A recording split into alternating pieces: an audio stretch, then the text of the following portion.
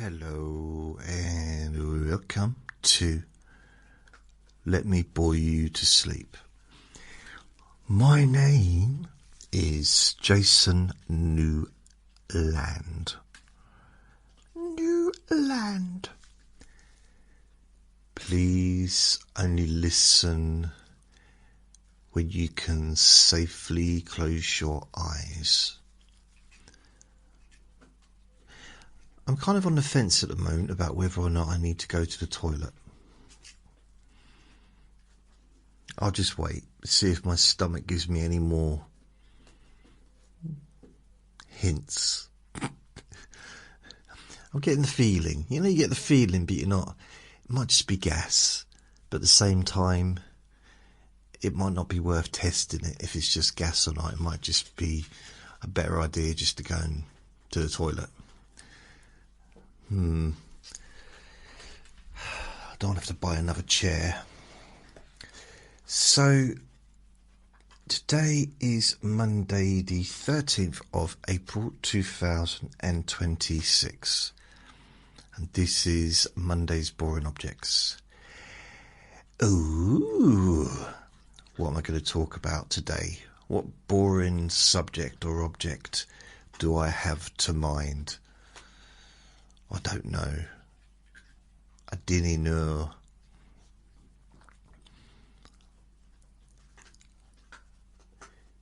Is this something that I haven't talked about in 8 years? Have I missed anything out?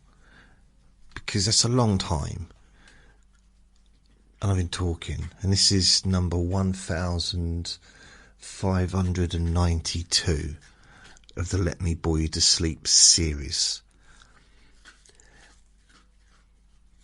And I do also have a Q&A Friday, every Friday, but nobody asked a question last week. Not one single person. It doesn't have to be like a sensible question. It doesn't have to be something you're particularly interested in the answer. Just, it'd be nice to have a few questions to answer. Even if they're just pointless. In fact, pointless is good. You know, I'm fine with that. Just something. Unless Q&A Friday has come to the end of its lifespan, which I feel a little bit sad about, because that's probably the only constant, really, that I've stuck to for the last, I don't know how long. I've got no idea when the first Q&A Friday was. I've actually got a podcast with the Q&A Fridays on it. Where is it? It's somewhere. Q&A Friday. 374 episodes, but that does include the different versions, the different lengths and stuff. So let's see how far back, if I can get the very first one without clicking on a recording. Right, September 2024, still going. Okay. The very first Q&A Friday was the 10th of April 2024. So literally 2 years ago. Just 2 years and 3 days ago. And the second one was on the 11th of April. Basically, I had too many questions, so I had to do it in 2 days. And then the third one was the 19th. So, that's the 19th.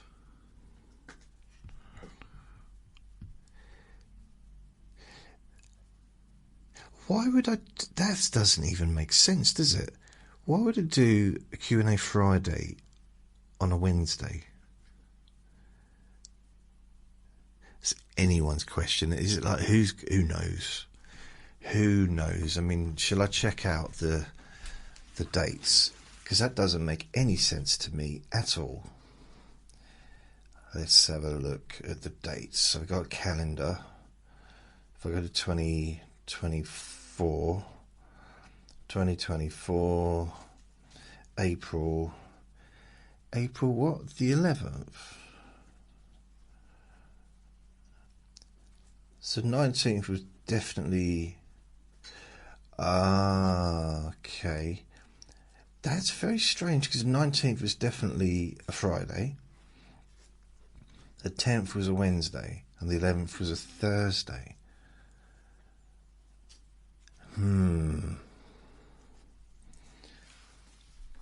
That's got me very curious. In fact, I can't think about anything else right now. It's all I can focus on. Oh, how weird. That's very strange, isn't it?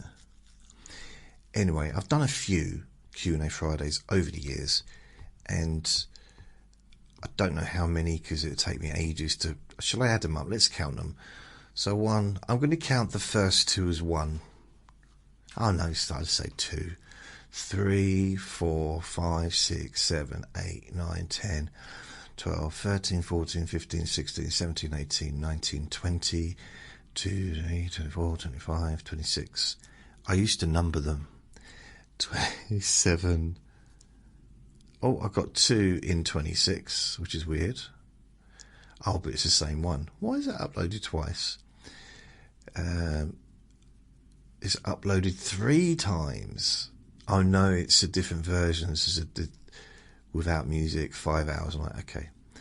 So 27, 28, 29, 30, 31, 32, 33, 34, 35, 36, 37, 38, 39, 40, 41, 42, 43, 44, 45, 46, 47, 48, 49, 50, 51, 52, 53, 54, 55, 56, 57, 58, 59, 60, 61, 62, 63, 64, 65, 66, 67, 68, 69, 70, 71, 72, 73, 74, 75, 76, 77, 78, 79, 80, 81, 82, 83, 84, 85, 86, 87, 88, 89, 90, 89, 90, 89. Oh, okay. Well, that's not right because it only goes up to the 9th of January. 89. So I know I've done some this year, so I've got to update that. So 89 up to January this year, which means I've probably got another January, February, March, at least another 10 or 11 or 12, because I haven't missed that many out. It's only when people don't ask any questions. Ah, interesting. Alright, so I did start up at 9th, the 16th. I've uploaded them, I've just not made them available to the public yet. Okay, so I'm going to have to sort that one out. So 39, 40, 90, sorry, I got 90 recordings, another 10, that makes sense, 2 years, isn't it, 50, so I've roughly, I've missed a couple of weeks because of maybe illness or whatever, but I've done most weeks for the last 2 years, so there's going to be at least probably 100, which means I've missed 4 weeks in 2 years. That's not bad. It's not bad, is it? We could always count it. Come on then, let's count it. It's the 16th of January So let's go back down to the 16th of January on the Let Me Bore You to Sleep podcast. 16th of January. So I've got 90 done so far. So let's have a look. Let's have a look. 16th of January. Blimey. I go through little periods when I think, oh no, what's the point in just dating stuff? I don't need to put a date on everything. It'll make it easier for people to find stuff if the title's a bit shorter. And then afterwards I think, a couple of weeks of doing that, I think, oh, I wish I had the dates of stuff so I could actually fit them into the correct place. Although, from the looks of it, I've put, the dates when I added them on there, just not the actual dates themselves in the title. 16th of January. Blimey. I've done a lot of recordings this year. Might not seem like it. It might seem like that's all I've done. Okay, so I got that 16th of January. So Q&A Friday. The next one would be 23rd of January. Yep, another one. One.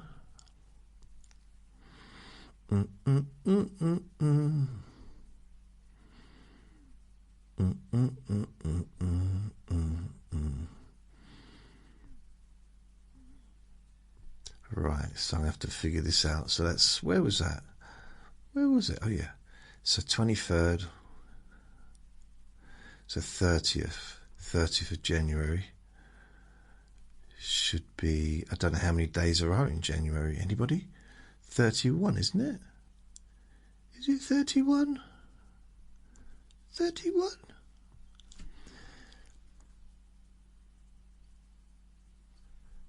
See, I don't know whether or not I did a Q&A Friday that day, because there's no sign that said I have.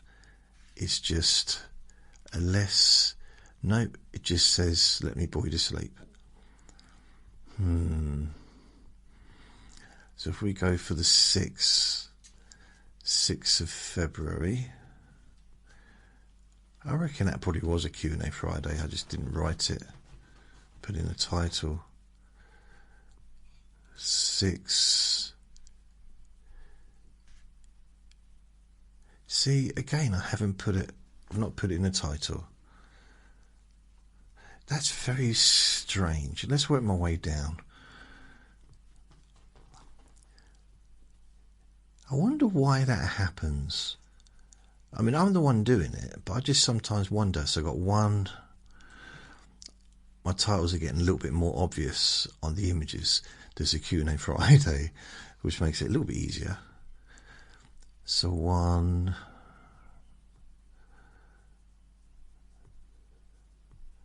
2.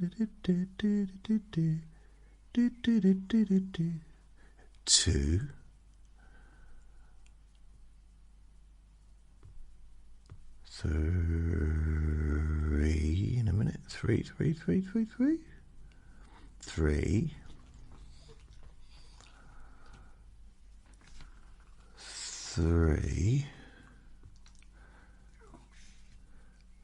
4. I'm going backwards here, by the way. 4.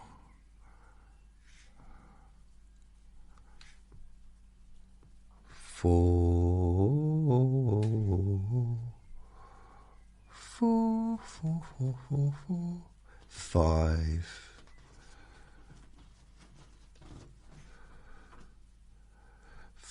5. So leave me alone, please, Vinny. He just hassles me when I'm doing recordings.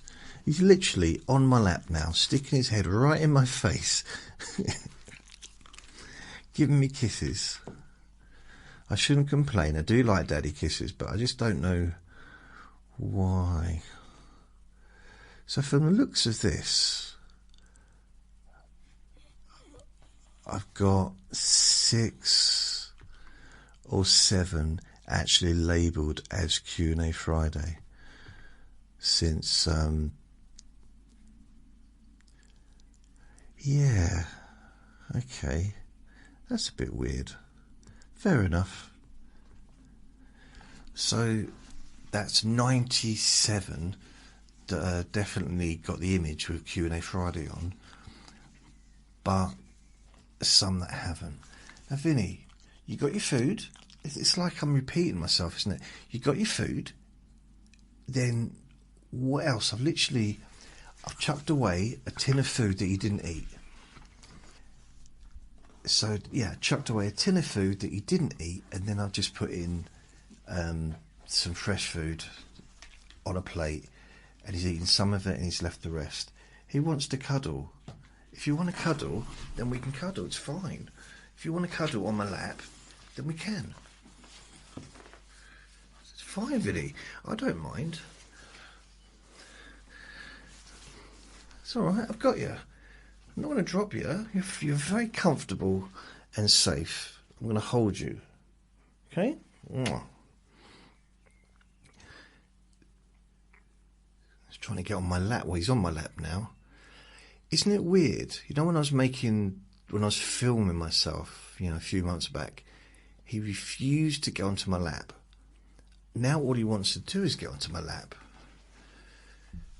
He just doesn't like... It's like he needs to be near me, which is cute. I do like that because, he's not always been the most affectionate, little cat. But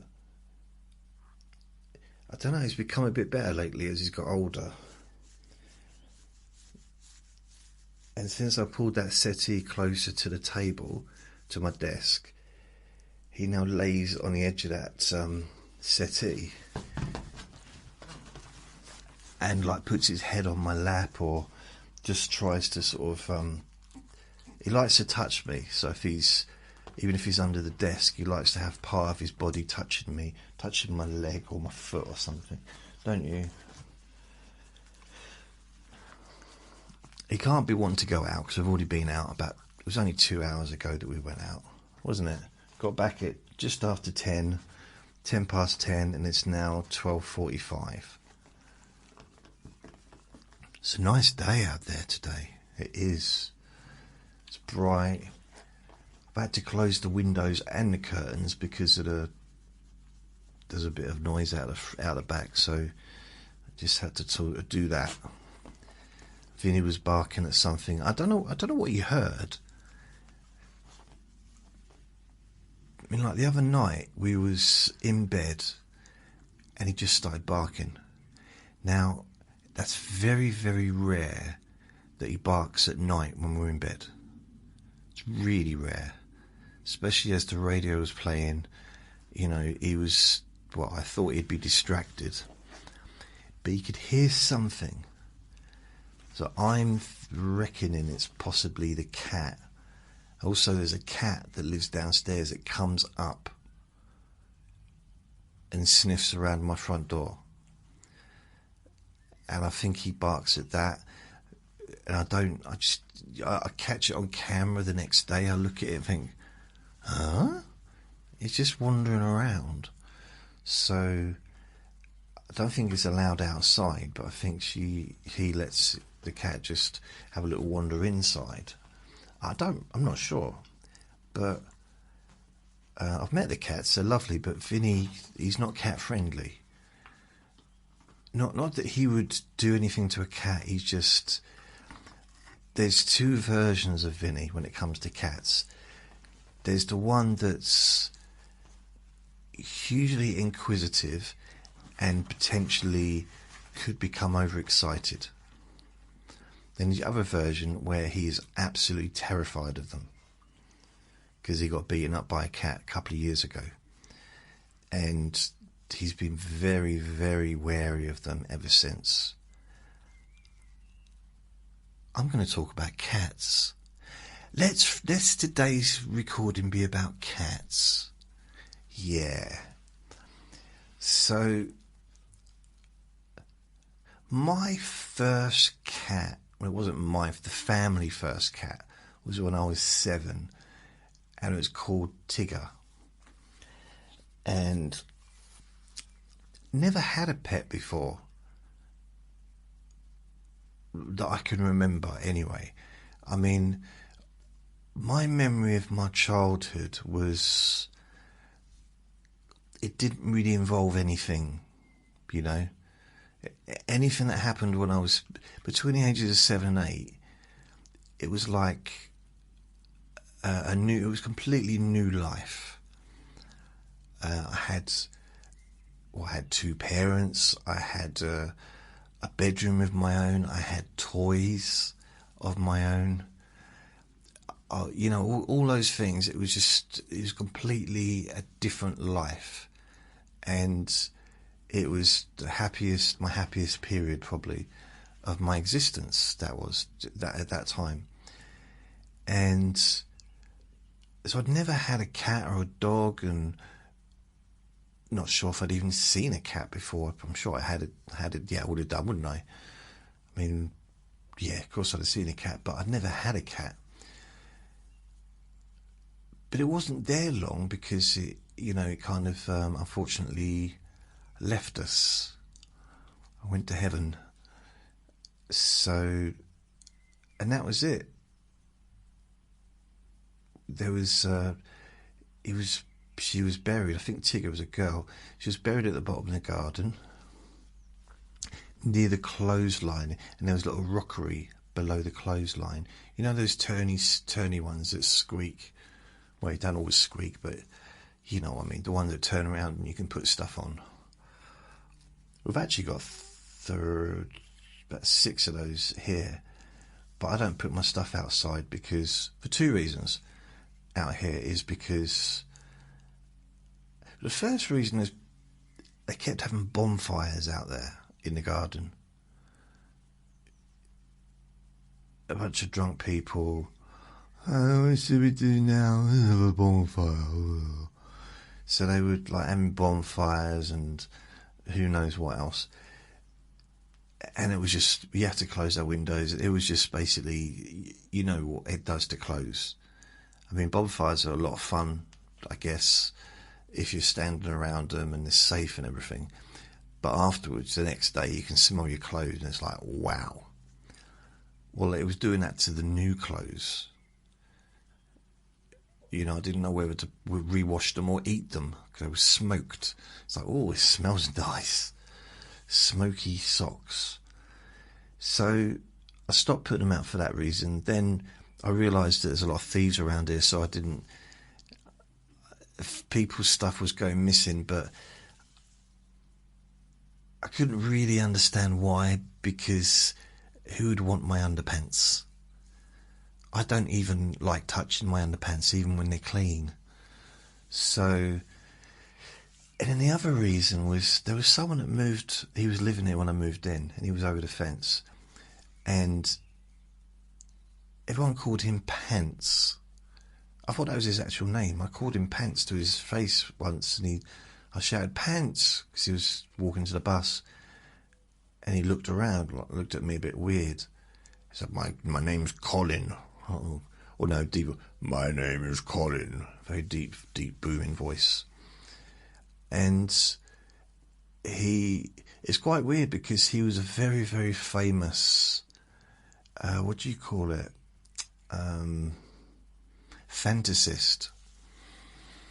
Like, he'd been in all the national papers and been to prison multiple times for doing some very, very weird things over the years. And it's really weird that I move in here and he's living opposite me. But I got on alright with him. And he don't live here no more anyway. But apparently, I found out they called him Pants because he put his Y-fronts underpants on the lawn. And okay, I'm going to put this I'm going to be very gentle with this one. Perhaps they needed rewashing. That's what I'm going to say. Maybe they needed an extra 4 or 5 washes. Maybe 10. I don't know. But yeah, ever since he did that, everyone in the neighbourhood called him Pants because they could all see it. And he was a really big bloke as well. So initially they thought it was the bed sheets. But I got on alright with him. he was a huge bloke. I'm not even like just big, really tall, wide. And he stood on a snail once, and I told him off. We were just walking, and he's like, crunch. You could hear the pavement shaking under his feet. He must have been, and it wasn't that he was, he probably was a beast, I'm a beast, but not in that way. It's like he was just really big bloke. And he crushed, he stood on a snail, and I said, look what you done. You stood on a snail. And he said, oh, I'm sorry, I didn't see it there. I said, don't worry, Pants, what did you call me? I said, sorry, Colin. That's right, my name is not Pants. And I don't think he knew why people called him Pants. And for the first 6 years, I didn't know. I just assumed that was his name. And my friend downstairs said, that's not actually his name. Who would call someone Pants? What parents could give their kid name Pants? And I thought, I don't know. The area we're in, I wouldn't put anything past anyone. This is like Narnia without the fun, if you know what I mean. This is like some weird, it does feel like I walked through a weird wardrobe when I moved here, and just come into a very different world. Stuff that I've never seen before, never experienced before. Very strange. But hey, I do sometimes wonder if it's real. I wonder how far my mental illness goes. I do sometimes think, am I living in some kind of fantasy world, and everyone's looking on at me almost just like, I'll just let him get on with it. Maybe I'm standing there talking to a complete empty space, having a chat with someone who I think's another dog walker, holding a lead, but there's no dog attached to my lead, and I'm walking around talking to Vinny, and Vinny doesn't exist, and I'm thinking, and everyone's just used to it, so no one says anything to me. Sometimes I think, I'm pretty sure that's not the case, because Vinny started barking then, just a little bit of a bark,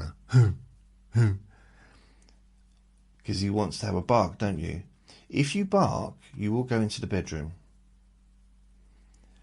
which isn't really a punishment, because he loves it in the bedroom with that big bed all to himself. And his tail's waggling as well. You're getting excited at the idea, aren't you?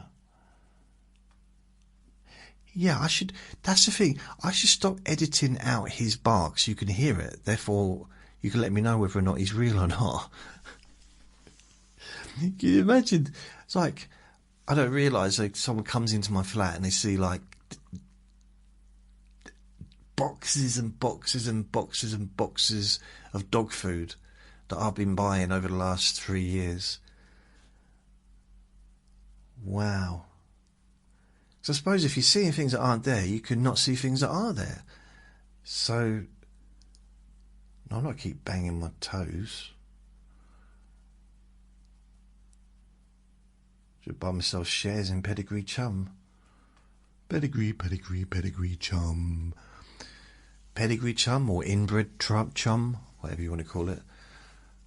That's what pedigree means. Inbred. That's what pedigree means.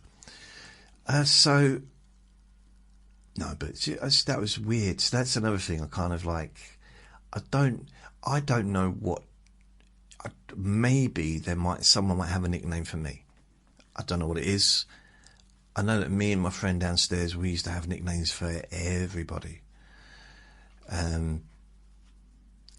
It wasn't people we didn't like, just generally it was not a hidden code, but just he'd have nicknames for people, and I would as well. And so quite often it's nice. They were nice, cute names. Sometimes. But I do wonder, did he have one for me? gullible mug, probably. Yeah. I had a little tantrum once, and I wrote on my hat, because it was in the winter, and I was writing on my hat mug. I was walking around with it, because everybody was asking for stuff. Everybody was taking advantage of me for a while. Well, for nearly 10 years, actually, but this was a particularly flavoursome month. Anyway, cats. So Tigger was the first cat, but we didn't have her for long, and I genuinely don't remember if she was a kitten when she was born. Well, I guess she was a kitten when she was born, but I don't know whether or not we had her as a kitten or not. I don't know. It's too long ago. And I got no one to ask, to be fair. If my nan was around, she'd tell me. But other than that, it's no one else. Is it weird? I find it weird to not be able to ask anyone about my life. And it might seem strange, like, well, you're 55 years old. Can't you remember your own life? Why you got to ask other people about your life? It's not just that. Because I remember some stuff, but it's getting other people's perspective on it. Because all I've got, my perspective of me when I was a child, was a child's perspective. I haven't got an adult's perspective looking in, watching me. Sort of, when I'd quite like to get that version. That'd be nice. Just to have someone say, I remember when you, whatever, when you was 10 and you fell out of the tree. Maybe not that, but do you know, something nicer than that. And like, oh, I forgot about that. But no.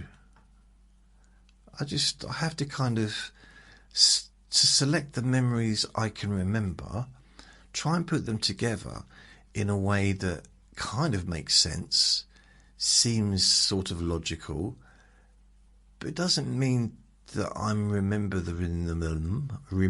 them in the correct format or the correct order, or even, I mean, psychologists have, they discovered a long time ago that humans have a tendency to mix various memories together to make one memory. And I've got no one to challenge my memories. So I felt, for example, I said, I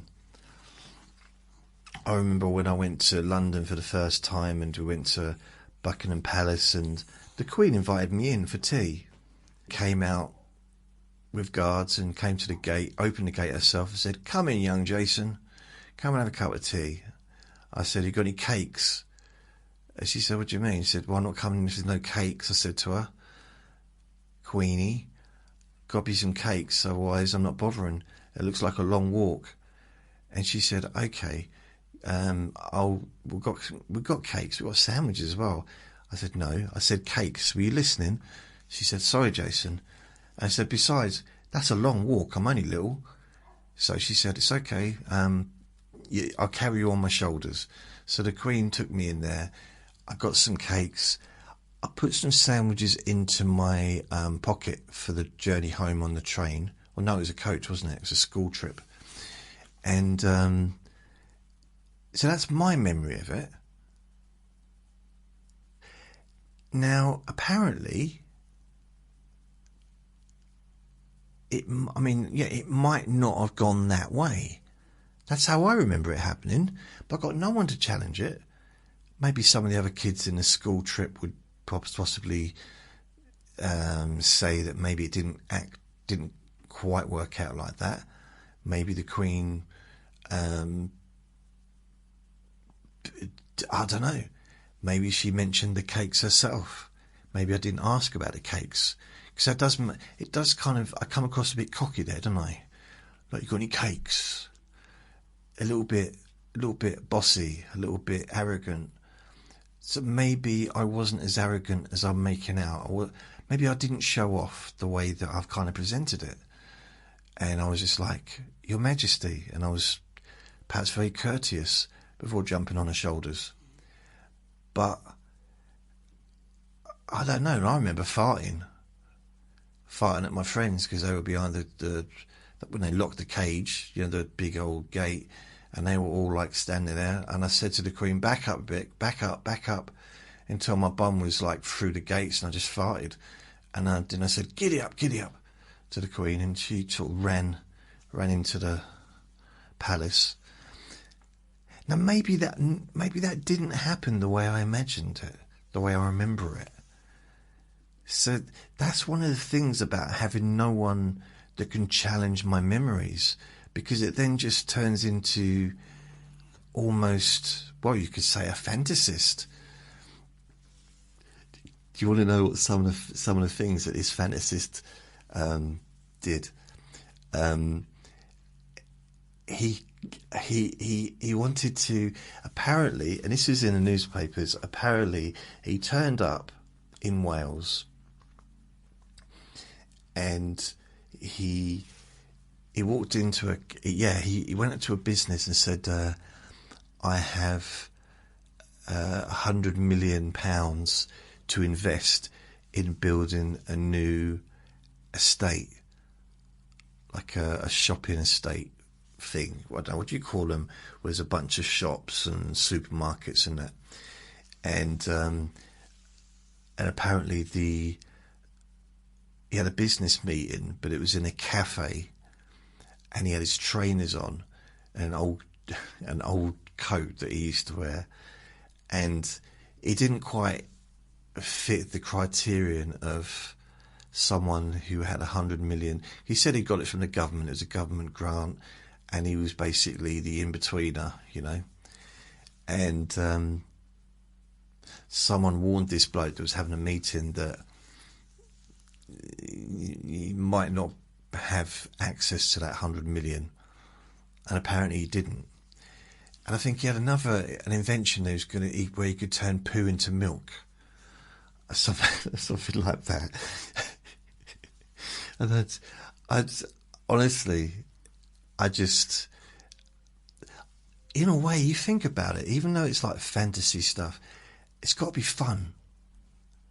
You can imagine being like really like thinking, you're living the life, aren't you? So you're in meetings with people, perhaps technically business-wise important people, and perhaps they're spending money thinking that they're going to get a deal which is going to make them rich, and it must be fun. But at what point do you forget that it's just make-believe?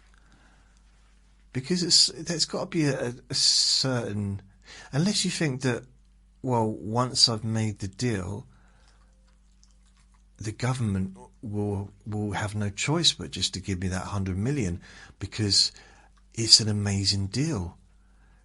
Or once I get the contract from this people, then I can go to someone like Elon Musk and ask him if he can help me to invent the machine to convert poo into milk. So maybe, maybe it was his thinking. I don't know. Poo into milk. So yeah, he was well known. Anyway, I don't want to talk about other people, but it was funny. And then we had another bloke that used to chase people. I shouldn't go into. Yeah. Anyway, there's a few different people around here when I moved in that were interesting characters. I'll leave it at pence, though. I won't go any further than that. But he was always friendly to me. I found him all right, but it was I don't know. It was just a little bit. I was a little bit of a gossip as well. I realise I'm gossiping, but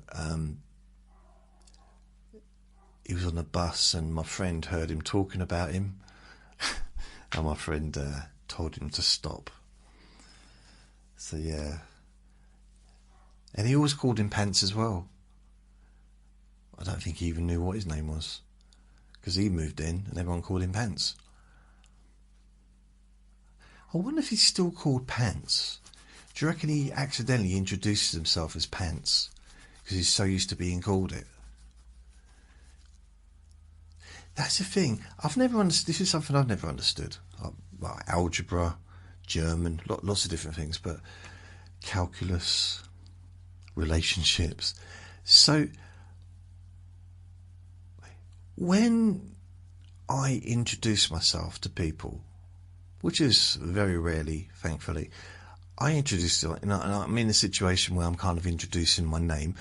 I tell people what my name is. I say, my name is Jason. I don't generally say Newland, but I say my name's Jason. And that's it. Never in my whole life have I ever introduced myself as Jay or Jace. Never. Now, I answer to Jay because everyone around here calls me Jay. To the point where someone phoned me up the other day, someone I've known for a long, long time. I called them back because I missed the call. Called them back. They said hello. I said, yes, Jason. Who? It's Jason. Who? I said, I'm returning your call. You literally called me half an hour ago. Oh, Jay. Really? This is like...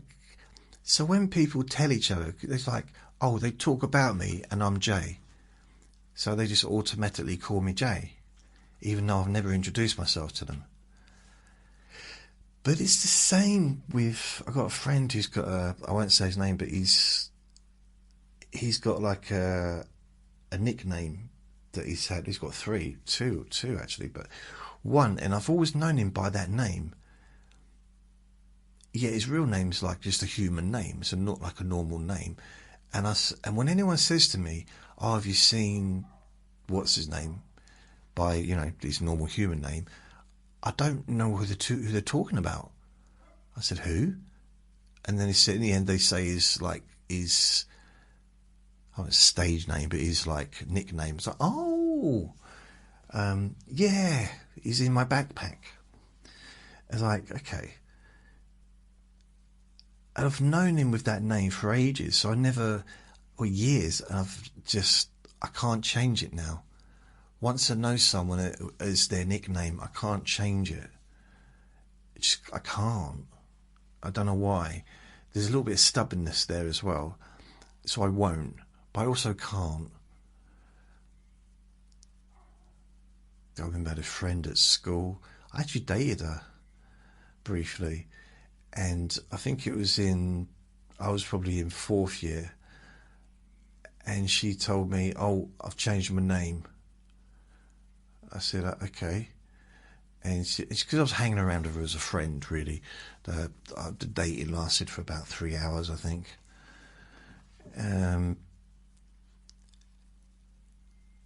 Oh, do you want to know how I asked her out? So I was watching Rocky, the first Rocky, on TV. This is a weekday evening, I think. Now, she lived just up the road from me, like 5-minute walk. And I watched how Rocky asked out what was it?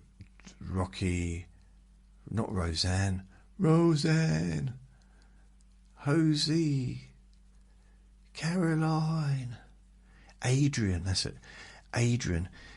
He asked Adrian out by saying, do you want to go out or what? You want to go out or what? Yeah. So I thought, if it's good enough for Rocky, it's good enough for me. I'm going to give it a go. And I did. I knocked on her door. And as soon as the door answered, I said, you want to go out or what? And her dad said, excuse me? I said, oh, sorry, can I speak to Joanne? And she said, yeah, she's upstairs. And I went to walk in. No, just wait, I'll go and get her. He'd heard about me. And so I said it to her, and she said, yes. You want to go out or what? And I don't know, she was watching Rocky, so she was in on the whole thing, and she found it powerful. The most powerful way to be asked out. And she might still remember that to this day. You know, she might have grandkids now, and she tells them about the night that she was asked out by a neighbour, and it was just irresistible, and she couldn't figure out why. And then one day she watched Rocky, and she realised it was that Rocky, they'd copied me in a Rocky movie. Yeah, Rocky copied me. So it's quite amazing, really. It's an interesting story if you're interested in stuff like that. I remember what did she do? She pierced my ear. Yeah, my ear. Pierced my ear. And it got a little bit infected. Just a little bit. But I'm not sure she put makeup on me as well, or whether I asked her to. Or was that when I got home? I don't know, but I definitely had an earring. And I think I had to hide it from my dad. Because, well, basically it was his earring. I didn't want him to know that I'd stolen it from him. I think my stepmom gave me an earring. She was all in for it. She was fine about that stuff. But anyway, this girl that I dated briefly, and I stayed friends with her, and she pierced my... And she did a lot of things that caused me physical pain. I'm beginning to wonder maybe she's getting her own back. And I say one day she says, oh, my name's now... I don't know. I'm trying to think of a name. My name's now Laura, right? As an example. And I said, okay, Tracy.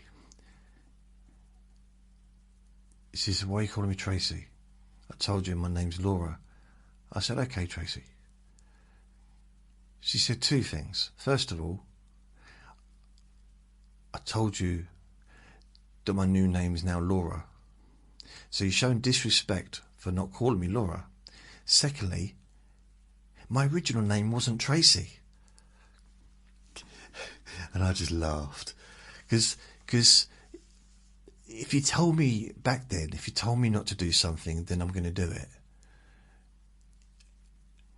Actually, I'd wait. I just imagine you told me not to do something and I'd do it.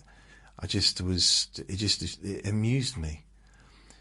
And apparently she was taking this name change very seriously, but unfortunately nobody else did. Like, not one person. And she was too old to change her name. Too many friends, everybody knew her as that name. And the only way I think she'd have got away with having a new name is if she had moved to a different town, different friends, and that was it. And it wasn't because people were being... I was doing it to wind her up, calling her by her original name. Well, whatever name. I just give her different names every time. So I was doing it as a wind-up, but most people weren't. They were just used to her name. But I don't say people's names anyway.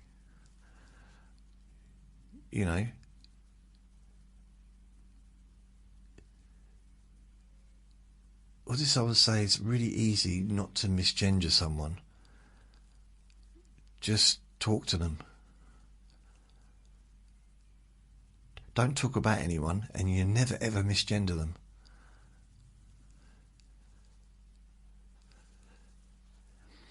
I mean, I've known people, and I wasn't sure, to be honest. I didn't know if it was a male or female, whether it mattered. And yeah, I remember there was this young. I mean, whether or not I should be, be confused about my feelings. Sometimes it's hard to know. I met a few andronidos. Is it androgynous? They look like androids, basically. So they're not. They don't. I've met some people that really. I mean, two actually is one. God, maybe 17, 18 years ago that I met, and I didn't really. He was probably about 18, 19, and it was definitely like a male, but I just couldn't. Did facially and voice and he wasn't like going through any treatment. That's just the way he was. And then I met this girl. She was a waitress at the comedy club, and her brother would come in, and he looked just like her. I mean, he was just like her. But there's obviously physical differences, of course, but like facially, the same physical size. She was petite, but then he was petite. Same, I mean, I think she was from Denmark or somewhere like that. And not that it makes any difference where she was from, but I got on really well with her. And then I remember when her brother came around, I thought, it's her, but it's not her. It was very strange. Just never met anyone who looked so much like my part. They might have been twins. I didn't ask. If I'd have asked, then I could probably tell you. No, I didn't ask.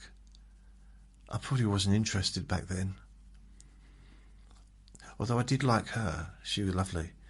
But, nothing happened. I didn't really get involved with any of the waitresses, apart from one in 1991. And that was... I asked her out because I liked her. She said no. And then I think a couple of weeks later I said to her, if I sing a song on the stage and it's any good, will you come out with me tomorrow night? And she said no. And the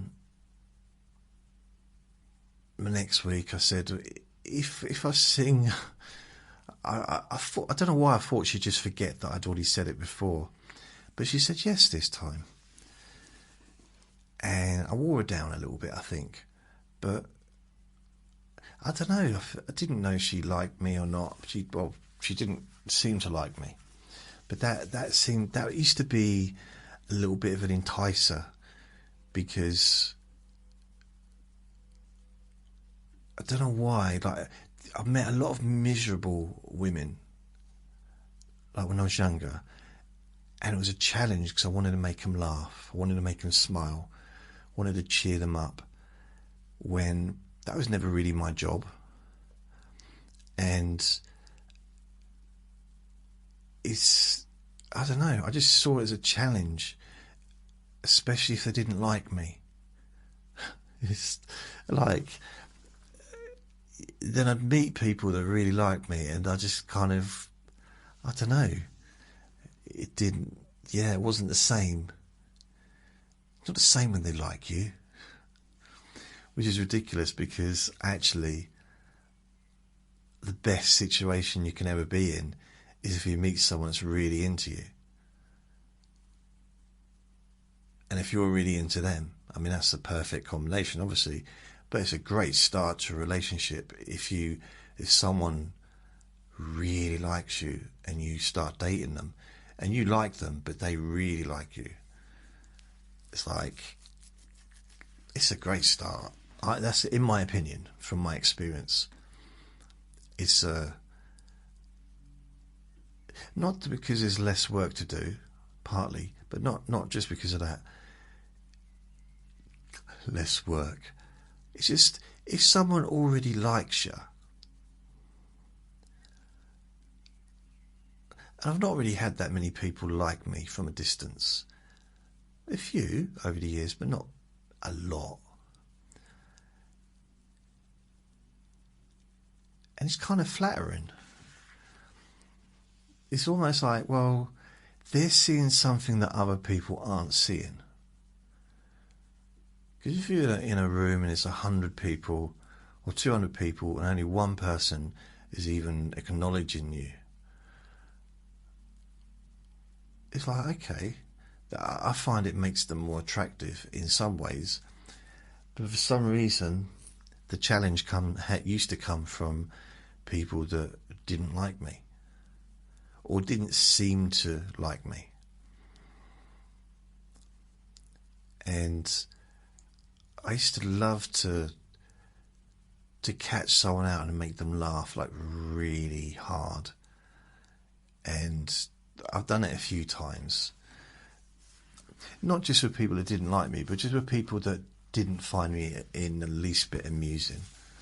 You know, they might be friendly and they might like me, but just they didn't find me funny at all. And then I catch them out. I catch them off guard, and they literally can't stop laughing because they're still laughing now. It's like an involuntary response. So it's not like a laugh where they just, huh. Some people won't do that, which I'm fine with. But catching them off guard where they're just like, wow. And especially if it's inappropriate. I've always quite liked inappropriate humour. I'm not into cruel humour, but inappropriate I like. I don't mind cruel humour. No, I don't. I'm not about upsetting people, but it's nice to say something, for example, in the workplace, that you're not supposed to say, but maybe everyone else is thinking it. There was this, I remember my last job, they were basically making people redundant, the company was folding, it was just a mess. Yet I still had a job to go to. While they were trying to figure out what to do with the business, they were breaking it up.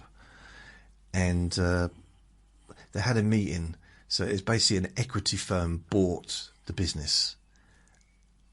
So it wasn't about keeping it as a business. They were going to try and sell the insurance part, the customers, to another insurance company. So we all knew there was no job there in the future, and a lot of people were leaving. And it started to turn into like a fucking graveyard. It was really, really quiet. They weren't replacing anyone that was leaving, as well as getting rid of whole departments, so it was a very strange situation. And there was probably about 60, 70 people left in the company, and we were all in this little part of the office, because there was like four different floors. So one floor had gone, the other floor had gone, and I think the floor upstairs had been moved down to the floor downstairs. So we were just in there. So it was probably about 60 or 70 of us, maybe less actually, to be fair. And the boss, or one of the main people of this equity firm, came and sat down and said, explain what was going on, which was nice of him to do that. And he said, look, we don't want to lay people off and all that stuff. It's horrible, and we want to try and keep you in employment, and hopefully maybe if we can sell the insurance part to another insurance company, maybe we can try and keep your jobs, all that stuff. But we kind of all knew what was happening. Really, we could see it in real life, in real time. And he finished, and he was a lovely bloke. And then he said, should we play a song, just just to lighten the mood. What should we, an appropriate song? And I just shouted out, The Final Countdown, Europe. Some people found it funny, because that's literally what we were doing. It was the final countdown. But not everybody found it funny. The bosses didn't find it funny. But I did. The weird thing about it is I left shortly after that period, and yeah, the place, they closed the place down probably within about 5-6 months. They knocked the building down as well, and it's now I think a big block of flats. Crazy, isn't it? If I go back in the history of my jobs I've had, so many of them are now closed. So that one's closed. The insurance company before that's closed. The shops that I worked in are closed. Like, completely gone. The company's gone. So the two last insurance companies I worked for, gone. The two shops that I worked for, gone. So the only company that's still there is the company I left in 2003. So 3, 13, 23, 22 years ago. So every job I've had since then, the company's gone. And then we go back to London. The company I worked for ages, that's gone. The comedy club, gone. And then you keep going back to when I lived in that small town. The factory there, gone. I worked there 3 times. The chip shop, gone. That's the first full-time job I had. The part-time job in the bakery, like the little bakery, gone. That place, went. So the shop I worked at, delivering papers, gone. They sold anyway. Someone else has it now, but everything's gone. Everything that I ever worked for, pretty much, are not around anymore. I couldn't get a reference from anyone at all, because there's no places open unless I go all the way back to 2003, and they're not going to remember me. And there might be some people working there that will remember me, because I did make some fairly good friends, but didn't keep in contact.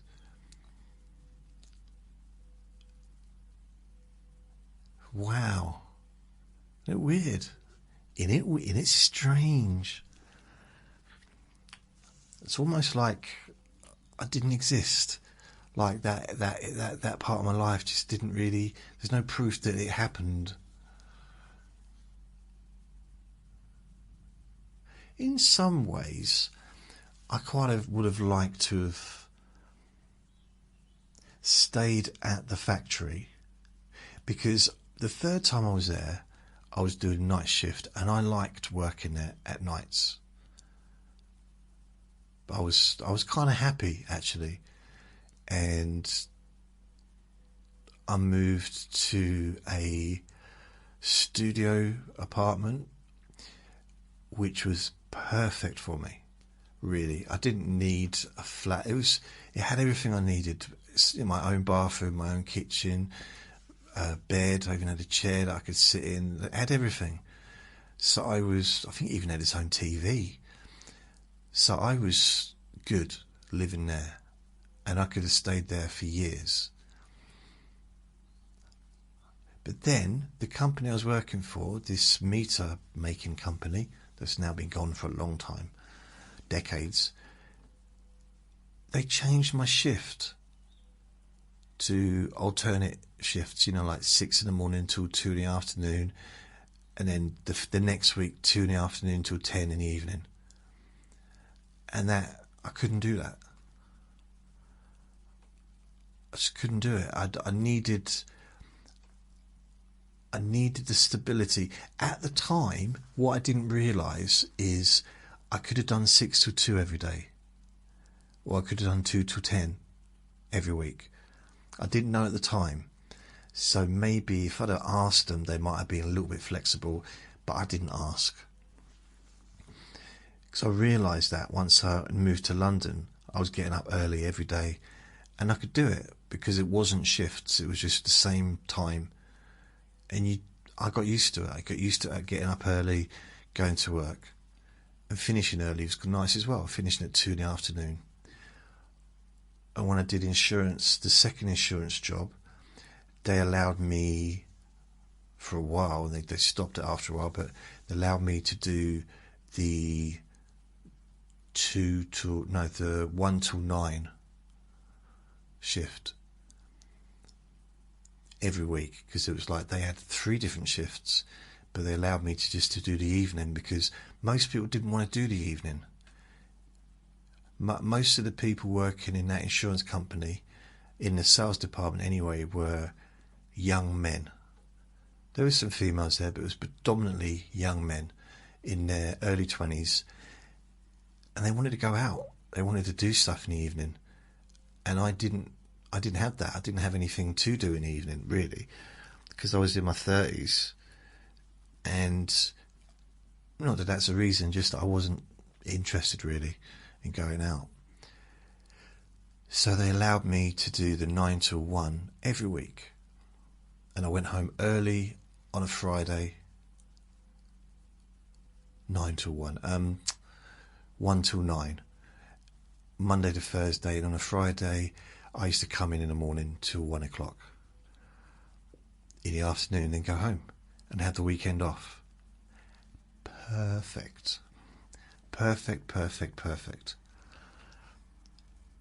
But then, yeah, something changed and I had to go back to what I was doing before.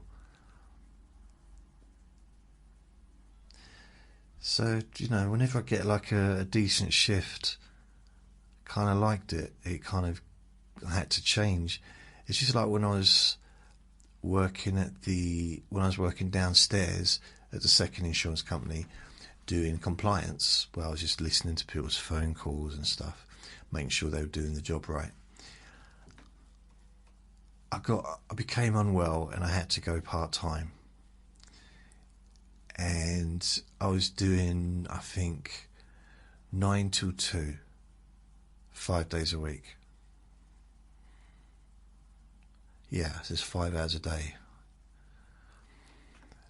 Or 10 till 2. It was either 9 or 10 till 2. And that was absolutely perfect for me. And if anything, I actually did more work. I got more work done. I could be more focused, knowing that it was such a short time.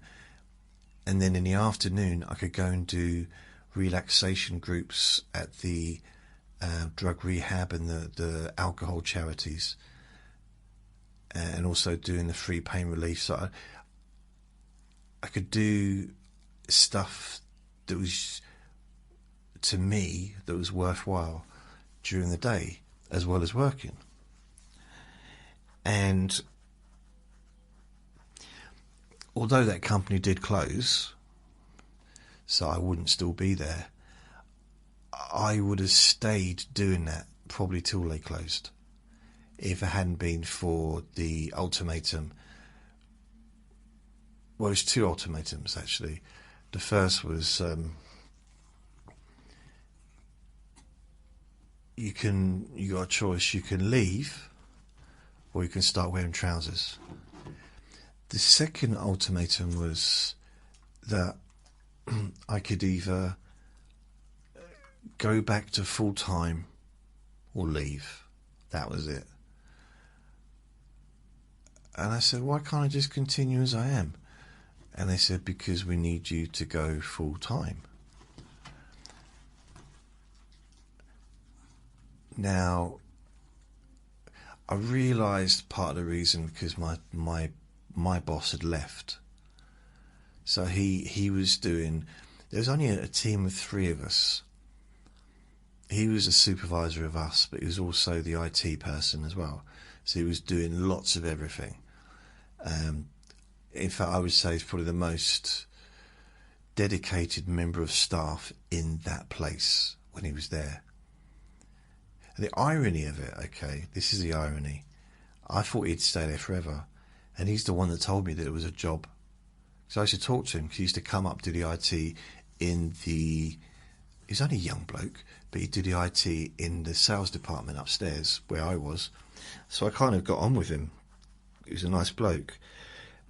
And I knew what he did up there, and I knew the lady that used to listen to the calls, and he'd listen to some, she'd listen to some. But then they increased the sales department like by twice as many, and they needed a new person to help. And he told me that there was a vacancy.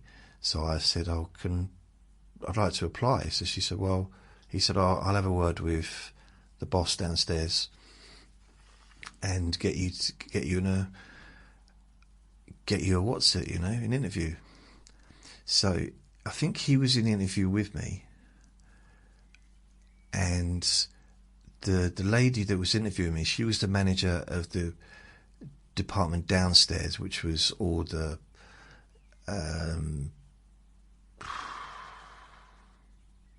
what do you call it?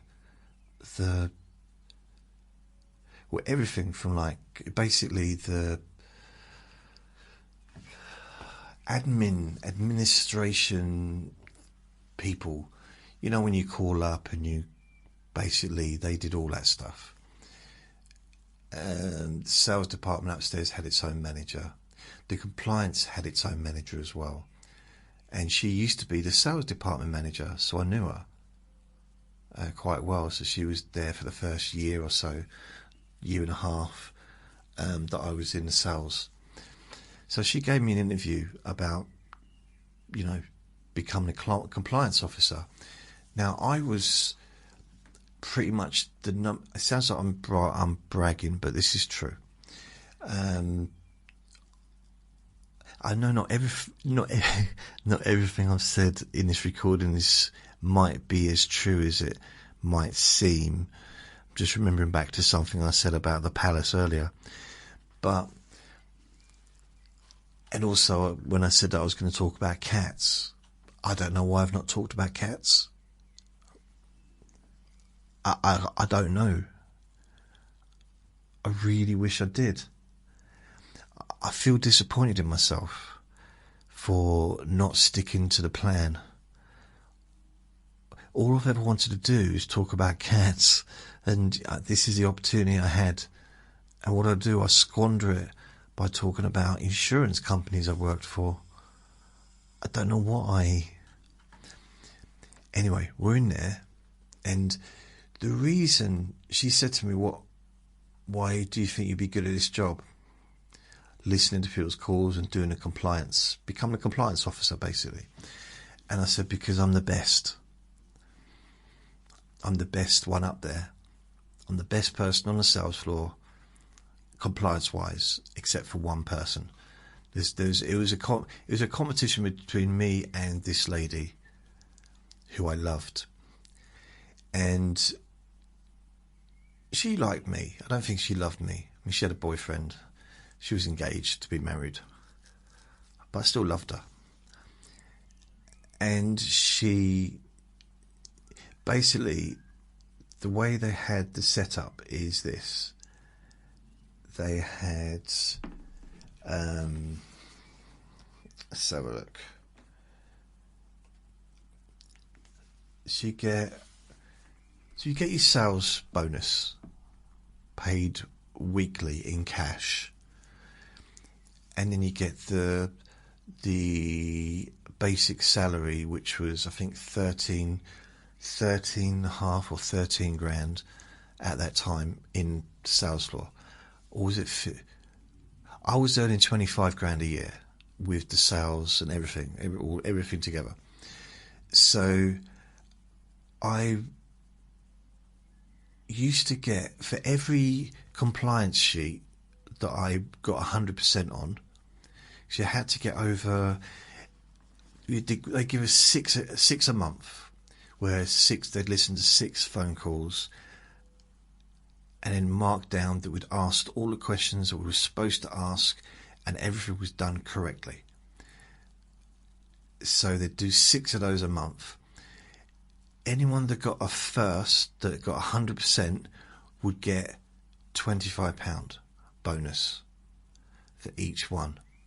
And anyone that got all 6, anyone that got 100% on all 6, got an extra £100. Okay? So, yeah. Blimey. 25, 25, 25, 25.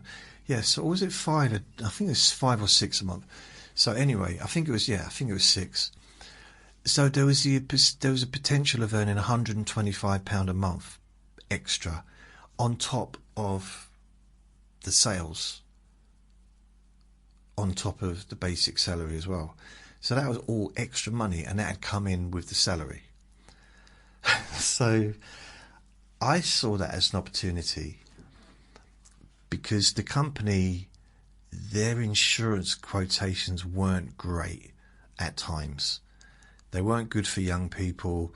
They were good for certain groups of society, but sometimes the rates would be a bit naff. Sometimes they were good. It depends, it really depended.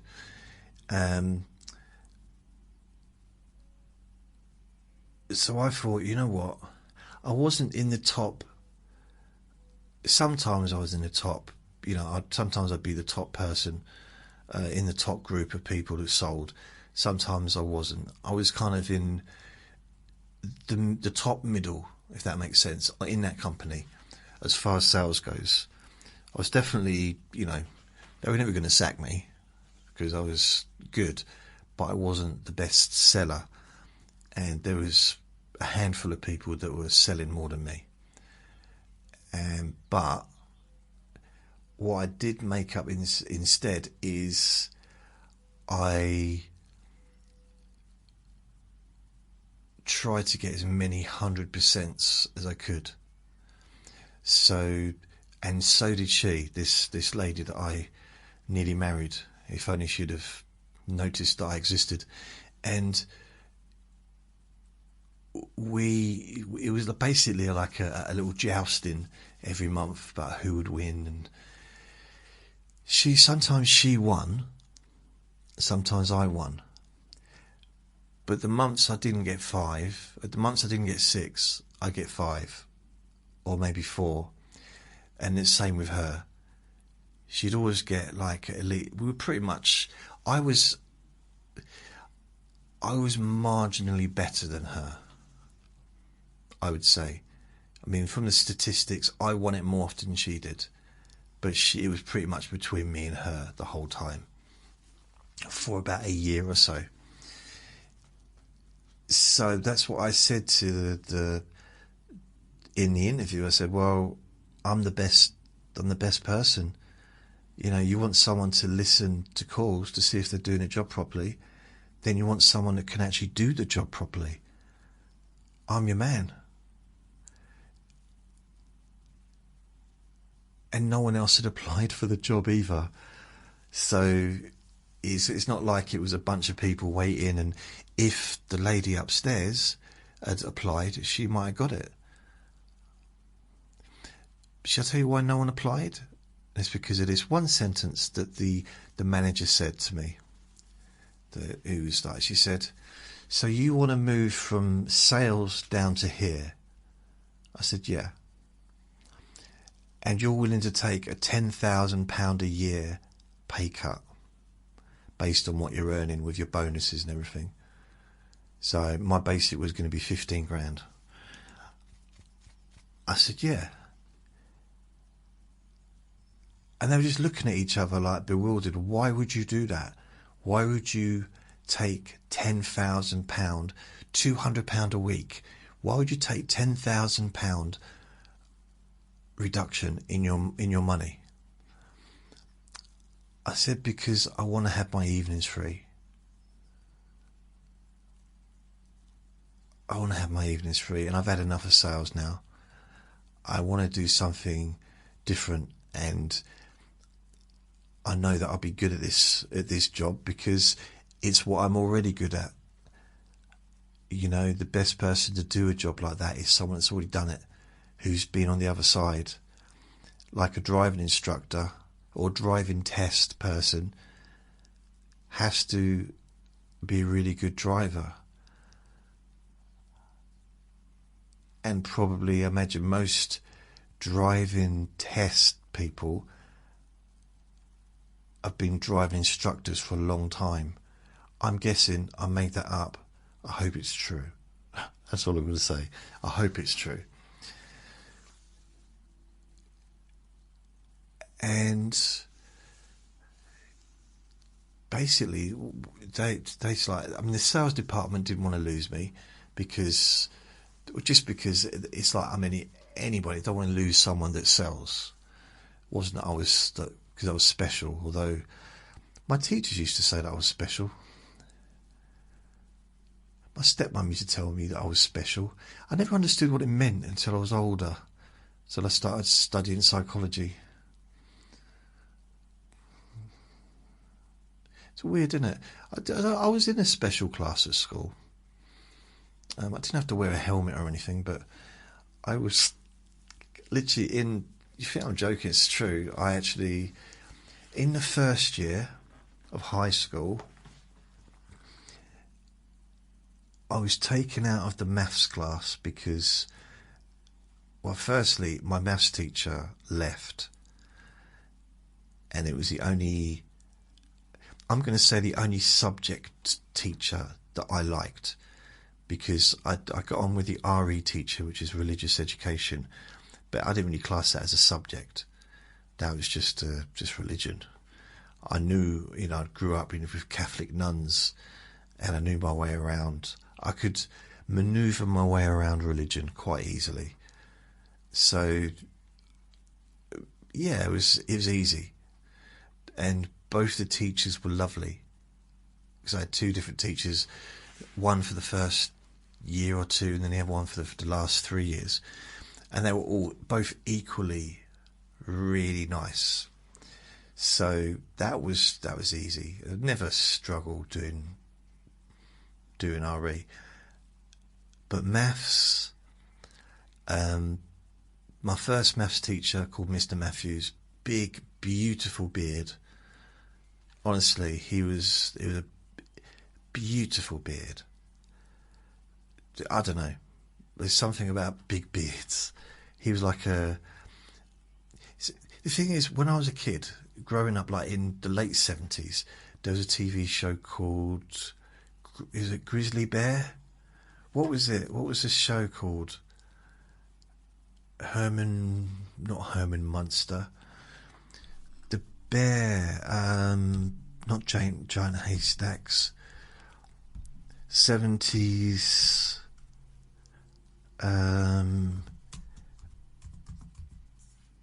bear TV show.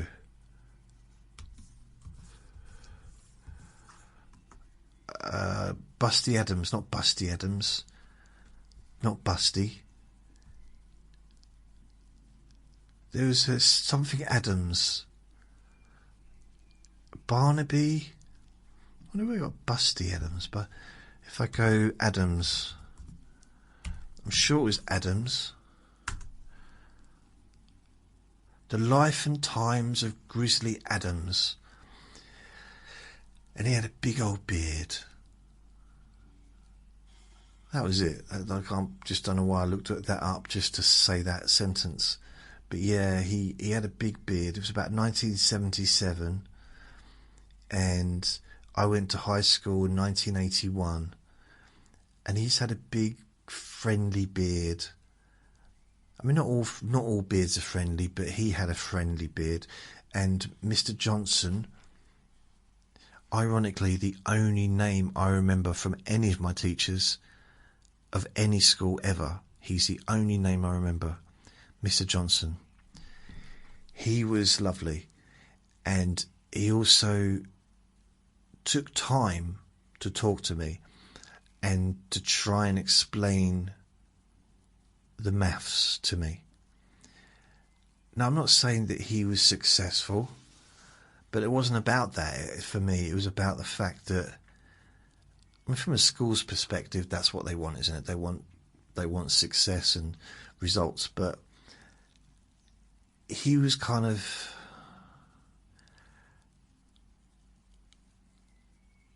in a way, kind of opening me up a little bit, just stretching me a little bit, just gradually. Kind of just like stretching my mind to the possibility that maybe I could understand some of the more complicated mathematical structures than I'd previously learned in junior school. And I was very behind, and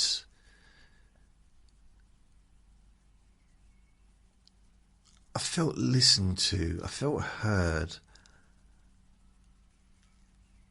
and it was so calm. Now, I'm not saying that if he'd have stayed there, I would have become some kind of mathematic genius. I mean, you can't be a genius at everything, but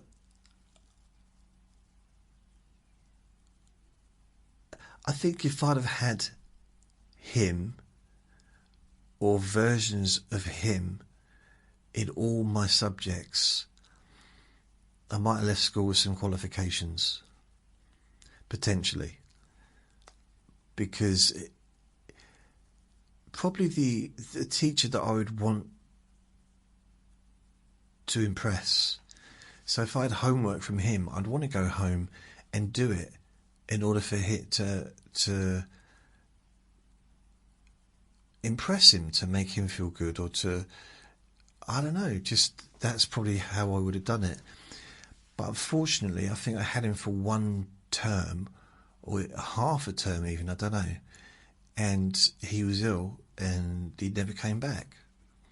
So they had these replacement teachers, and it just turned into a game for the class to just be as abruptive, whatever you would call it, disruptive as possible to this teacher.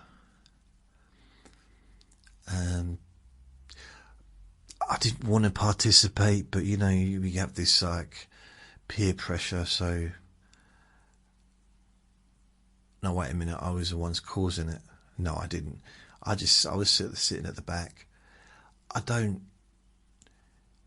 remember so much, but I know that I was taken out of that class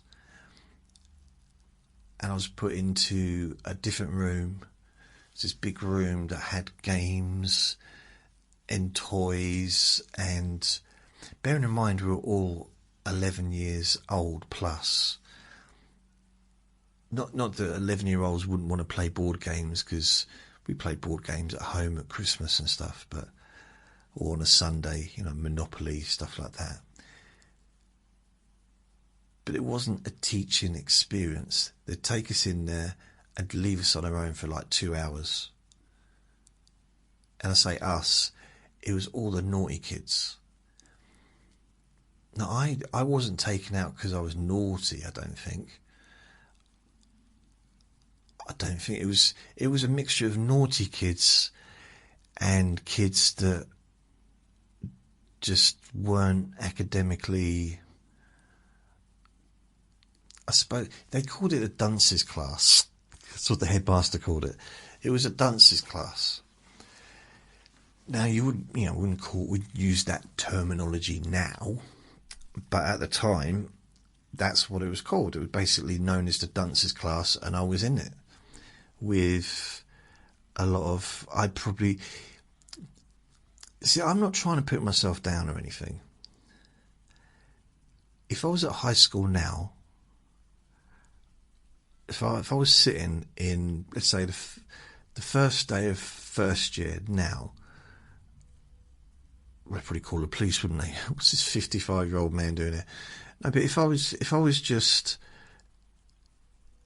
that version of me now, would be they'd have picked up my various quirks and some of the issues, and I'd have been in special needs. I'd have been in special needs class. Maybe not for everything, but for a fair bit. And once they made excuses, 2 different excuses why I was so slow. The teachers said, because they were just guessing. The first one was, this is the very first school I went to when I moved to with my dad and his new wife. And my stepmom told me this. I don't know why she had to tell me, but she said, "Oh, the reason they think you're so slow and backward is that because you've moved around so much during your childhood, you've never settled anywhere. You never stayed at the same school for any length of time. So you haven't learnt the same stuff that these other kids who are 7 have learnt. You don't have the same education that they've got. So that's why you." And she said something else like, "You've been taught the wrong way," which I don't quite know what that meant. I didn't know what it meant then. And then, right, that was when I was 7. When I was 8, I found out that I was partially deaf in one ear, because I started having earaches and stuff, and regularly. And then they give me tests and whatever, and they took my adenoids out, so I had an operation. And that's what I was told by the teachers. Apparently they had meetings with the teachers this was the second junior school that I was at in that town, couldn't moved. It's ironic, isn't it? The reason he's so backwards is because he keeps moving schools. Oh, I know what we'll do. I'm moving to another school, which is what happened. Then they moved me to another school, another junior school. Went to 3 junior schools in that one, just between the ages of 7 and 10. 7 and 10, because I turned 11 just before I went to high school.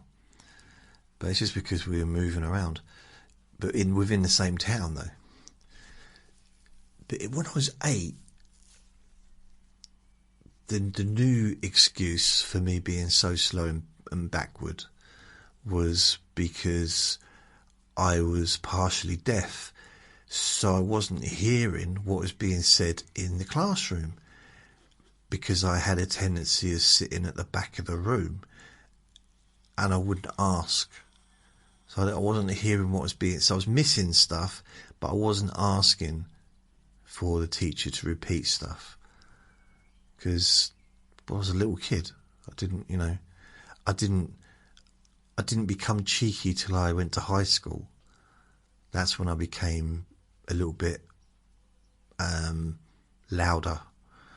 In junior school, I was a good little boy. And I wouldn't ask questions, and I would just sit there and behave myself. And I thought I was doing quite well. I enjoyed junior school, all 3 of them. Most of the time. Yeah, it was all right, actually. They're quite, like, in the lessons, I didn't really feel pressure at all, but they didn't put any pressure on me. It's almost like they knew what was going on before I got there. But I didn't feel like I was treated any different. But, when I got to high school, that was when it really kind of, it was such a shock. It's like, you mean I've got to learn stuff? That's not fair. So yeah, there was all these excuses, and then when I get to high school, the excuse that I was a dunce. There was no it's because he probably spent the first 8 years of his life being partly deaf, or because he kept moving around for the first 7 years, moving around so much that he never stayed anywhere for very long. When I was at high school, it was like, nah, he's just thick, he's a dunce. You just stick him in a room with all the other dunces. So we used to get married to each other, and technically, I suppose that's inbreeding, isn't it? But we just used to have fun. And I tell you what, being in the dunces class, and it didn't last, it lasted for about a year, and then they took us out of it and put us back into the maths class, and I just was disruptive. And I just because I'd missed out all that time. So I couldn't even, there was no way of catching up at all, because I'd missed all that time of maths. And I don't know if I might have been put in there during geography and history as well. I don't remember. So there was zero, without extra homework, or tutoring rather, there was no way I was going to catch up, because they literally took me out of the maths classroom for a year. So yeah, which I liked. And the benefit of that for me, school-wise, is I got to know all the tough kids. Not all of them, but a lot of the tough kids were the ones that were leery, and the ones that unruly and didn't do what they were told. One of the kids was, he'd been in a children's home like me, and there was a few tough kids that just kept fighting, and I became friends with them all. So it kind of set me up for the year, for the high school, because I made some friends that were kind of outcasts in a way, if that makes any sense. Kind of a bit, and I've always felt an outcast, because I don't know if you move around a lot. I mean, admittedly, I stayed at high school the whole time. So I didn't move around. I was first, second, third, fourth, and then fifth, which was, fifth was just 2 terms. But I didn't move. I went to school the whole time in high school. But before that, I was just constantly moving. And then when I left school, constantly moving. All through my adult years, up until when I moved here. So from the ages of 15 to the ages of 44. So what's that? So that's 29 years. So for 29 years, I was moving, constantly moving from address to address, job to job, relationship to relationship, just constantly on the move. It wasn't like, there was no stability, but I almost didn't want it, or didn't know how to get it. So living here now for 11 years, it's the longest I've ever lived anywhere in my life. And being stable enough to have a pet. Because I could never have a dog before. When I was moving around from room to room, most landlords don't allow you to have a pet. If it's in a room, or even in a flat, a lot of places don't allow you to have a dog. So, and there's been times that I wouldn't have been able to feed the dog anyway. So, it's, yeah. In some ways I've done all right. In a weird way. I've not done too bad. Really. I'm not what you would call a success. But I tell you, one of my anthems when I was younger was the song from Greece. And no, it's not Sandy. It's the, what's her name? She's the lady that sings Sandra D. Look at me, I'm Sandra D. not that song, but that lady. And she sings a song. She's accused of, I think, being pregnant or something because she sleeps with her boyfriend. Yeah, this is based in the 50s, I think, the movie, isn't it? So she starts singing a song which is basically the words, "There are worse things I could do." And that's kind of been my anthem for my life. Maybe it's not the most positive anthem, but it's like, you know what? There are worse things I could do.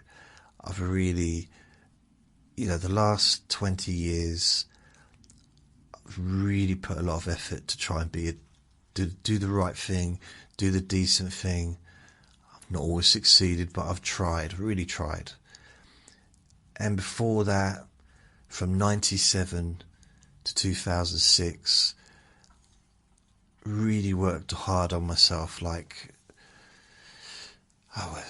both spiritually and like self-help wise, listening to hundreds of audio tapes, reading books, and just trying to sort of change and grow as a person since 2007. And even in my 20s, when I wasn't necessarily behaving myself potentially, but then most of the time I was just working and on and off. I used to read a lot of Buddhist books and I used to read a lot of books, just try and get in touch with some kind of quietness within me, trying to understand myself. And I think maybe I've got there a little bit. I'm not saying this to say, oh, aren't I good? Haven't I done well? But there are worse things. There are worse things I could have done than what I've done. I've never on purpose caused anyone problems. I've made some really silly mistakes over the years. It's very much a situation like stand up if you haven't, or raise your hand if you haven't. You know what I mean? It's like, come on, be honest. Who hasn't made a mistake? So I would say most people have done it. I mean, if you're 2 years old, you might, I'm talking about adults, especially people my age, blimey. There are worse things I could do than smoking a cigarette or two, or sucking no, I don't know. But that song stayed with me. Because you could just change the lyrics. I could change the lyrics to stuff that I've done, and there's worse things I can do than, I don't know. And I've had some good examples of some of the things that I could have done, which I didn't. Some of the things I nearly did, but I didn't. So,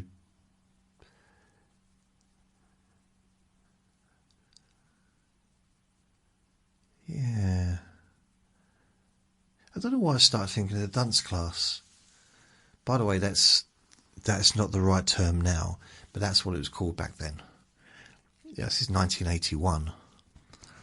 It's a long time ago. I think special needs would probably be what I would be under now. I would be under special needs, possibly even have someone at school with me. So I don't know why that's funny, but having someone that would, we didn't have classroom assistants back then. So someone that would kind of sit with me and explain some stuff. Didn't have that back then. It was just one teacher. But then we didn't have, I think classrooms are much bigger now than they used to be. Much more fuller. So the classroom, they'd be busy, they'd be full, but it wasn't like jam packed. So maybe classroom assistants weren't required. It's weird though, because I remember, I think history, I think it was in the 4th year, And the teacher said, right, you need to check your homework to me. I started laughing. I said, what homework? He said, I set you homework on Tuesday. I said, I've been in your class for 3.5 years. I've never once done any homework. You never asked to check my homework once in 3.5 years. And he just walked away. I think he said, oh, if it's not on my desk by the end of lunchtime, then you're in trouble. I think he gave me detention. And it was the first detention I ever got, ironically. The last year of school, I kept getting detention. The first 4 years, nothing. For some reason, it was like there was a vendetta against me. And the teacher started saying, we want you to work, we want you to do doing your homework, we want you to be handing stuff in. It's like, well, firstly, I'm only doing the exams because you're making me do them. I'm not allowed to do O-levels because that's what it was back then, not GCSEs. It was O-levels, then CSE, and then in maths it was City and Guilds. I did the City and Guilds exam in maths and failed. And I failed every exam I did. And I still got into university. La la la la la la la la la la. Yeah, still managed to get a degree. With a little help from my friends. That's something also that I've kind of began to become more aware of, is the times and the people where I've been helped. The people have helped me, the times I've been helped, and the things that I possibly would not have achieved, or not in the same way, without those people. I suppose I'm basically saying that my feelings of gratitude are growing towards individuals from the past. And maybe I didn't feel the gratitude. Maybe I felt the gratitude, I was thankful, but I didn't feel it as strongly at the time. But as the years have flip-flopped by, rolled down the hill like a big mothball, I started to think, well, yeah, the lady that helped me when I was at university, without her, I've said it, I've been saying it for 10 years, but I really don't believe that I'd have my degree without her. I don't see her anymore, which is a shame, but if she ever listens to this, I'm pretty sure I did tell her and I thanked her, but perhaps I didn't appreciate it as much at the time, or appreciate her as much at the time, although I did appreciate her. And yeah, without her I would not have my degree. It's not even a case of probably, I wouldn't. I'm pretty much 90%, I'd say 90, yeah, 100% sure. We can never be 100% sure. But she helped me so much just to keep going, just to keep at it. Not about helping me with my coursework or anything like that. It was about motivation. It was about keep doing it, just keep going. And I did. My friend from the comedy club helped me so much, so many ways he helped me. He just has.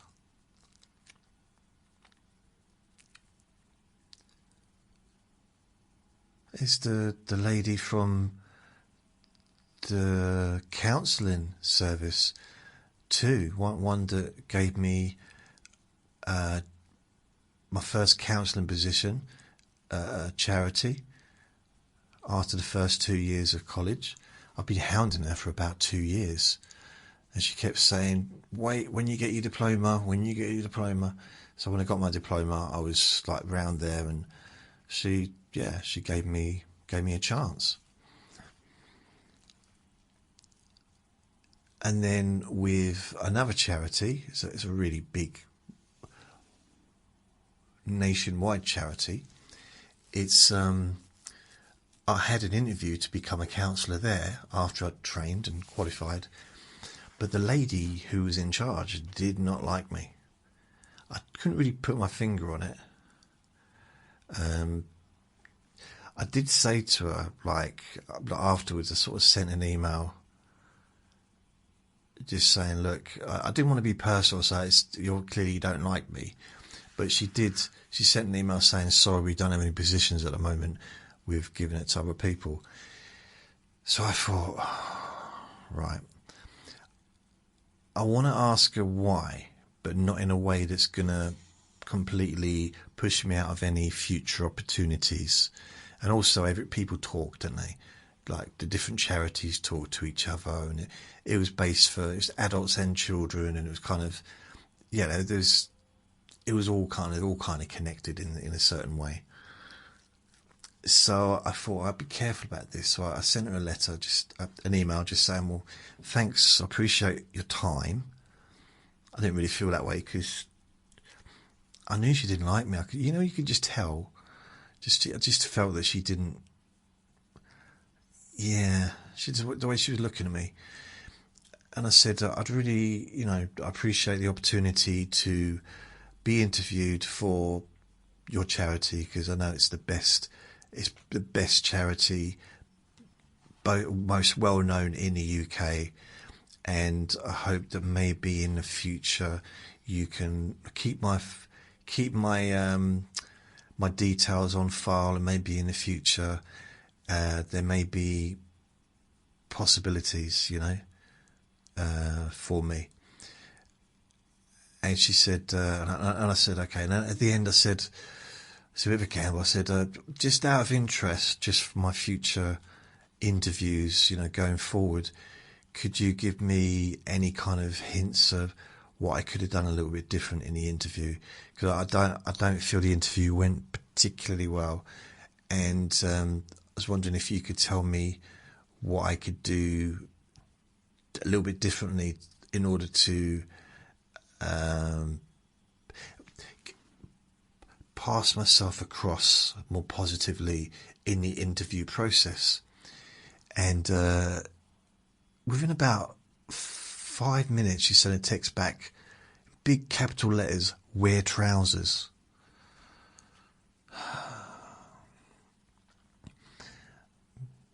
And I thought that was it. And she sent another one back saying, don't bring a flask of coffee to the interview.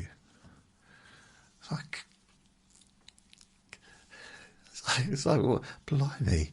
I was waiting for the next one. I thought next she's going to tell me not to bring me cat. Oh dear. But yeah, but who I am grateful for is not her, because she left. She became unwell and was temporarily off, but she never came back. So I don't know if it's that, or I got no idea. I think she might have moved away. I don't know. But she had some time off, and the person that took over her role temporarily didn't even take over it full time. Was this lady who really liked me, and I think the reason she didn't take it over full time is because she had an ongoing physical condition, which meant she wasn't interested. She didn't want to be the boss. She was happy just to help out as an assistant, because she was a counsellor herself. And she kept phoning me up saying, I got some work if you want it. Because I always got on with her. I used to see her at these meetings because we'd have to do further education things every now and then, on a Saturday and stuff. So I really got on well with her, and she just phoned me up, and one by one, she was filling up my calendar. So I went from no work, literally looking for a job, thinking, well, I can't even get counselling. I had one evening a week at the other charity, which was just three sessions a week on a Wednesday evening, I think it was, or Friday evening. And then I ended up with, I think, 16 slots with the big charity. I think it went up to 20 at one point. She literally just had loads of extra work and handed it to me. And I was doing, about 16 hours a week. I think with the other place 20 altogether. So 16 hours she gave me. Or maybe it was 20, but at least 16. So that was £25 an hour for 16 hours. So what's that? 10 is 250, 300 for. It was never. I was self-employed and I really had all 16 hours filled. It just doesn't work like that. Sometimes you will, but then people don't turn up, don't get paid for those. There's gaps between someone finishing and a new client. So there's always, I think I worked on a Monday, so there's a few bank holidays that I didn't get. So, so I never ended up, I think, with like 16 hours filled for 1 week. Because that would have been, I think the most I ever earned was about £1,000 in a month. But it was £1,000 more than I would have got if it wasn't for that lady helping me out. And she wasn't helping me out like as a favour, she just liked me, and she gave me an opportunity, she gave me a chance. And then the new person who took over as the manager of the place, I became quite close to her, I got really on with her really well. And because I knew the building, it was an old building, and I used to stay with her till the end of the day for when she left, because she didn't like being on there on her own, because it's a big dark building, and I knew the codes and everything to get in and out. And so I used to walk her to the car park, so we got on really well. Then they moved to a different address and stuff, so that was okay after that. But so I feel really grateful to her as well. As well, so there's a bunch of people that I don't see anymore, but I really do feel grateful. I mean, I sent a letter to my first stepmom last year. I think it might have been for Mother's Day. And I sent her flowers, and I sent a little card with the flowers, thanking her for everything she did when I was a kid, for taking me on and looking after me and stuff. And I just thought, it's got to say it, it's been like decades. I hope that dog's not too loud, but it's been decades. So I thought I'd just try and do it and see whether or not, just let her know. I did a similar thing with my uncle, which was her brother. A few years back, I sent him a long email just basically saying thank you for being such a great uncle. And then I blocked him. Might sound weird, but I didn't want to kind of have a conversation about it. I just wanted just to tell him, because I hadn't spoken to him in like 30 odd years. Just wanted just to say thank you. I'm not sure if you can hear the little doggy in the background, bless him.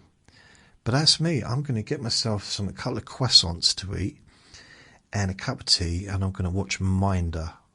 I am, on television. The 1980s television programme. So I'd say thank you for listening. Remember to be kind to yourself, because you do deserve to be happy.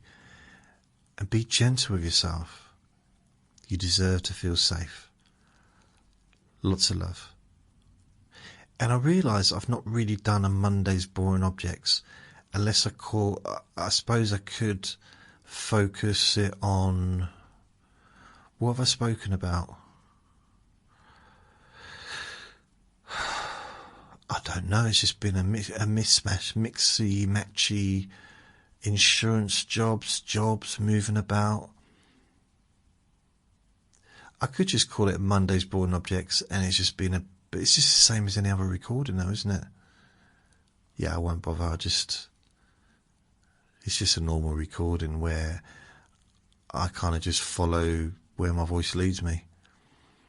So take care. Lots of love. Bye.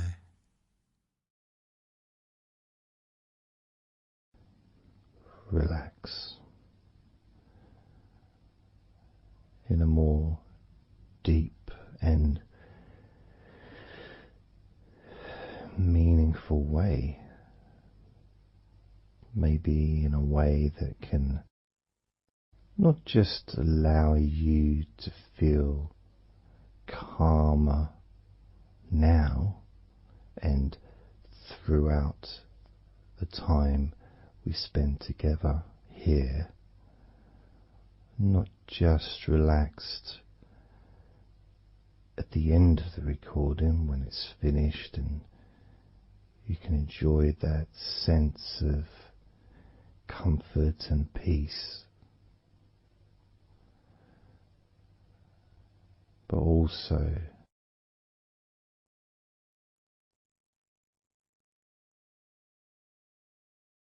I think it would be nice to have those feelings of relaxation continue for longer after the recording is ended, so that you can still benefit from listening to my voice.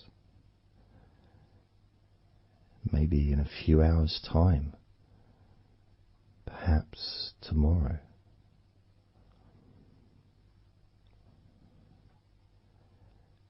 And then by listening regularly,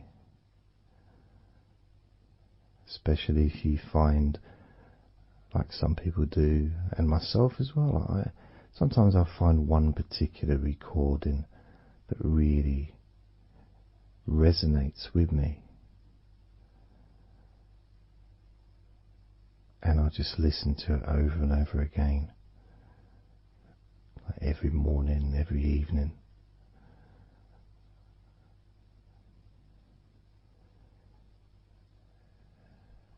There was this recording from, we're going back to about 1999. It wasn't hypnosis, but it was a guided visualization, so it kind of was hypnosis really. And I managed to find it again, and it still has the same effect on me. And part of it was the person's voice relaxed me. Just felt so peaceful, and I'd look forward to listening to her in the morning and in the evening.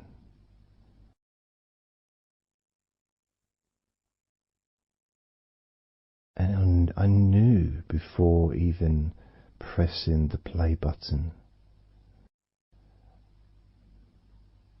that as soon as I'd done that, pressed the play button, this was in the days of CD players, pressed the play button. In fact, it might have even been a tape recorder. I'd lie down on the bed, and then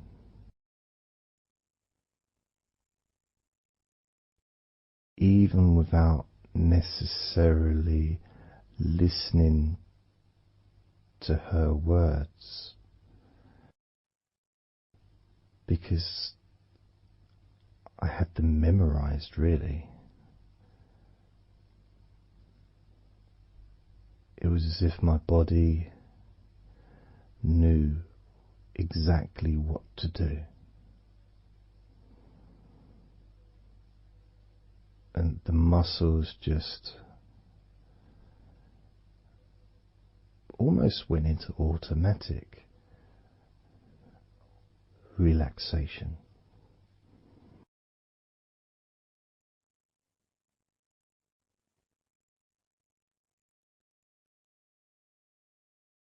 And I remember my mind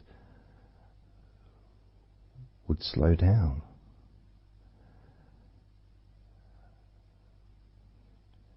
Now, I was listening to this recording in the early days of learning hypnosis,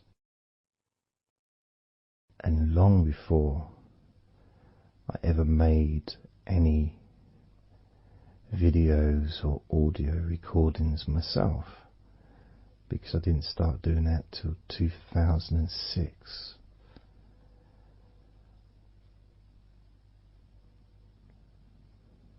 But I knew how helpful I found being able to just let go, to have that trust in the person that I'm listening to.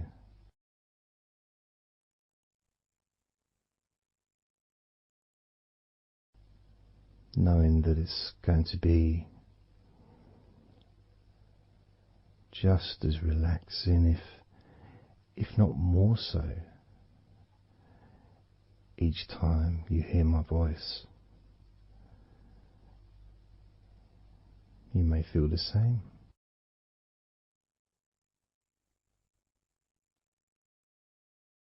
Some people have been listening to me for over a decade.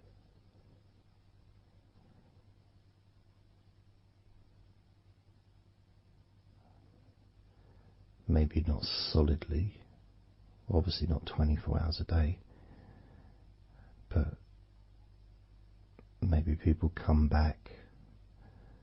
Some people maybe listen every day.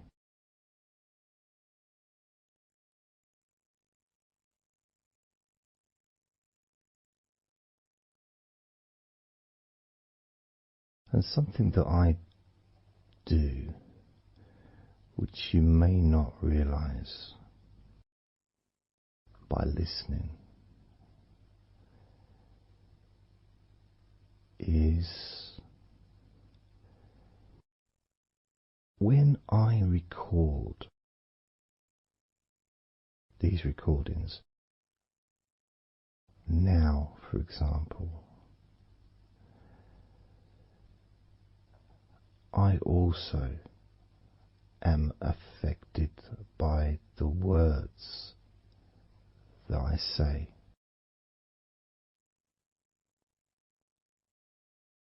So if I said to you, focus on your feet, notice your feet relaxing, I will be focusing on my feet.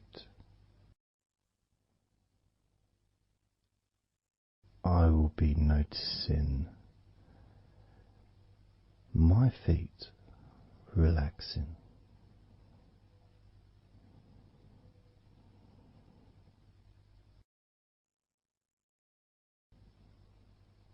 If I said focus on your hands,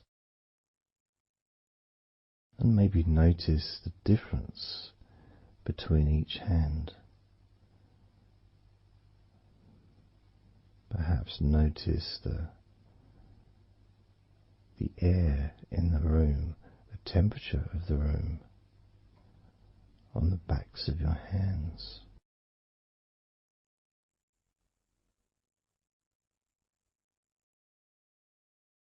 You may start to notice what almost feels like a very light breeze, even though there may not be any type of breeze at all where you are right now.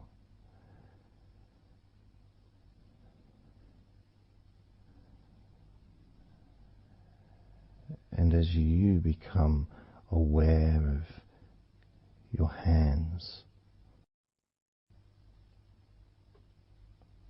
I'm also aware of how relaxed my hands are feeling now.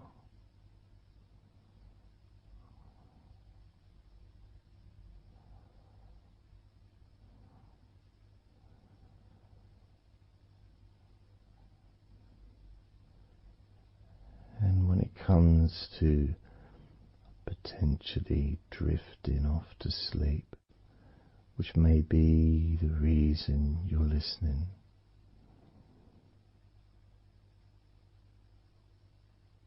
I also feel drowsy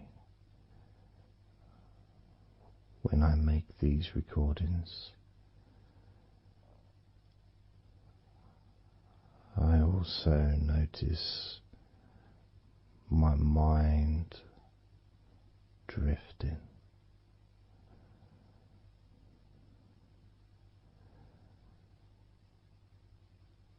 In fact, at times I've actually fallen asleep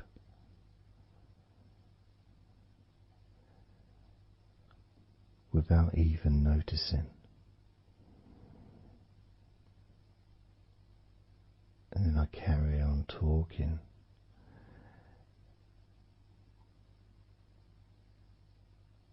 And it's only when I listen back to do the editing,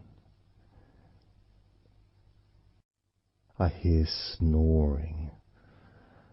And I think, I don't remember snoring. I remember talking. Is it snoring or is a pig turned up? That's what I sound like when I snore.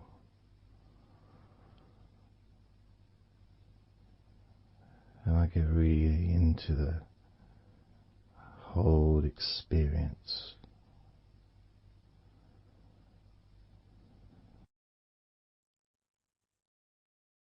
I don't know how you feel.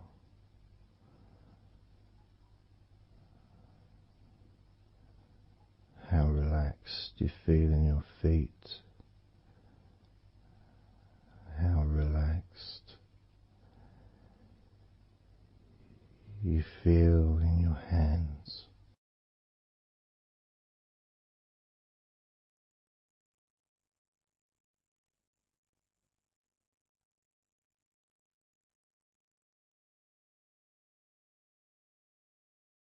I have noticed more and more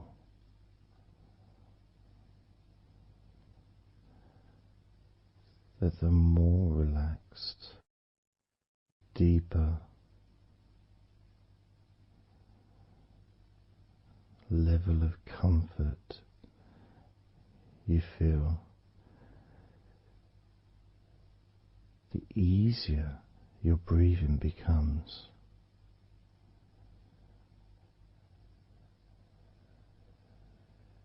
It's almost like that additional muscle relaxation. So this allows you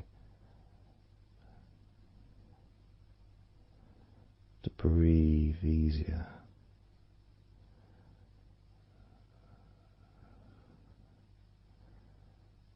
Without necessarily focusing on your breath.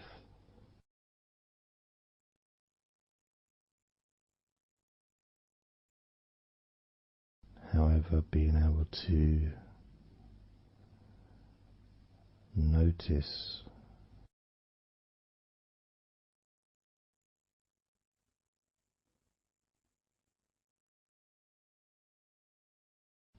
the ease in which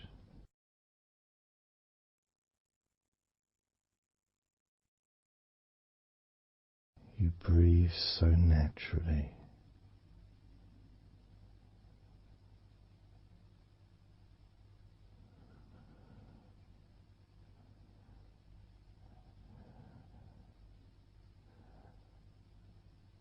You breathe so very easily and smoothly.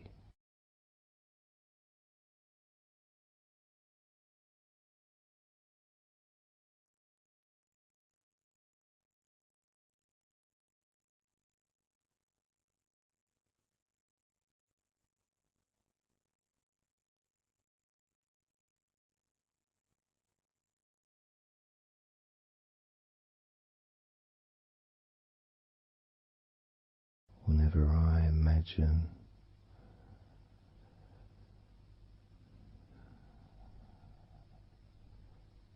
my breathing improving,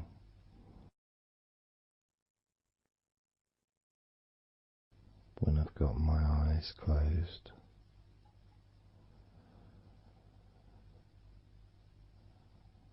I tend to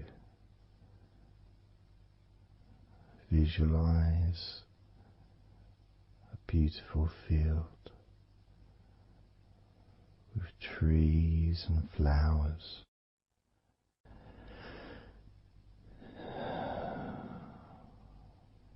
producing all that life-giving oxygen.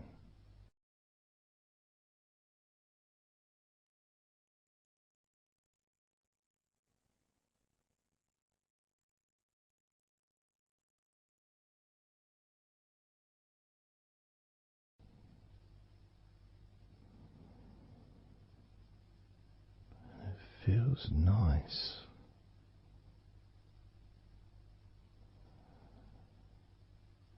to, if nothing else, just taking some time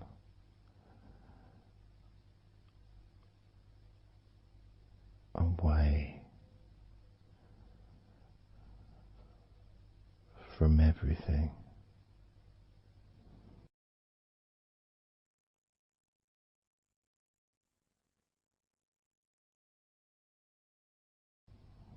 Enjoying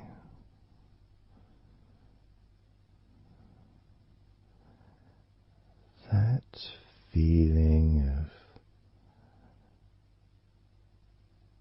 peace,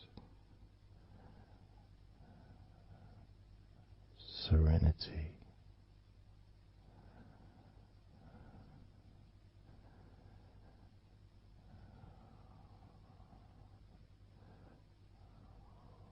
with a joyful heart.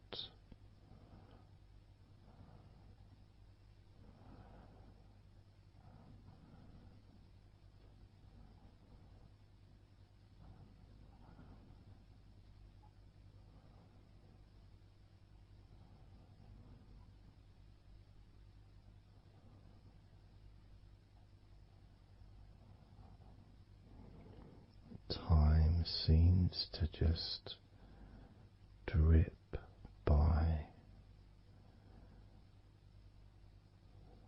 so very slowly.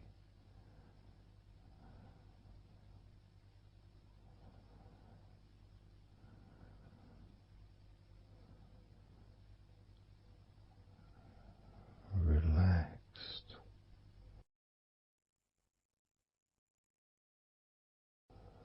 so deeply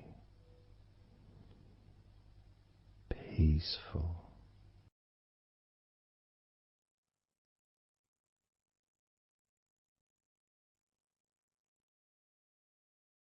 completely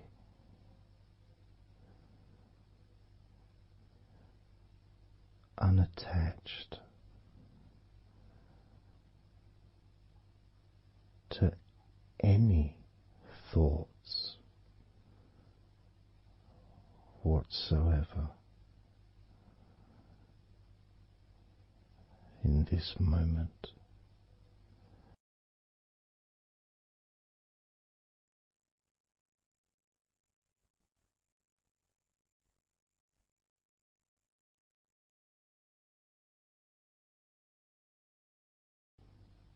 Completely free.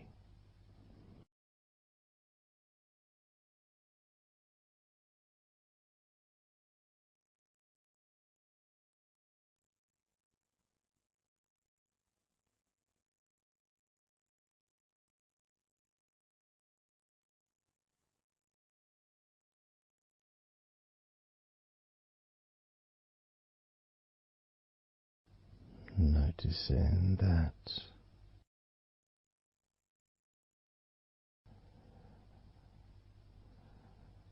your mind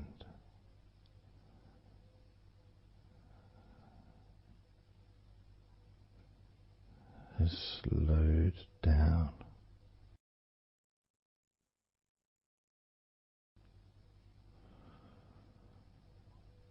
Slowed down.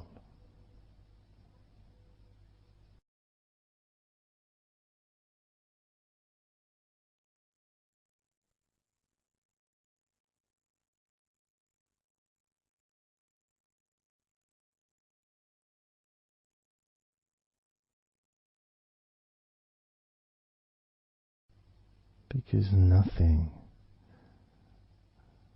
really requires your attention.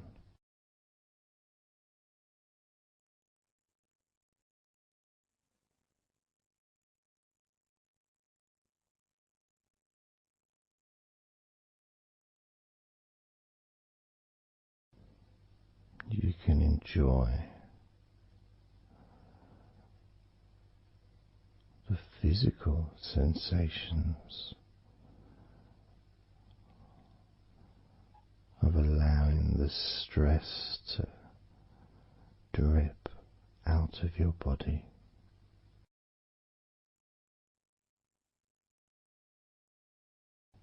Dripping out of every part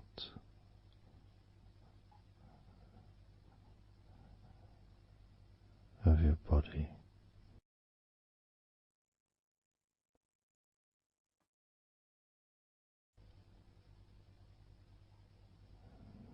And being released from your brain and your mind.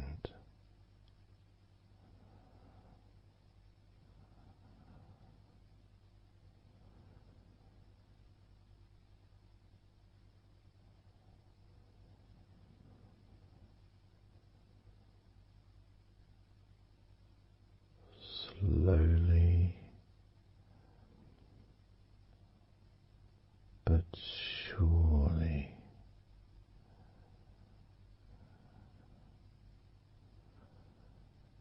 the muscles in your legs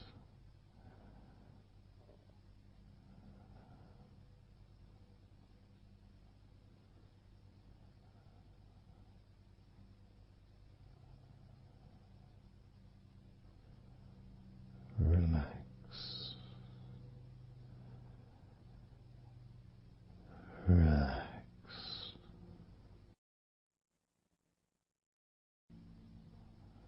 relax.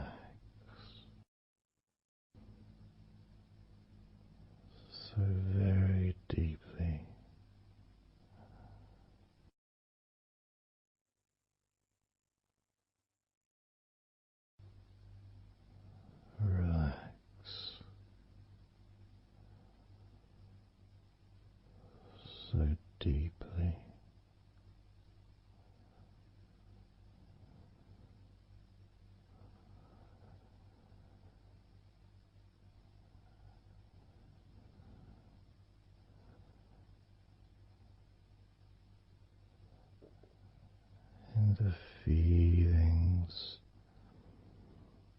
the pleasant feelings in your arms and shoulders.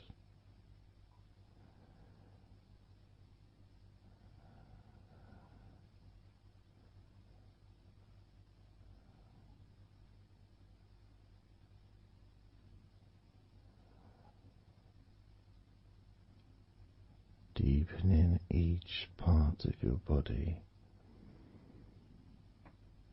further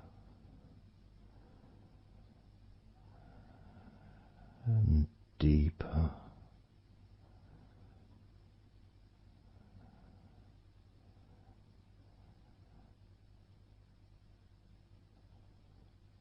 and deeper.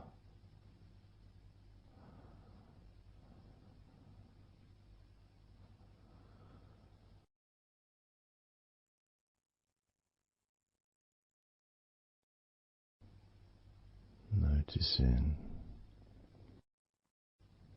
the feelings in the back of your neck,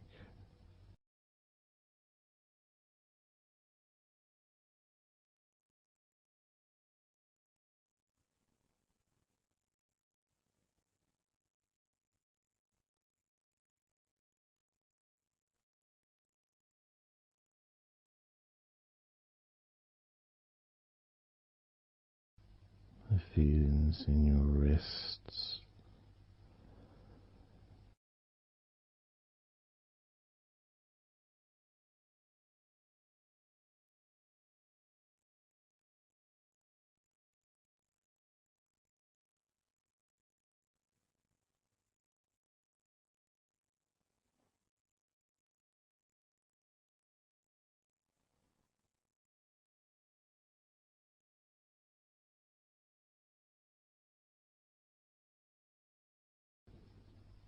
the muscles in the front of your body,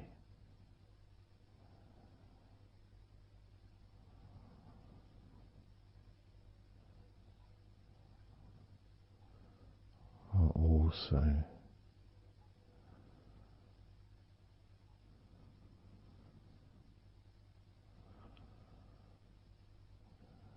feeling peaceful.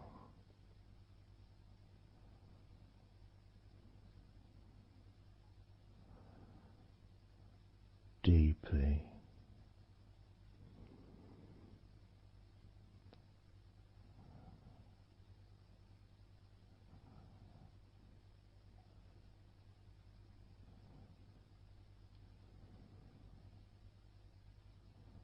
there's a sense of peace spreads through your very core.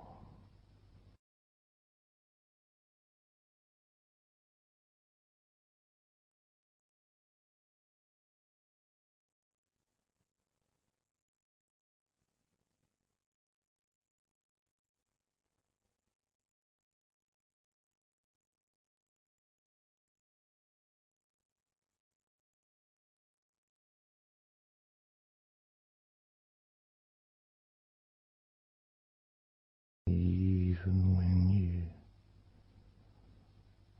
focus on your mind,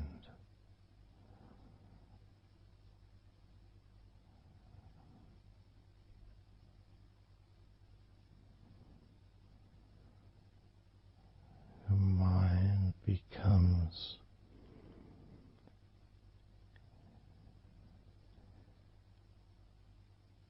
even slower.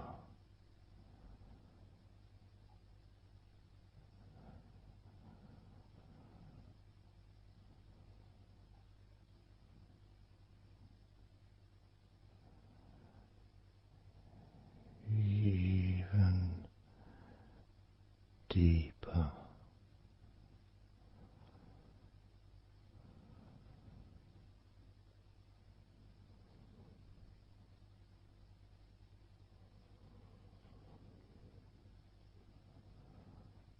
Relaxing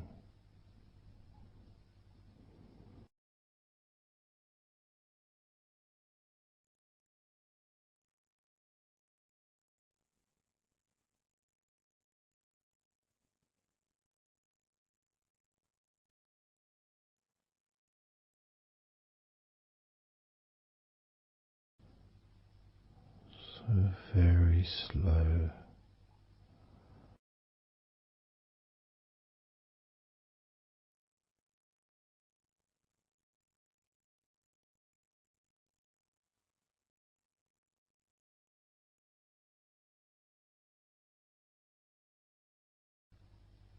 Your stomach,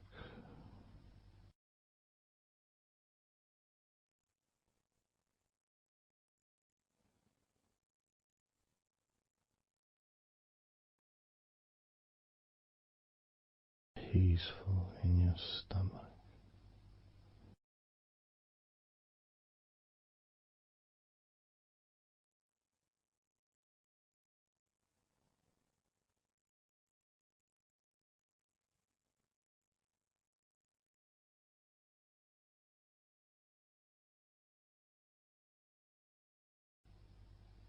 Your back,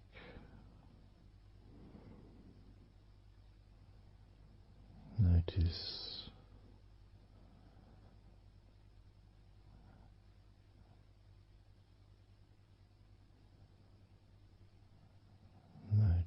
how relaxed you now feel.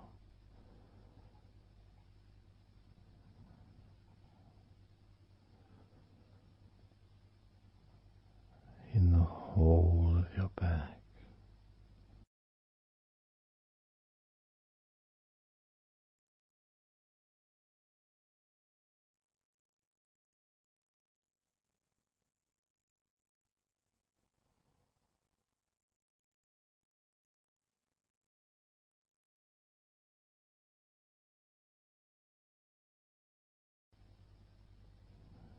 Your spine,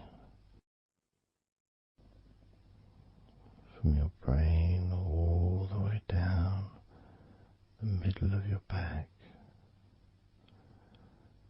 sending and receiving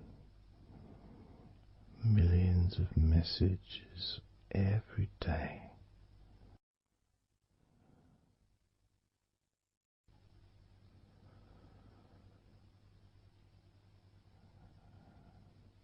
Deep comfort increasing.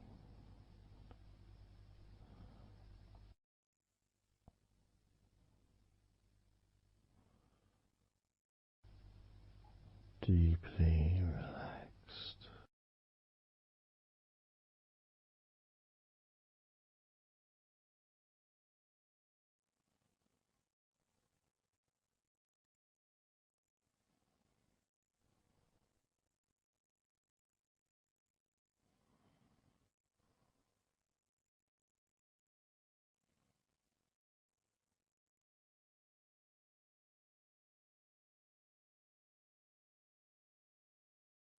Your knees,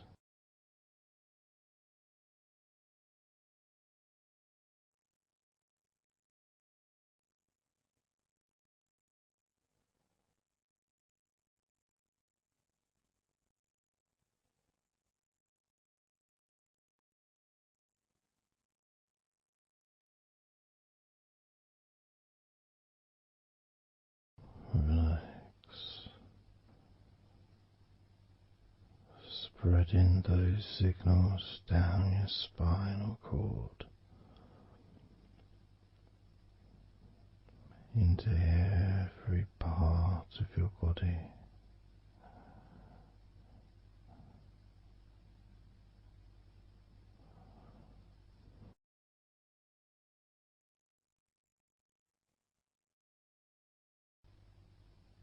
Your shins and your calf muscles.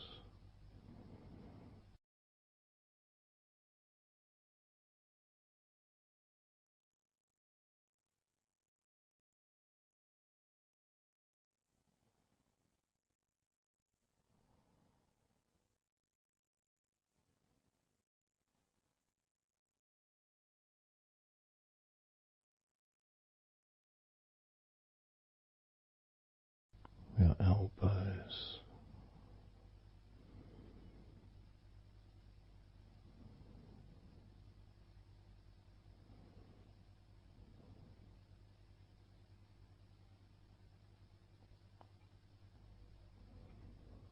feelings of peace and tranquility spreading through your body, tips of your toes to your eyes, your fingers all the way to your lower back.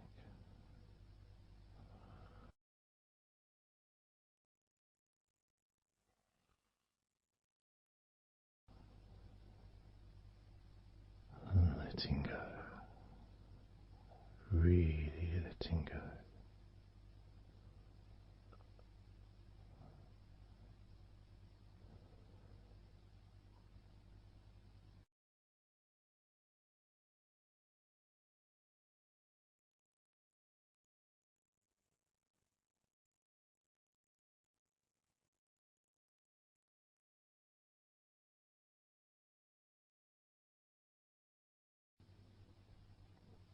Peace.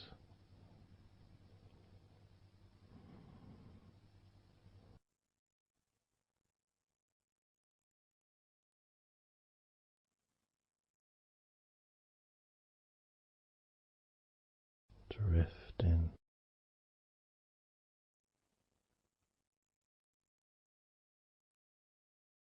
Mind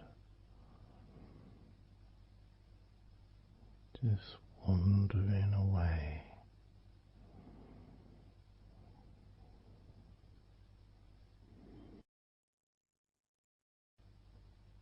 Happy to let go. Let go. Completely let go.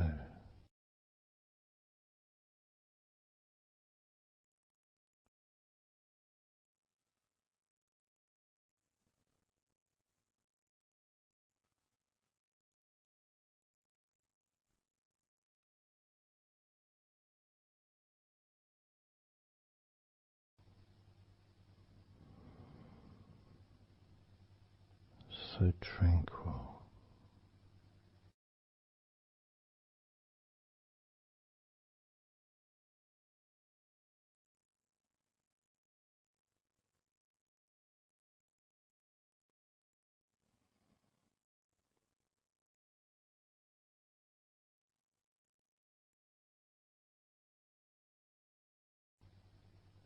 Your whole body enjoying a sense of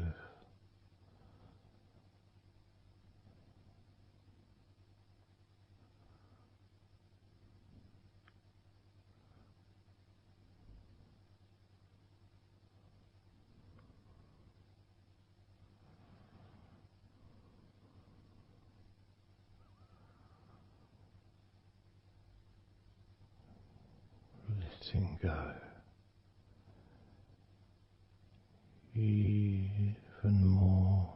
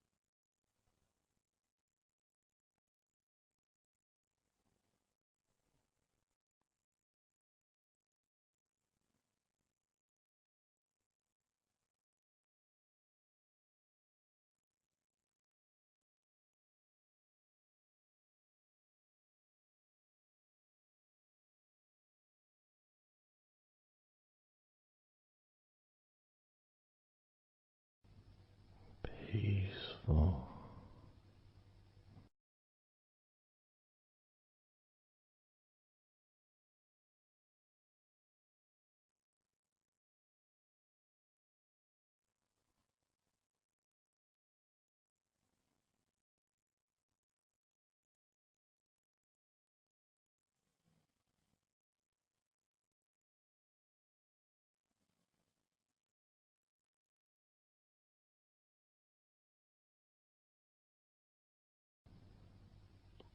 enjoying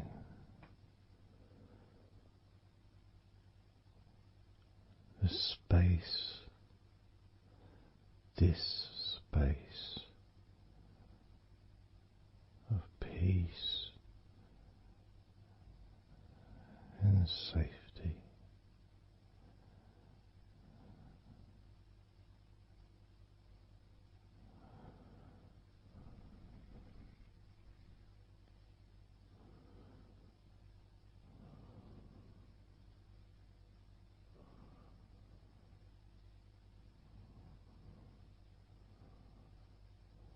So very,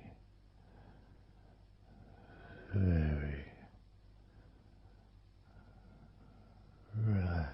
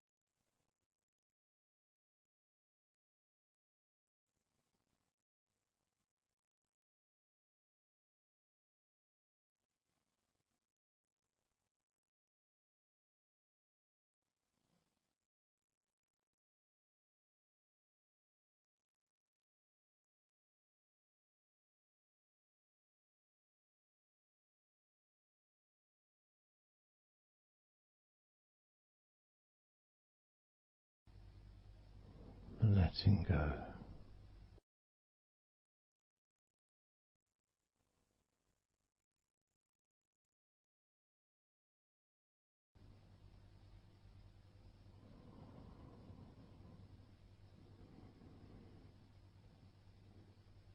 Maybe we can just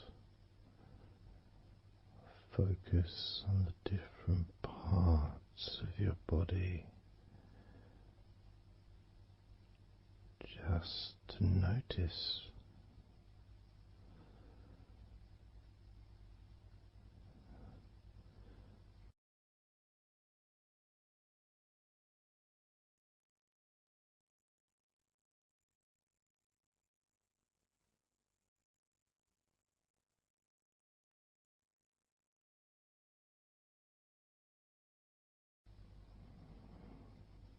your forehead and your eyes.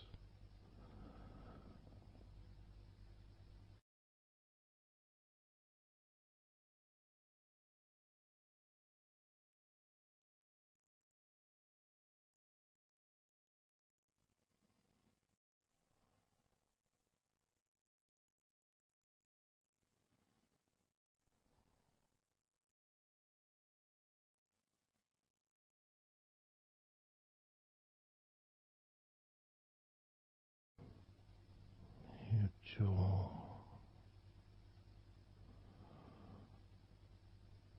so loose.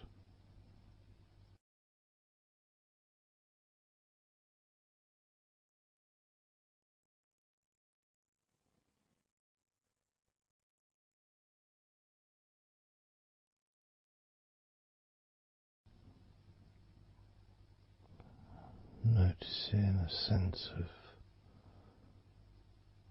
complete freedom.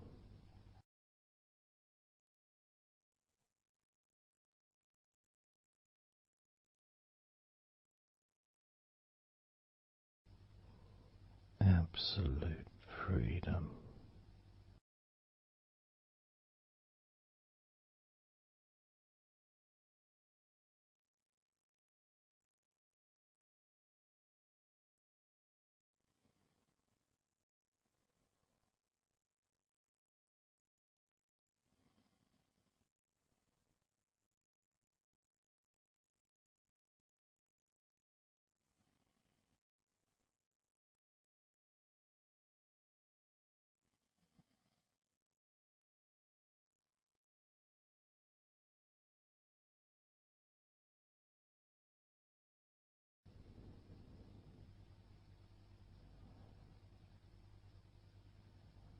drifting,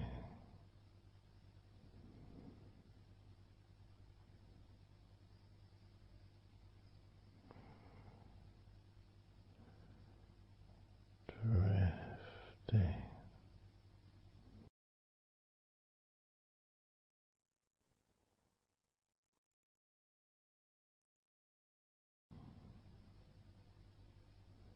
Peaceful energy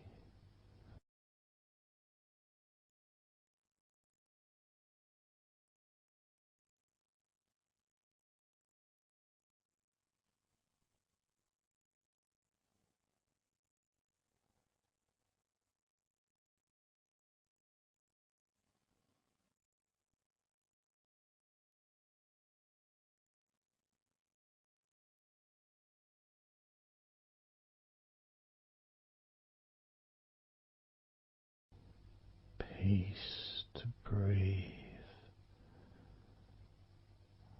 so much easier.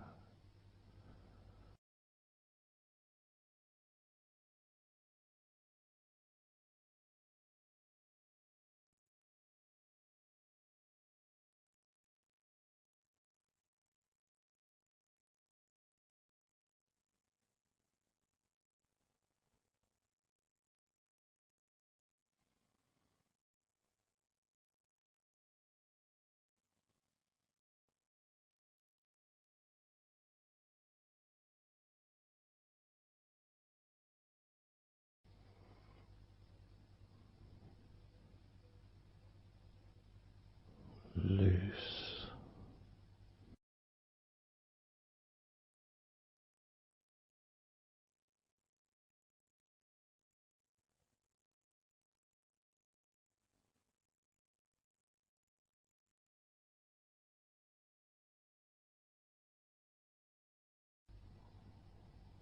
you may have or may not have noticed your mind drifting.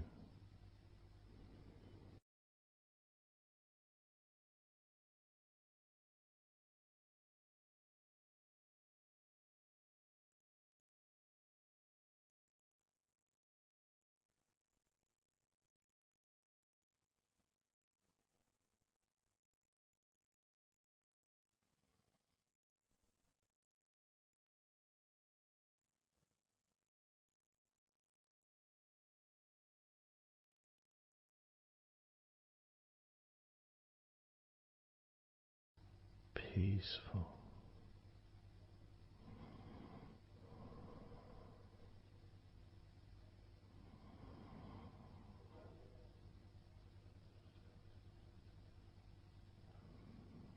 moving even more deeply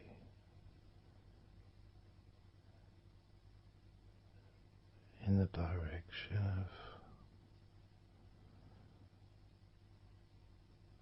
total blissful peace, blissful peace.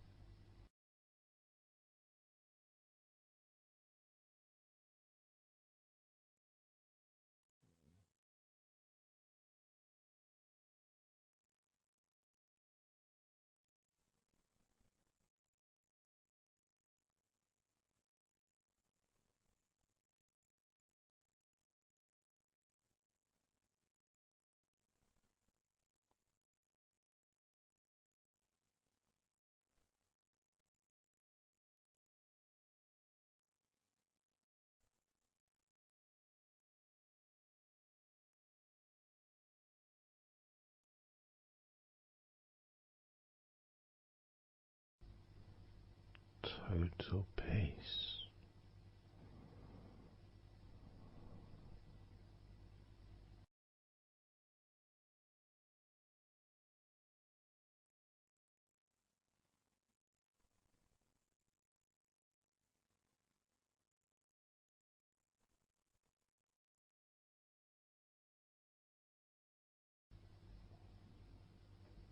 Calm,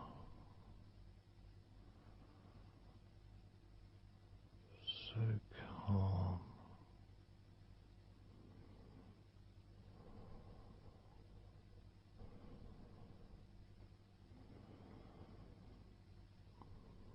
letting go.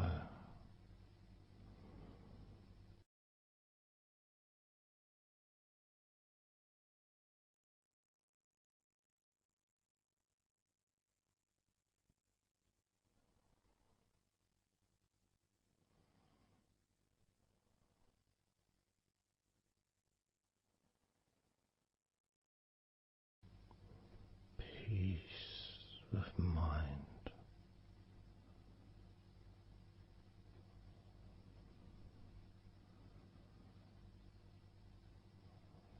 relaxed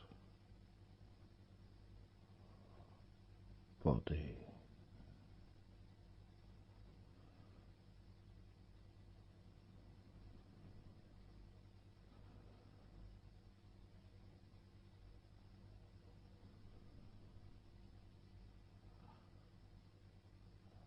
so relaxed,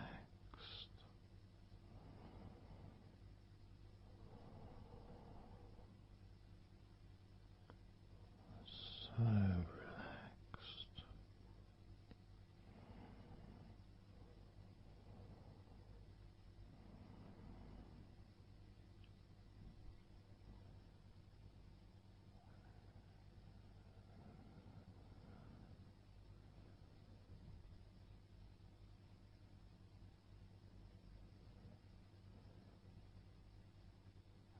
Your body feels almost invisible.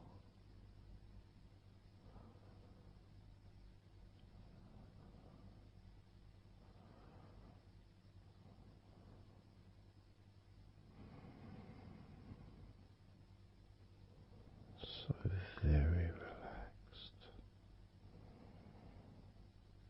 and peaceful.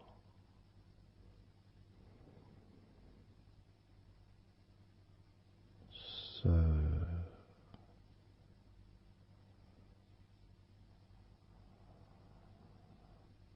peaceful.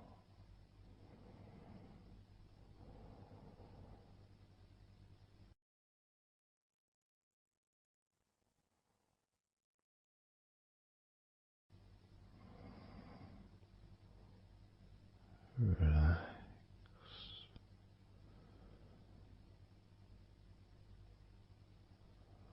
Let go.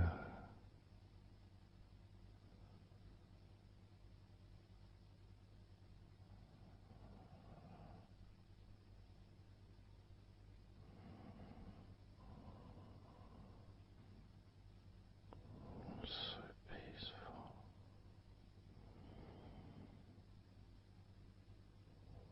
So very,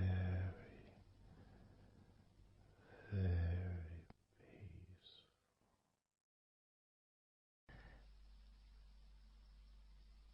And you could start to notice that you are feeling more relaxed.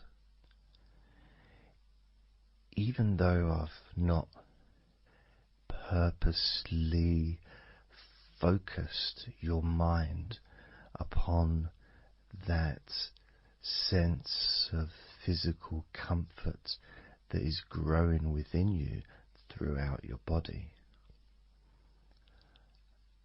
And your mind starts to slow down. And that could be almost in recognition of, I guess, my speech not being particularly fast.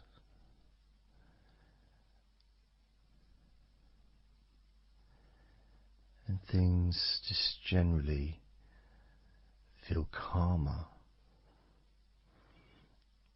just by listening to my voice. You give yourself an opportunity to take a break from the day, take a break from your life as it is, and to give yourself a rest,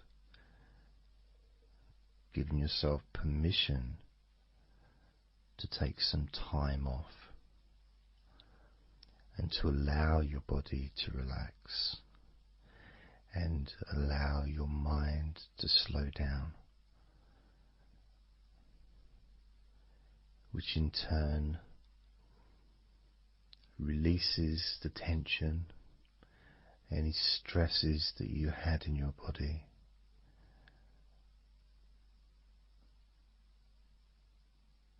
It's almost as if the parts of your body just open up, allowing the negativity out.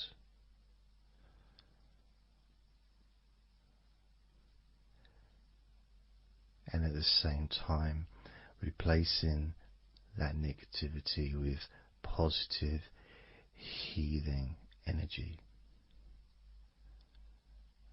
which then fills your body up, and your mind too also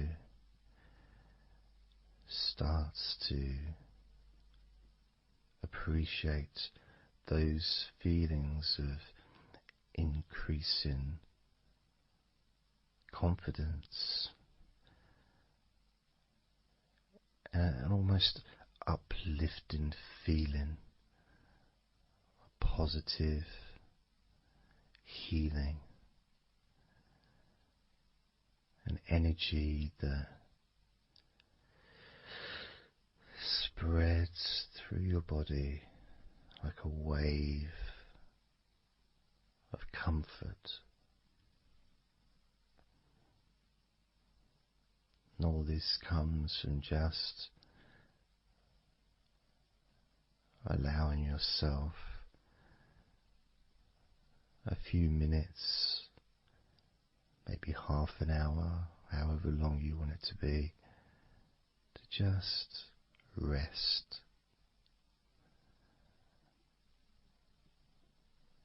and allow your mind and your body to almost reset itself to the settings of comfort and relaxation, calmness, which allows more room for feelings of pleasure and happiness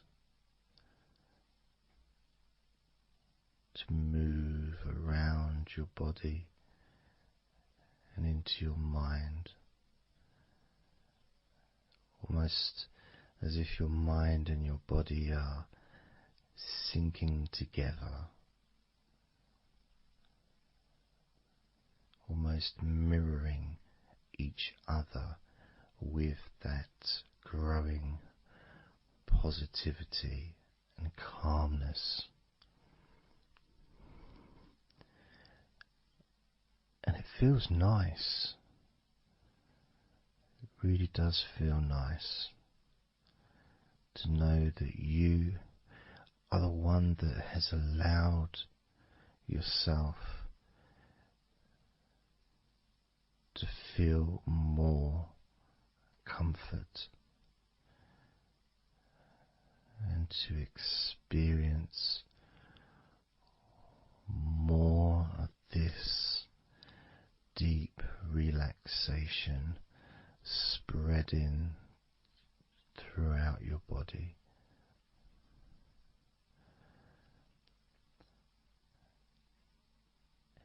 And as I focus on each part of your body, you can notice that that part becomes even more relaxed just by focusing on it. It becomes even more calm and comfortable just by focusing. And as I move down your body, starting at your head, the parts that you've already focused on will continue to relax deeply. And those parts that we've not yet focused on will just automatically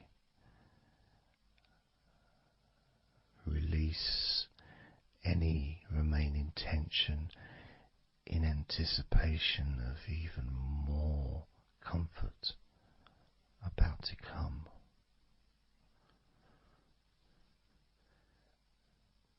Now, I'm going to start by focusing on your forehead. Just being aware of the feelings of your forehead. And any background sounds, like Mr. Herbert the pigeon, can just allow you to feel even more relaxed. It just means you're in the moment. This isn't a sterile environment. This is the world. I live in the countryside, so there's lots of nature sounds around.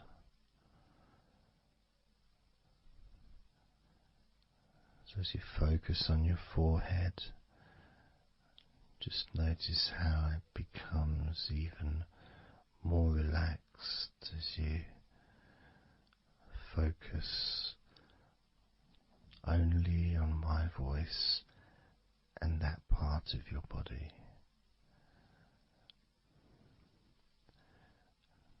Moving down to your eyes, focusing on your eyes, noticing how your eyelids feel so heavy, yet so light at the same time. And all the muscles around your eyes relaxing completely. Moving your focus down to your mouth, your lips, your tongue, your teeth and your gums, and the whole of your mouth relaxing, calm and loose. As you focus now on your jaw, not just the part of your jaw near your mouth and your chin, but all the way up the sides of your face to your ears, that whole of your jaw feeling more relaxed and calm.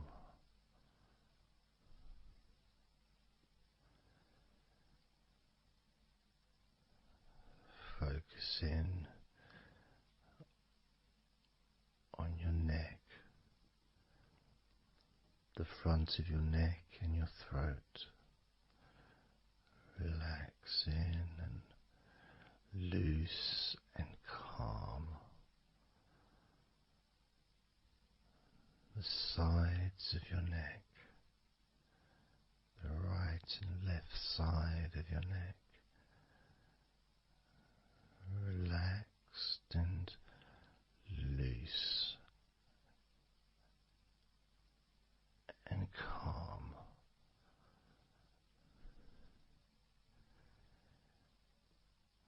And now the back of your neck. Focus in on the back of your neck.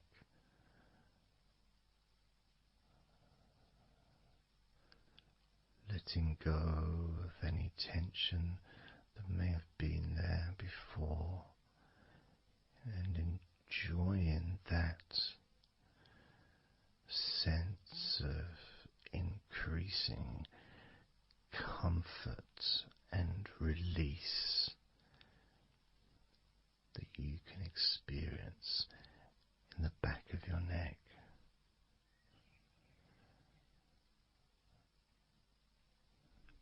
Moving down your back and moving either side of your spine, right from the top of your back all the way down to the bottom of your back.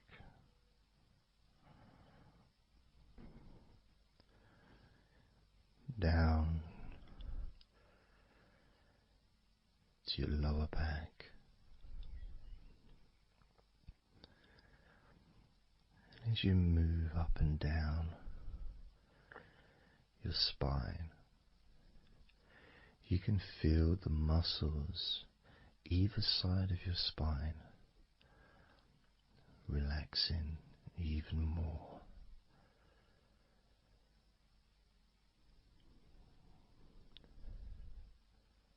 And as those muscles relax, that sense of comfort starts to spread outwards from your spine into both sides of your back. The top of your back, the middle and your lower back.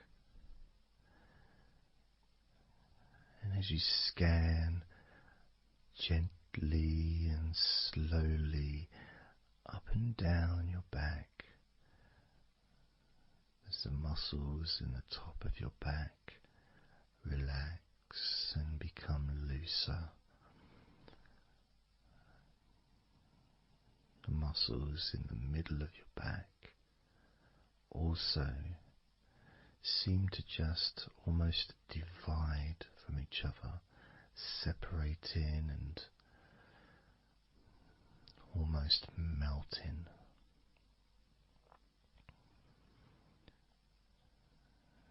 And in your lower back, there seems to be an extra special feeling of comfort that spreads into your hips. So down your lower back and into your hips, into the area where your coccyx are, and into your buttocks.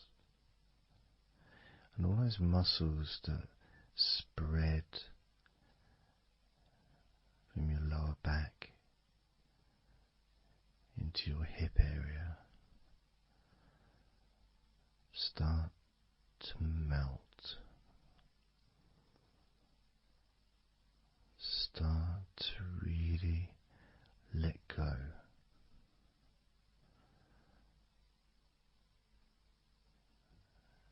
And even though we're about to focus on your shoulders, your back and your spine will continue to let go.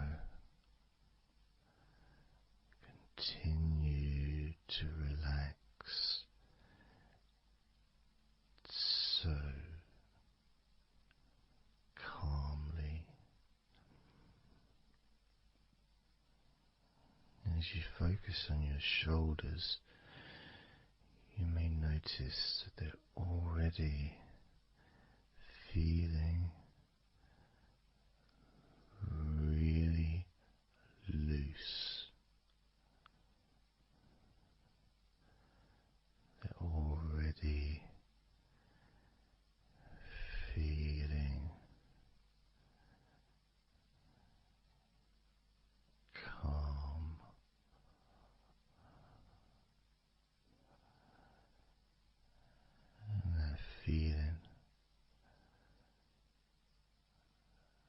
those muscles that move from your neck into your shoulders.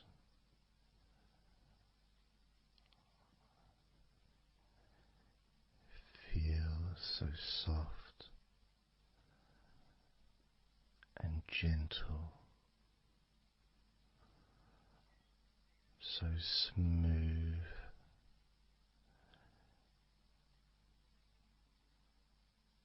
and calm.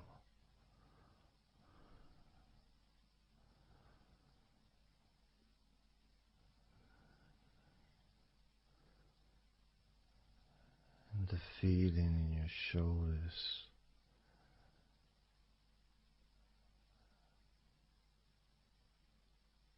seems to spread deep into your shoulders. That sense of relaxation, not just traveling deeply into your muscles, but also relaxing the bones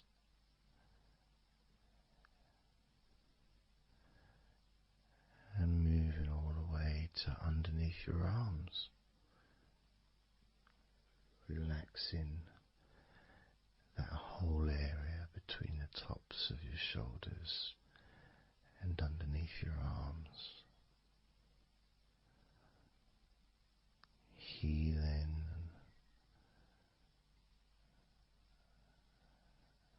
You feel so relaxed and comfortable in your shoulders, which sends that deep healing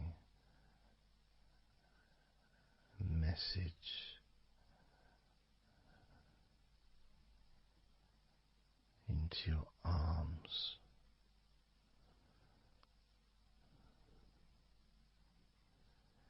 And you may feel almost as if your arms are not even there, because they're so relaxed,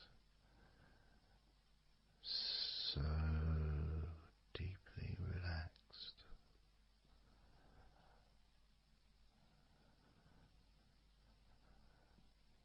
So calm.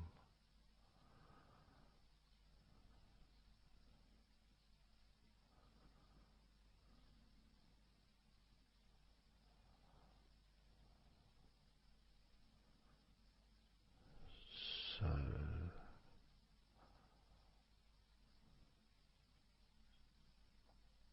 loose.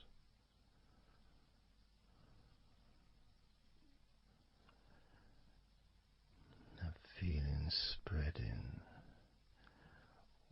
all the way down your arms to your elbows,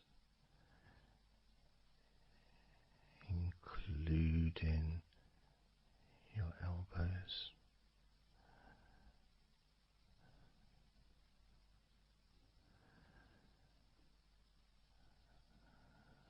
As the comfort spreads all the way into your wrists, your forearms and your wrists,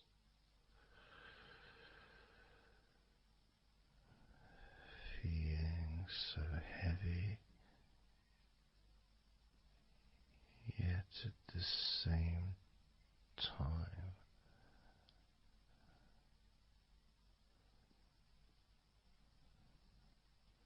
so light and gentle.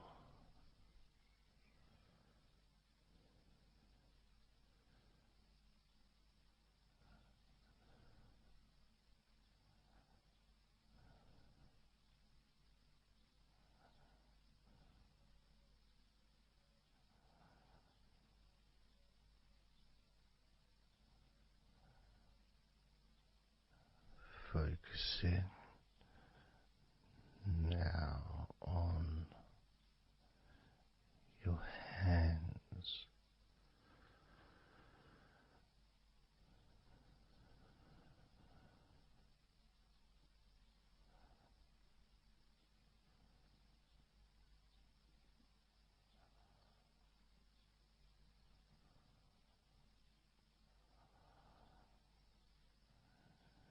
Your hands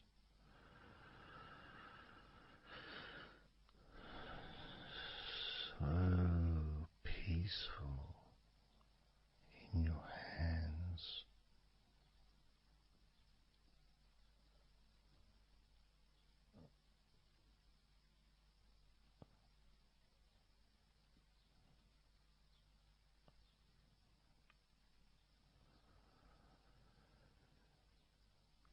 There's a sense of real peace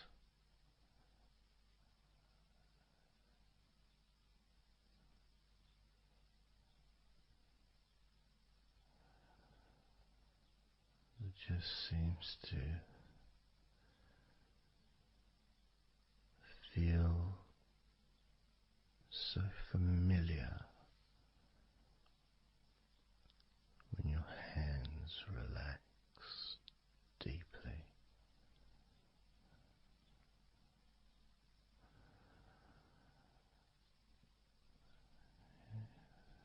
Feels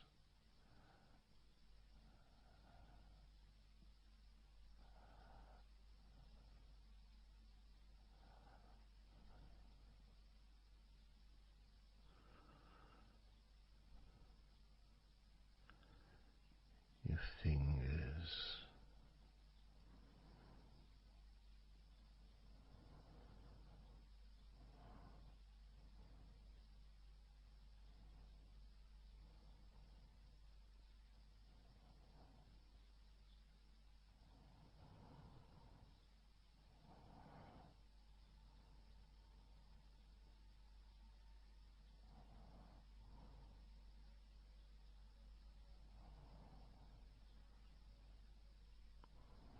your fingers so loose.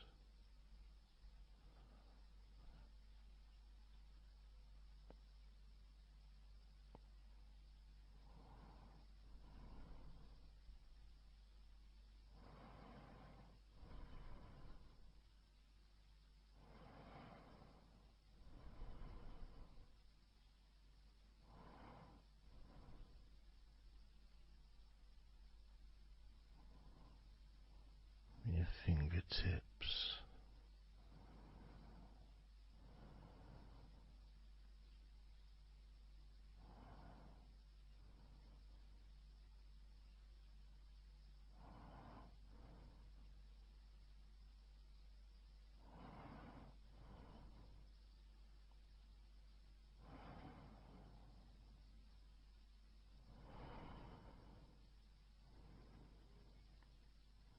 moving your attention to the front of your body,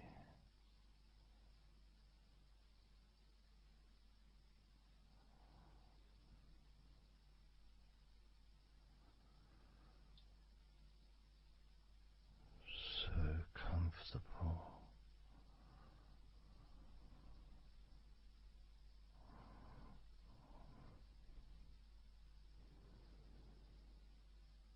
Moving your focus to your legs,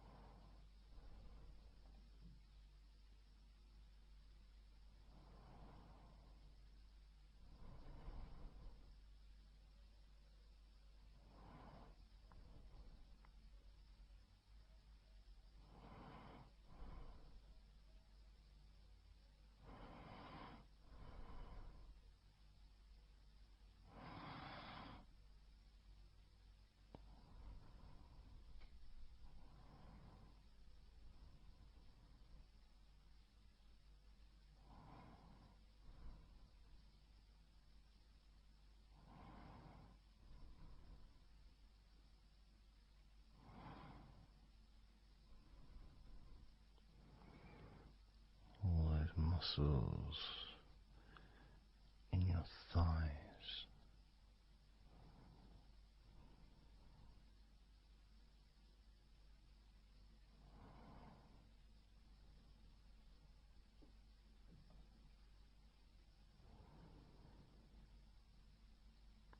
Your knees, so relaxed.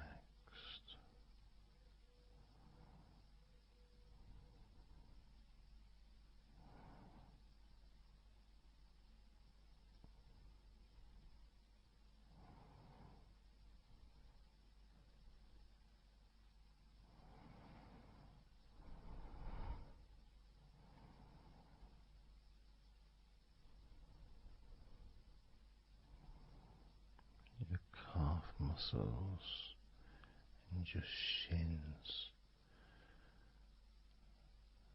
completely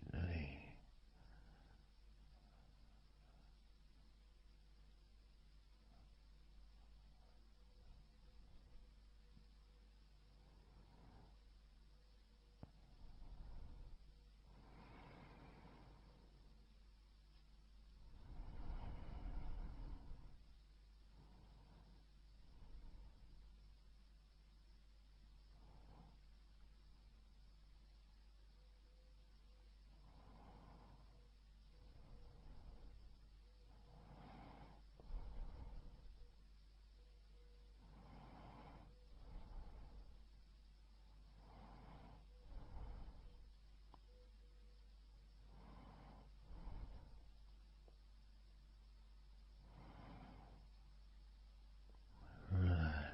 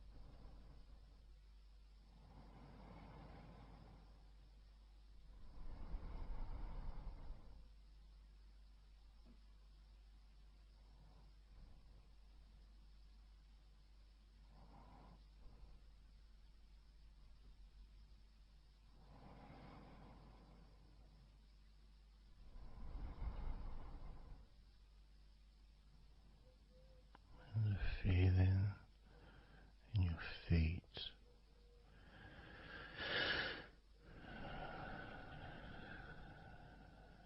so peaceful and so calm,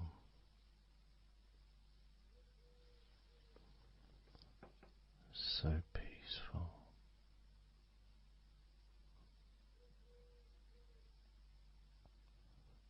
so calm.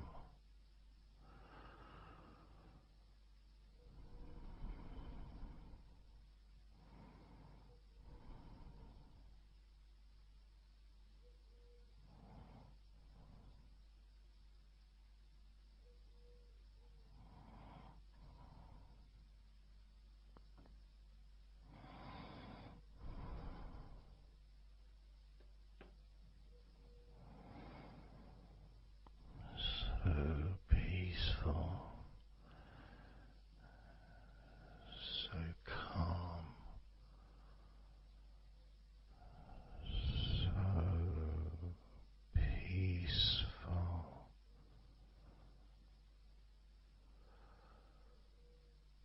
so relaxing, peaceful.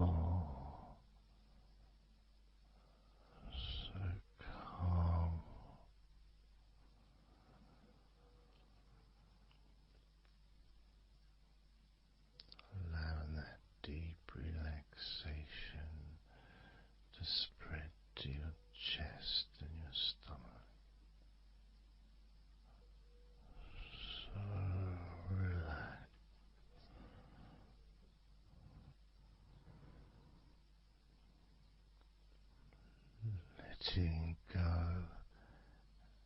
of everything.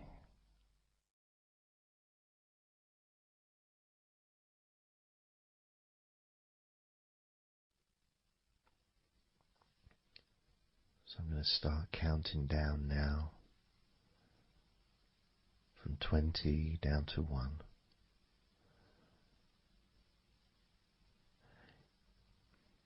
You can imagine, in a way, it's like just walking down some steps. And each step, all 20 steps, and each step represents a level of comfort. Each step represents a deepening of that comfort.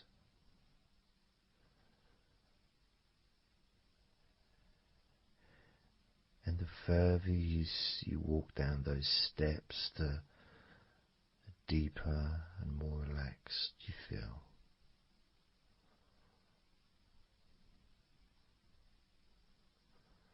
So, starting with number 20.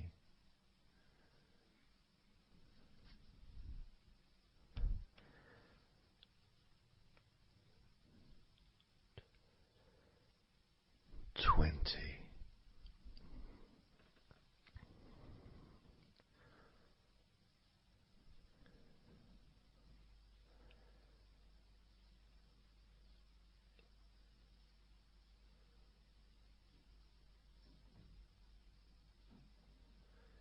19.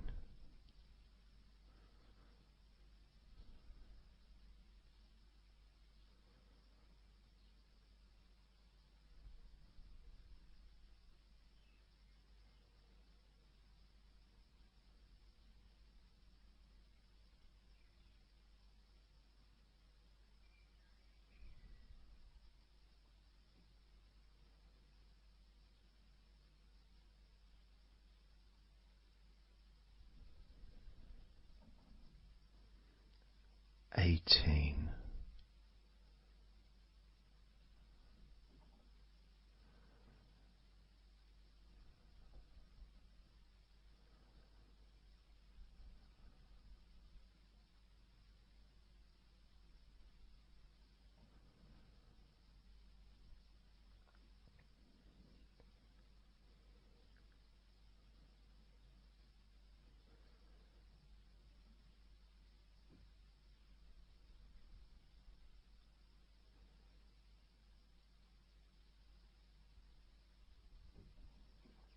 17.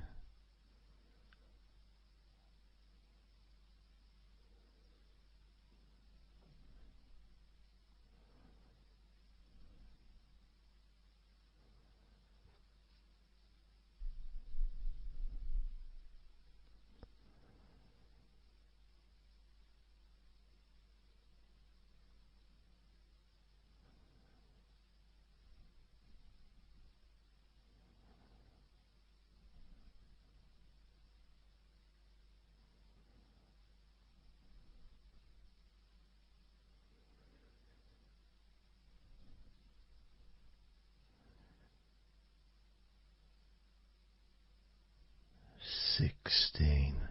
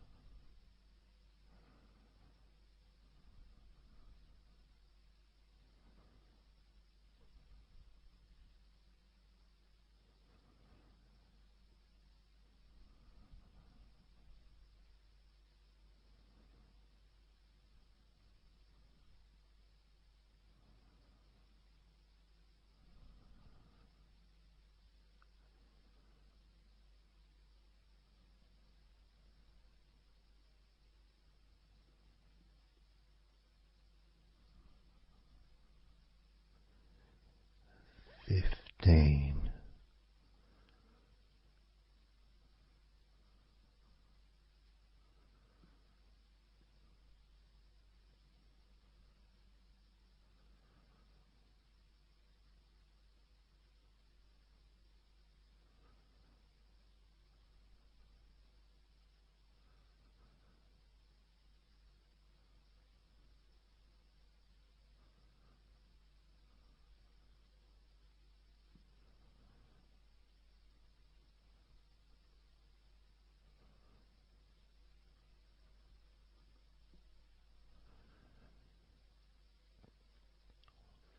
14.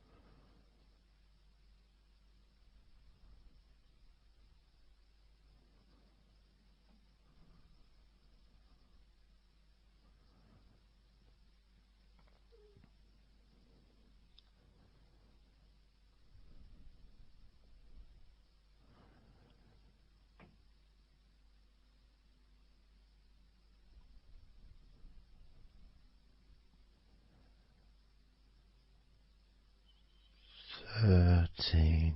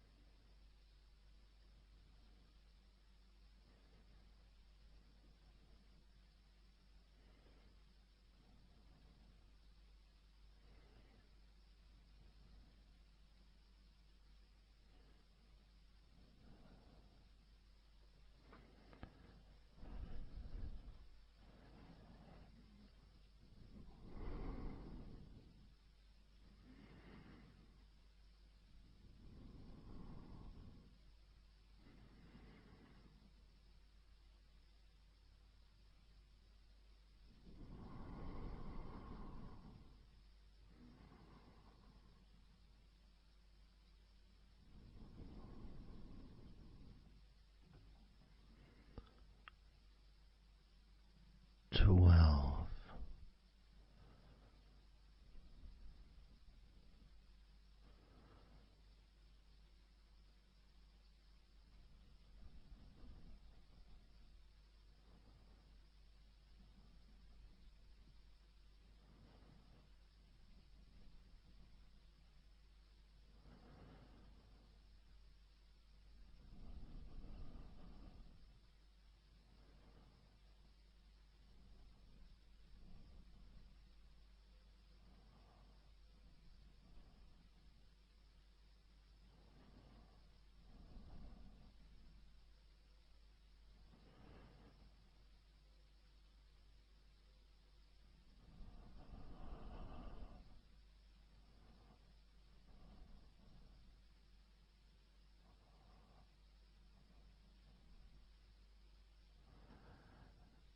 11. 10.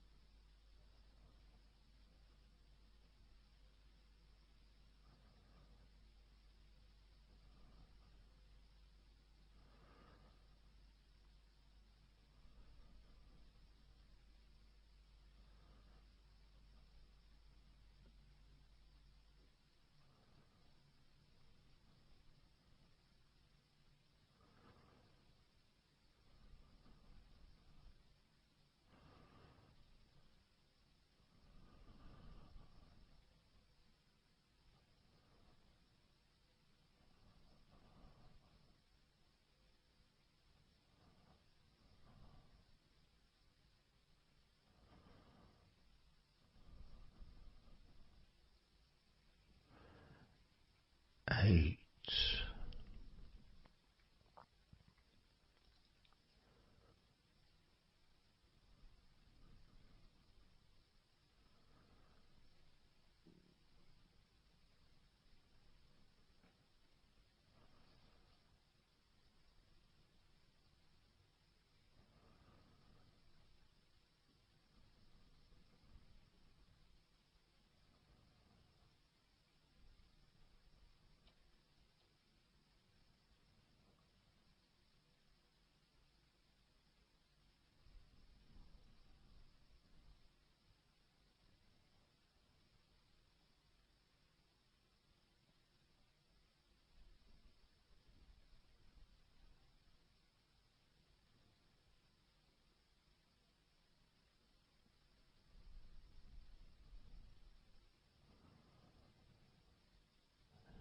Seven.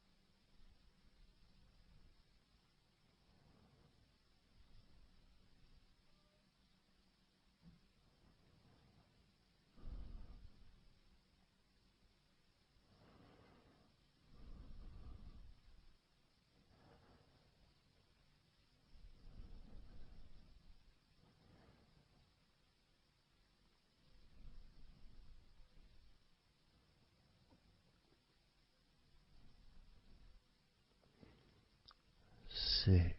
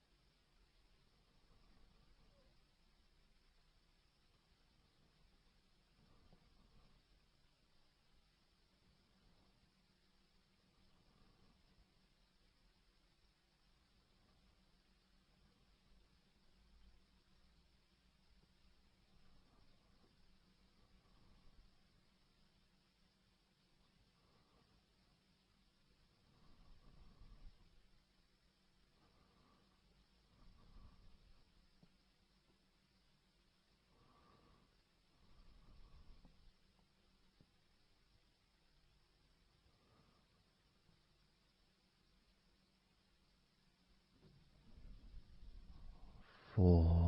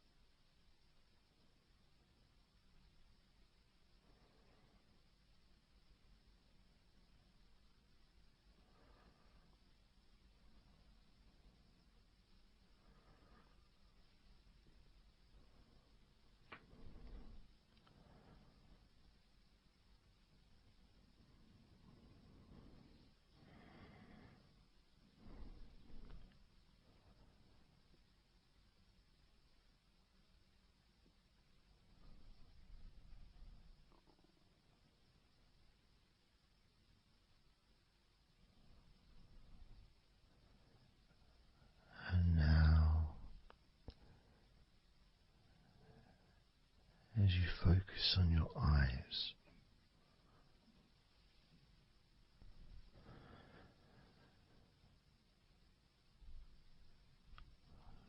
we're going to count down from 10 down to 1.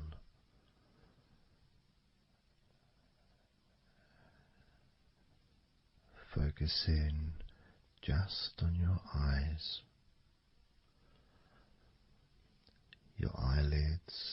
muscles around your eyes,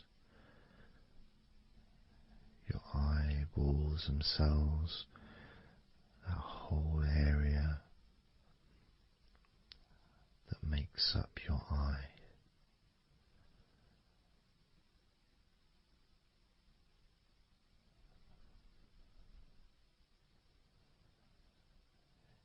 And as we count down from 10 down to 1, whilst focusing on your eyes,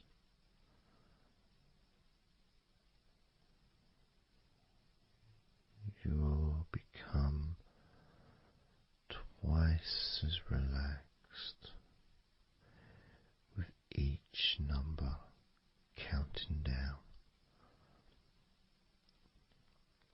And you may find that all you want to do is just drift off to sleep. And if that's what you want, then just allow yourself to do that.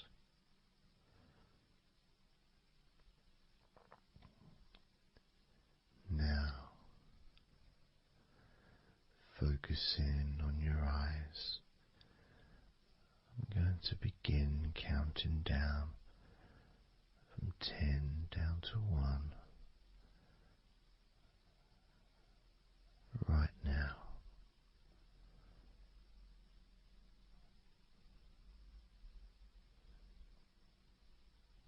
10.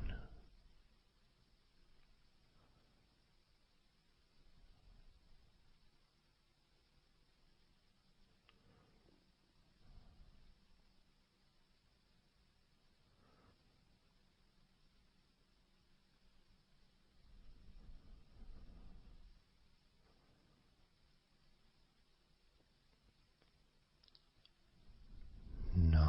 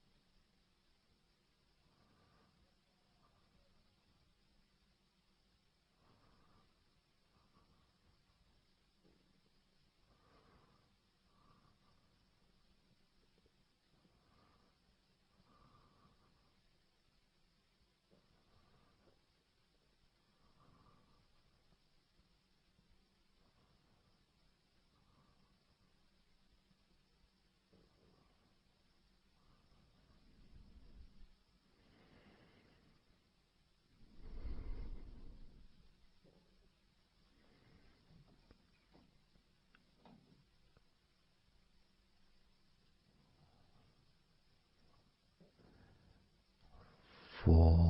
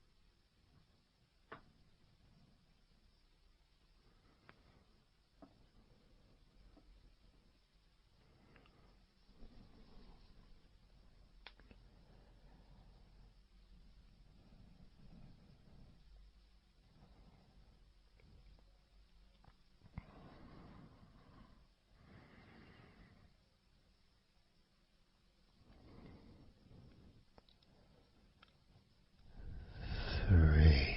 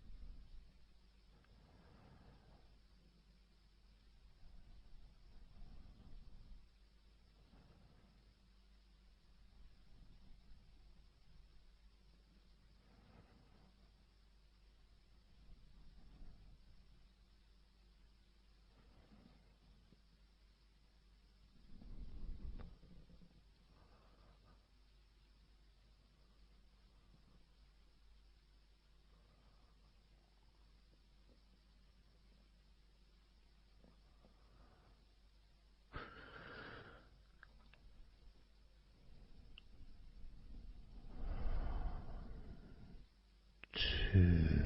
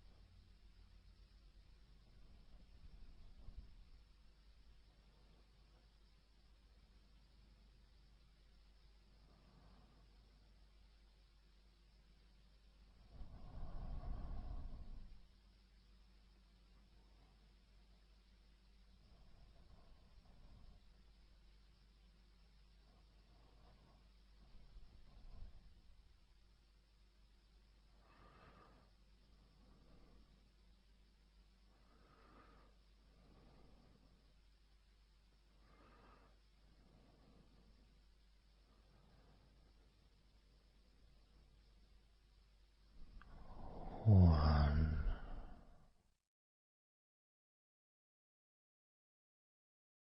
So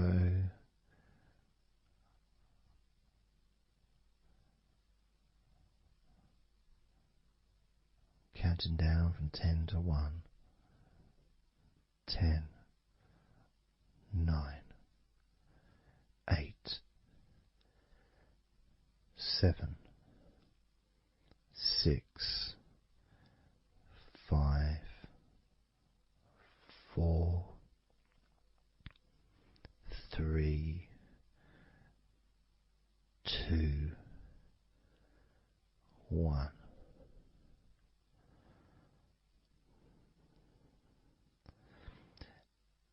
And maybe that was a bit too quick in order to relax.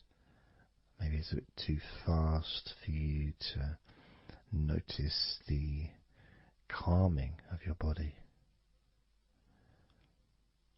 Maybe even a little bit of pressure there, like You're counting down from 10 to 1. What do you expect me to do, man? You expect me just to go all floppy just because you're counting down?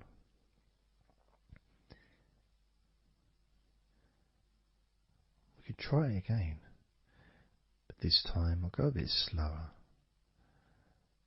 This time, as you focus on the whole of your body before we focus on your legs,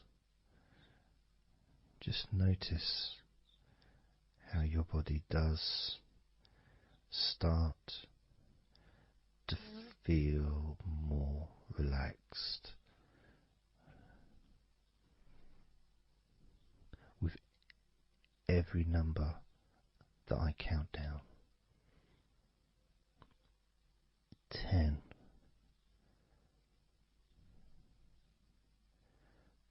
9.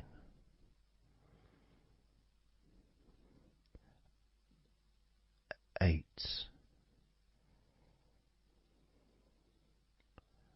7.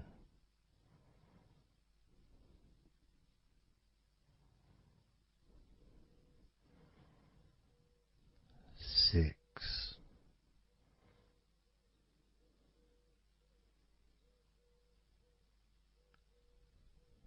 5.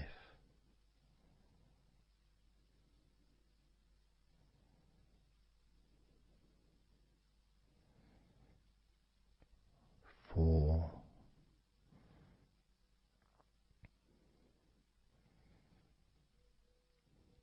3.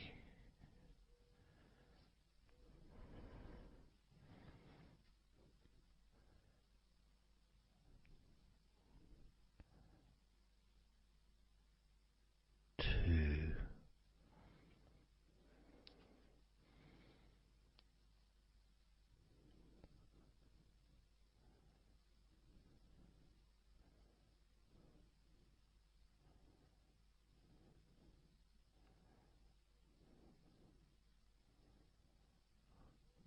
1.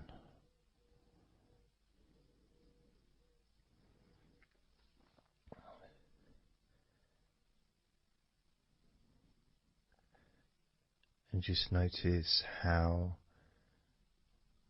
you feel generally, how your body feels.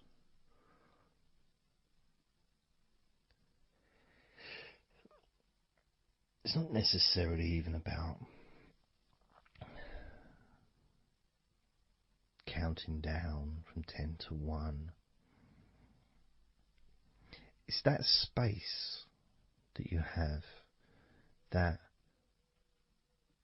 space between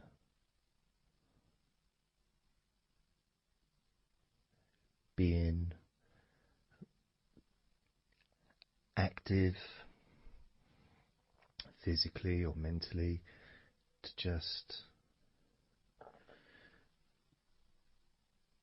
sitting or lying down, just being there, not doing anything, not saying anything, not needing to think about anything. So it opens up a space, a bit of a space, a gap.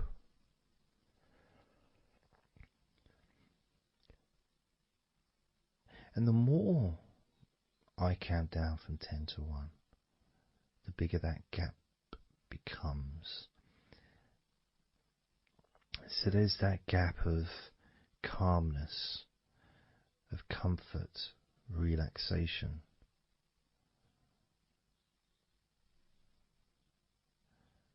It's a nice feeling.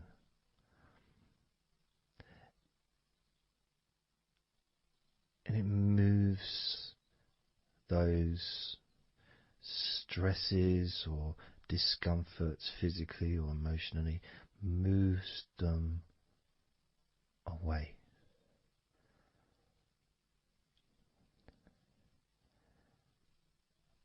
Allows you to just slow down. So I'm going to count again from 10 down to 1 and notice that gap widening. gap. And as it widens, it's almost like the stress and attention falls into the gap.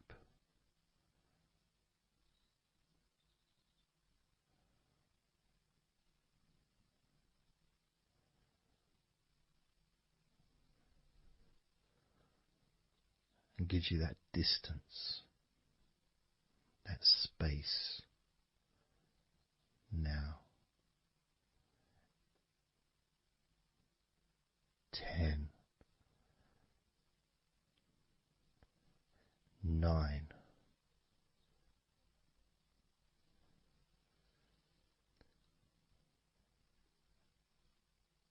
8,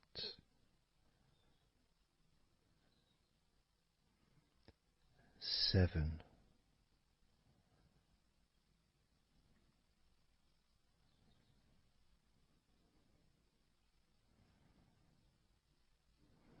6,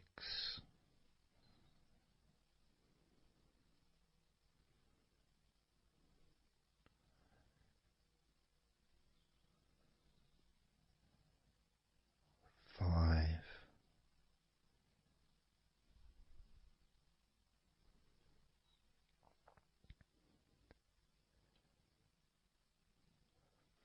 4,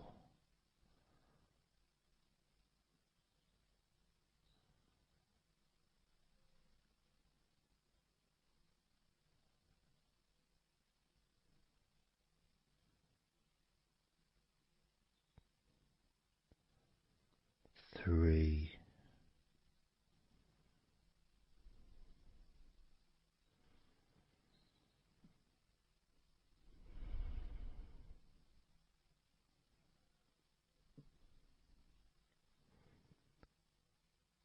2,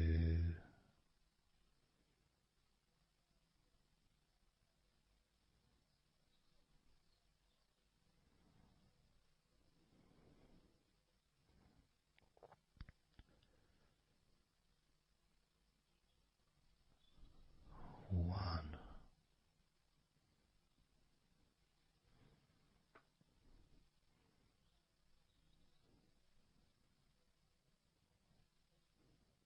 And how does your body feel now?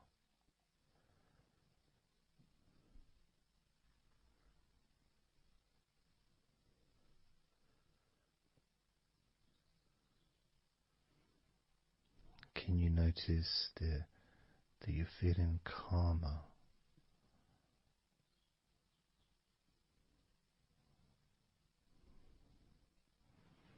That you're feeling more relaxed?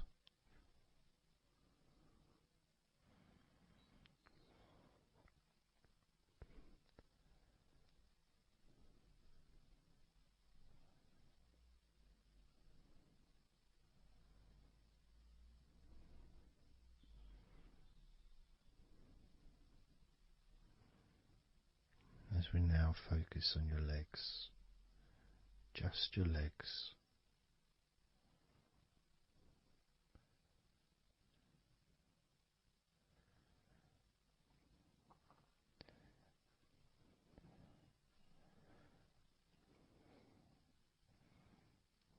We're just going to start with focusing on your thighs.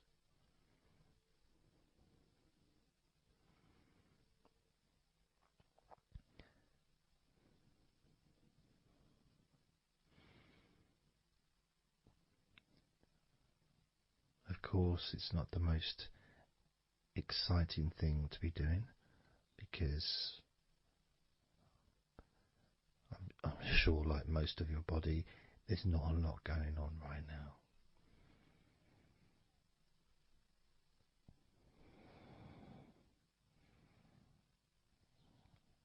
Just focusing on the whole of your thighs, the tops of your thighs, the sides of your thighs, the bottoms of your thighs, your outer thighs and your inner thighs. Basically the whole of your thigh that leads into your hip. and then goes down to your knee joint.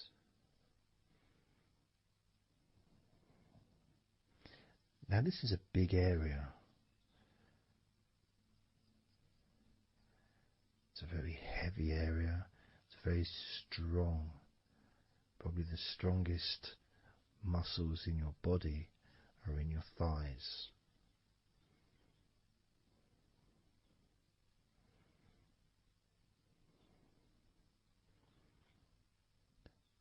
But I don't think we perhaps give enough attention to our thighs.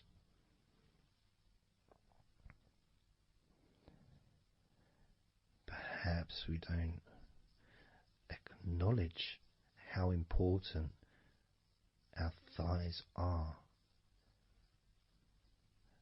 to our lives.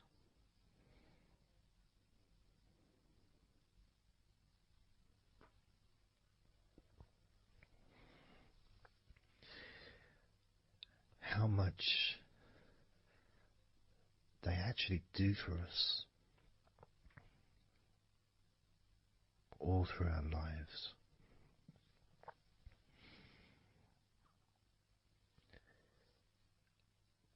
And it may sound really weird, but I think that all of our body parts,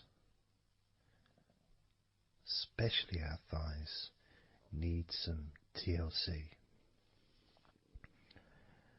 A bit of love shown, a bit of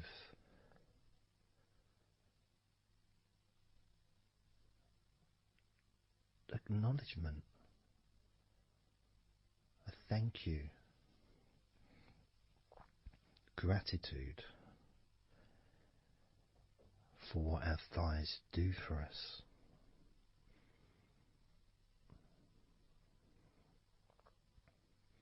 And I know this may sound a bit strange.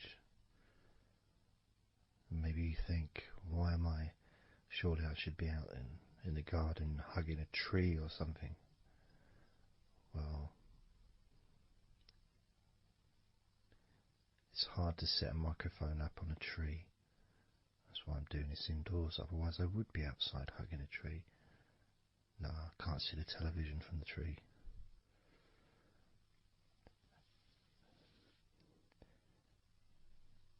If you move down to your knees, again, such an important part. And I think we don't necessarily, I'll speak for myself here, I don't necessarily appreciate all that my knees do for me until I have a problem with my knee. So occasionally if I have maybe I bash it or it's aching for some reason, it's then that I realise how much it does. You know, the benefit of being able to use my legs without any kind of physical discomfort is a beautiful thing that's possibly not appreciated until it's temporarily removed, you know, that comfort. But as you focus on your knees, regardless of how your knees feel, you can have that sense of gratitude and love to your knees for all that they do for you.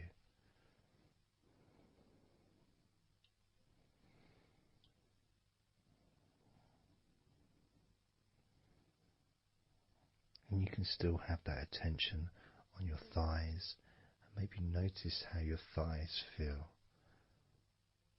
Maybe you've noticed that they are relaxing more deeply.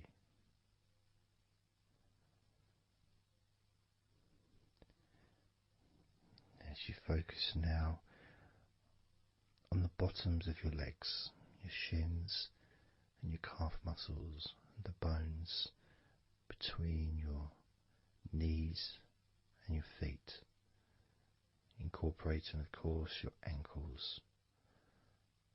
So important.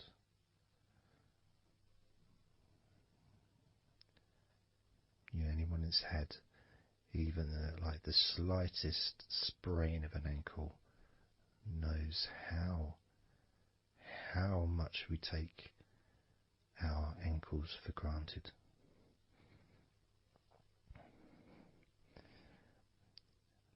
And it's kind of strange in a way when you think that, logically our wrists are a lot thinner than the rest of our arms, which is okay. Can't see any problem with that because we're just picking stuff up. But our ankles are so much thinner than the rest of our legs.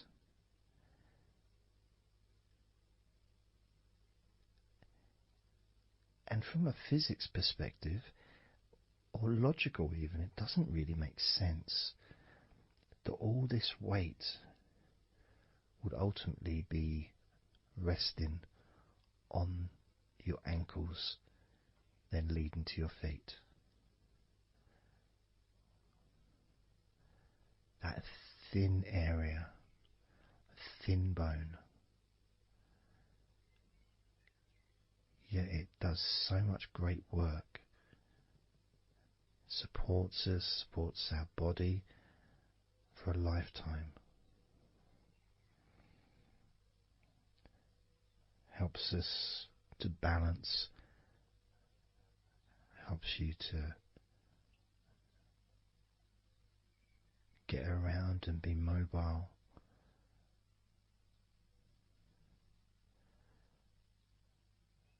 And there's the calf muscles, of course.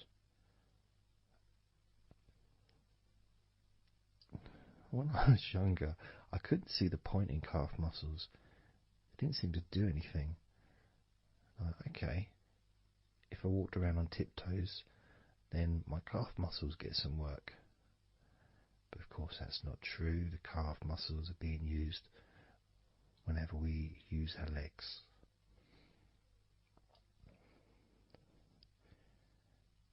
And your shins,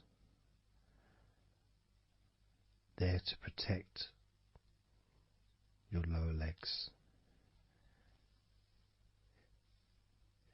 shaped in a way almost as a protector for the bone.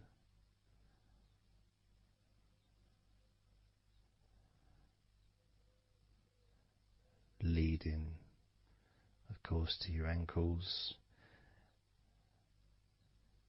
and your feet. But we're not going to focus on your feet, we're just going to focus on the legs. I realise that now that I've mentioned your feet, you're probably focusing on them anyway, so maybe I should focus on your feet a little bit. You can have them in your awareness, the same as you have your thighs in your awareness, even though we haven't been focusing on your thighs for a few minutes. We've been focusing on your ankles,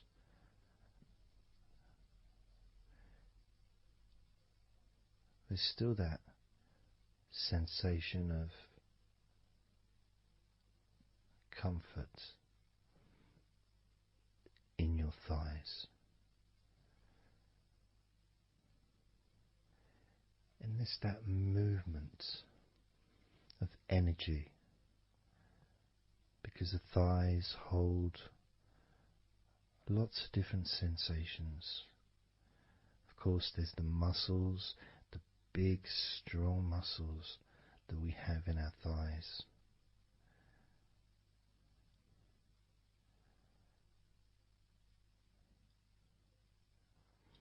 But the skin on the outside of the thighs, as in the outside of all of our body, can be very sensitive.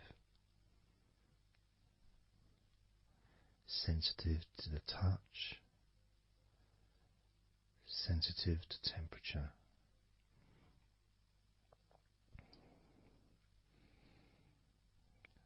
And inside your thighs, the bones, there's the muscle, there's the blood vessels, the arteries. So all this stuff, it's inside your thighs. And I guess sometimes it'd be nice if you could actually put your fingers inside your thighs and massage. So you can massage on the outside, of course, but to be able to get deep into the muscles, and to be able to just massage inside your thighs, massaging the bones of your leg, massaging all the veins, and just gently healing your thighs. And you could move down, massaging inside your knees, just massaging those bones, but with healing fingertips, spreading that healing energy deep into the joints of your knees.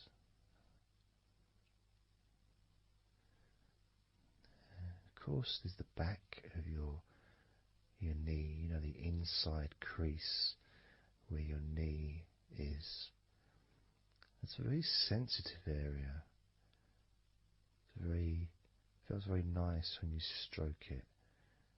That might be because it's an area that's not really touched very often. It's almost like a hidden part, that crease in your legs. It's almost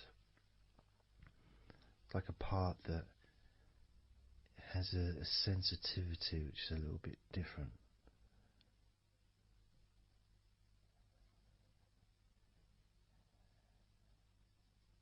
Of course, it's protected by your legs.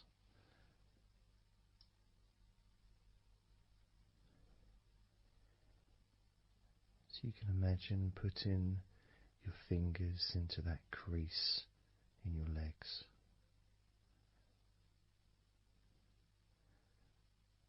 That fold in between your legs, you can just massage with your fingertips.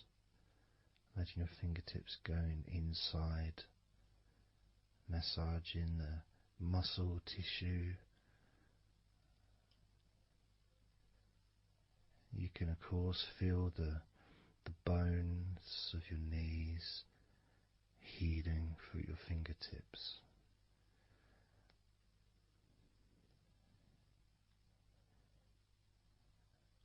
And then as you go down to your calf muscles, now that's a part I'd like to be able to really put my fingertips deep inside my calf muscles, massaging every single tissue of that muscle, healing every part.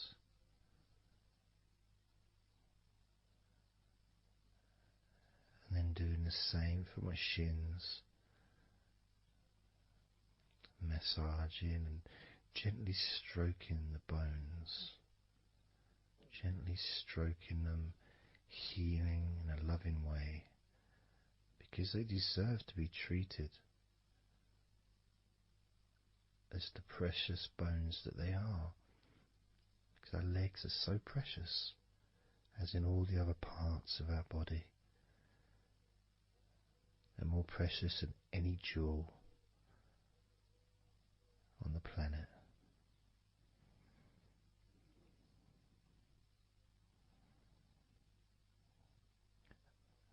And when you start to think about your legs in this way, it can change your perspective. It might sound a bit silly to start with, the idea of having love for your legs, showing appreciation for your thighs, wanting to be able to put your hands in your thighs and massage the muscles and the bones, and to get your fingers deep in there, releasing all tension, just to show how much you care about your legs, how much you care for what your legs do for you regularly. Your knees, your calves, your ankles, the strength of your ankles, considering how thin they are compared to the rest of your legs, especially your thighs. Yet they're so strong, so flexible. Absolutely amazing things. Your ankles are truly a gift because of what they do for you.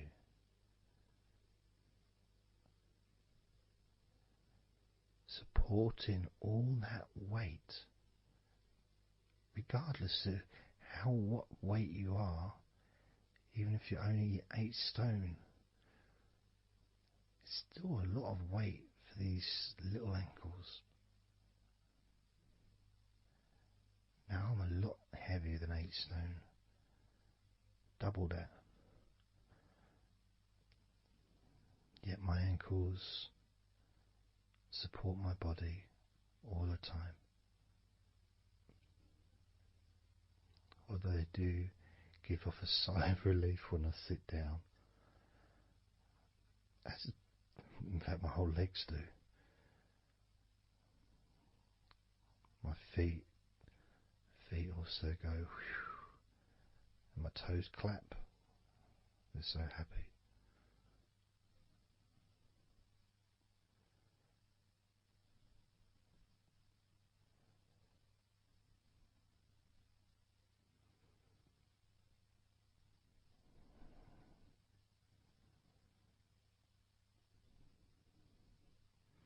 Your legs really are amazing. And I know that talking about your legs is probably possibly among the most boring things you've ever heard anyone say, possibly. But boring or not, everything I said is true. Your legs are amazing.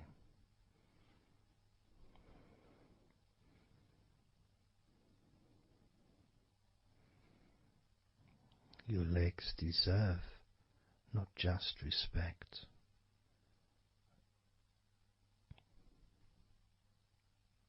they deserve to relax deeply.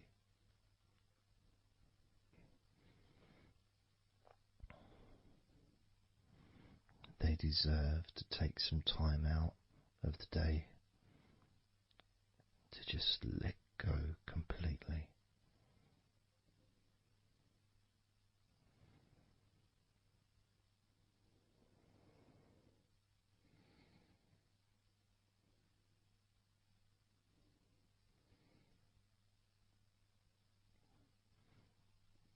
Your legs really can relax.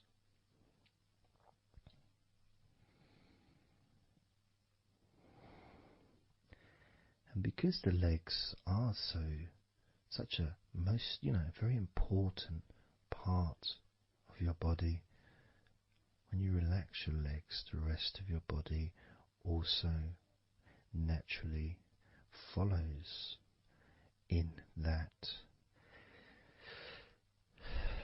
journey of comfort.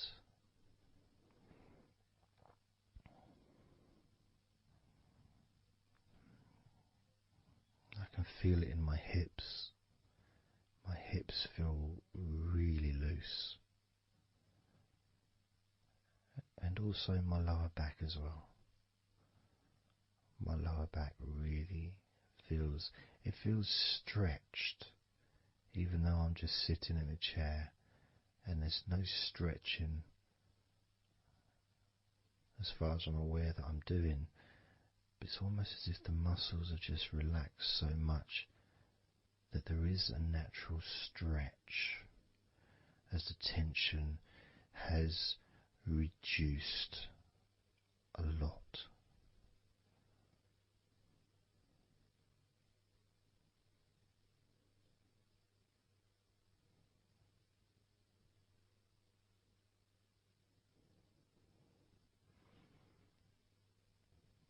And I'm now going to count down from 10 down to 1.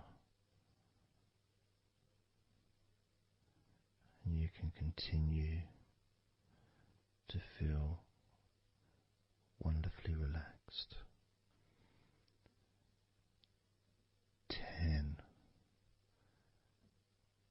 9,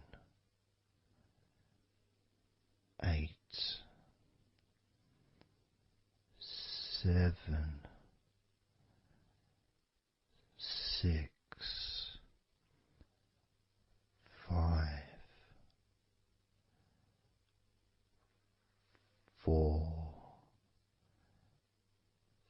3, 2, 1.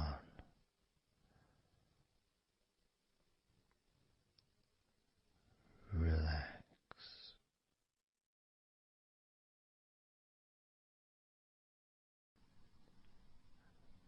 So I'm just going to count down from 5 down to 1. And as I count down, if you just focus on the numbers, just the numbers, counting down, and notice how you feel in this moment as you hear the numbers counting down, knowing that those numbers counting down represent you feeling calmer, not just in your body but also relaxing your mind. And just notice how you feel. There's nothing to do, there's nothing to say, there's nothing to think about. Starting with number 5.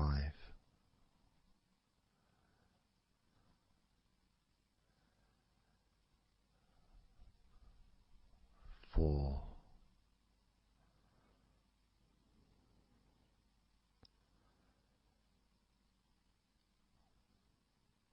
3.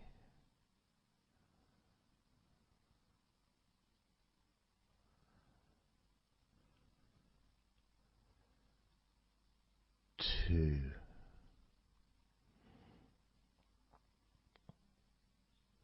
1.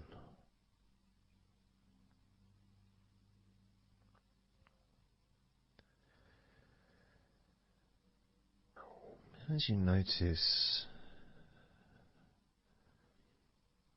the gradual letting go of the tension in your body, you may also begin to notice and be aware of how your mind is starting to slow down. This is just a natural thing that happens. It's not really a special procedure. It's just natural because as your body relaxes, your mind also starts to relax. And the more your mind relaxes, the more your body relaxes. It's just a continuous circle of relaxation.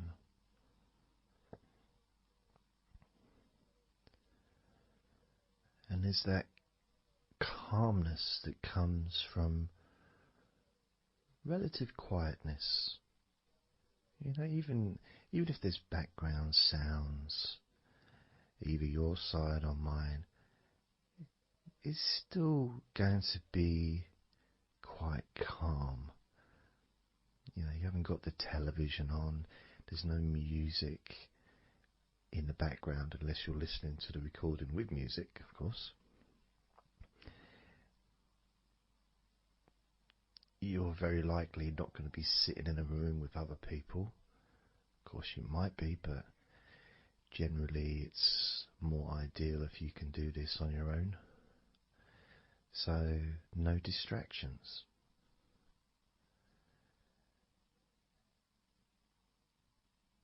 And when you stop thinking about stuff,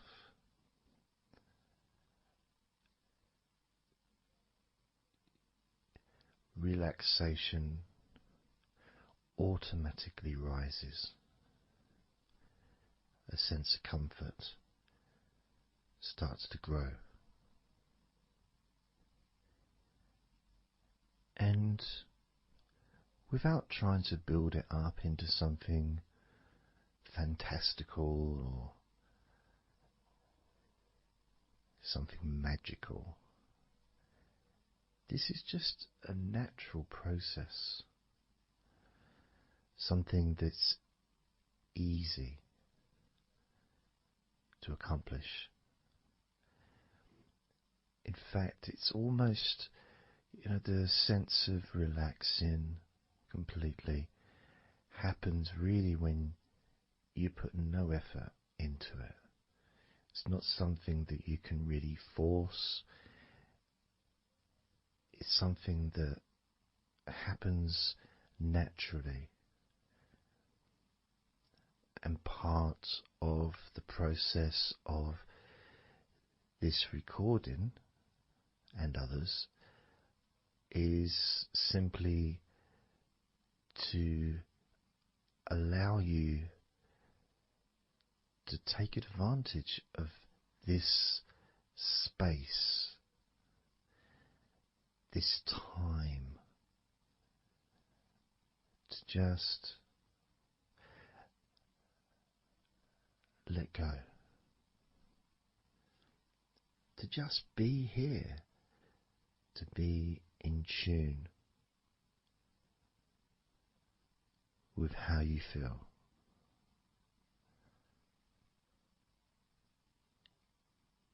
Yet with the intention of wanting to relax deeply.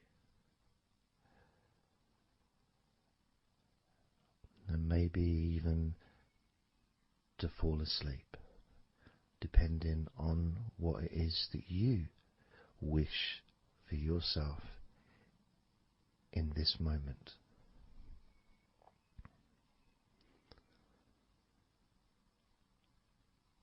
As we know, relaxing is the majority of the process of falling asleep. The actual falling asleep part is the tiny bit at the end. The deeper relaxed you become, the easier you find yourself drifting.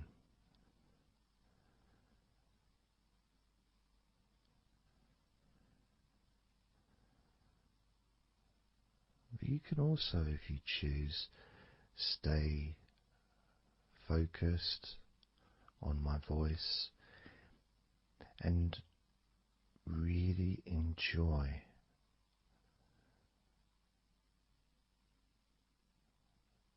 the process of gradually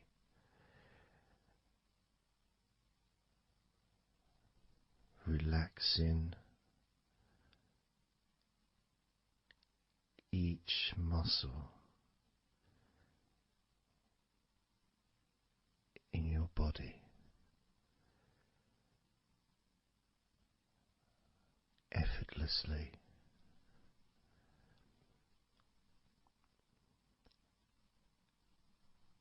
and just observing the sensation of letting go.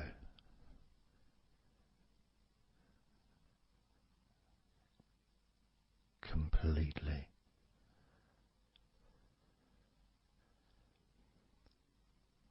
This time I'm going to count from 6 down to 1. And you can notice your mind calming down more with each number that you hear me say. Naturally feeling calm and slow and peaceful.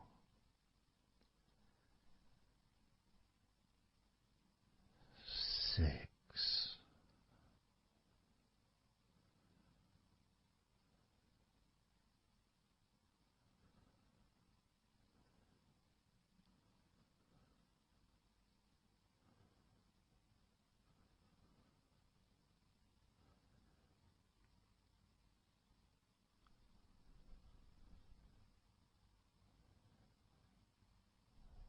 5.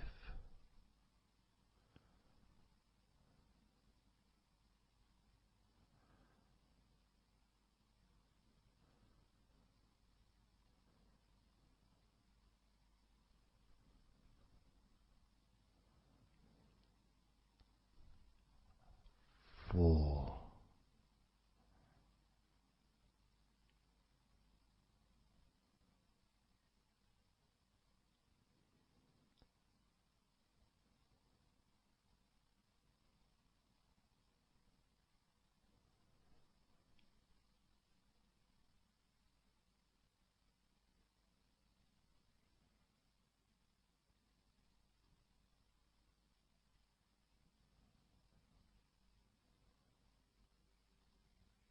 3.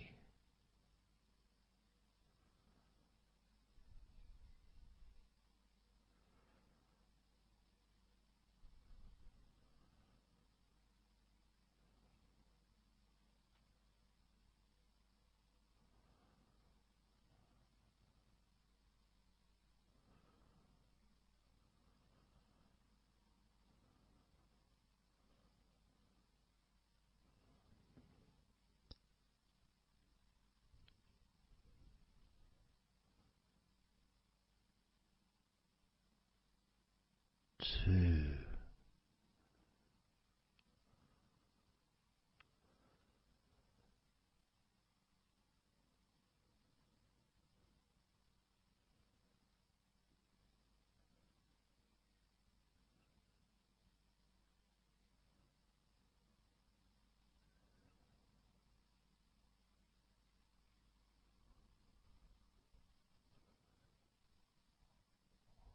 1.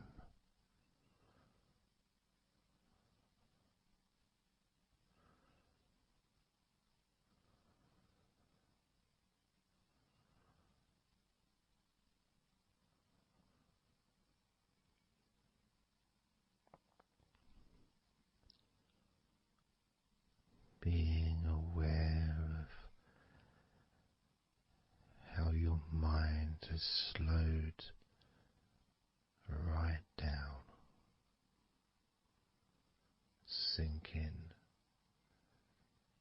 deeply into relaxation.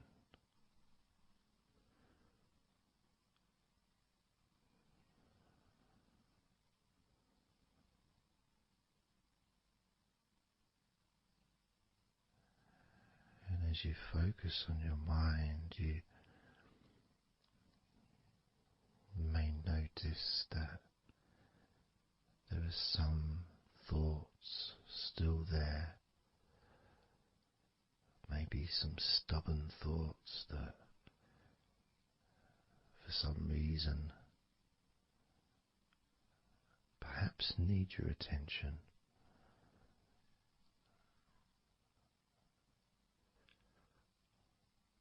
So what you can do is send love to those thoughts. Sprinkle those thoughts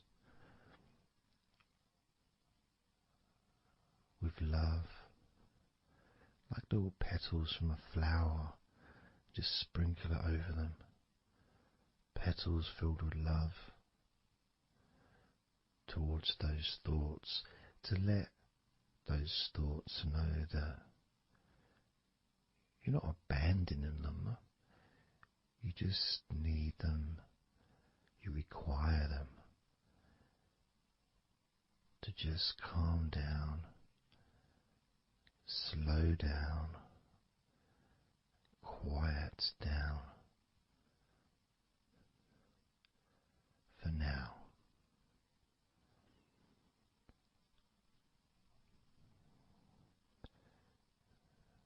So as you focus on those remaining thoughts, as we count down this time from 7 down to 1, with each number,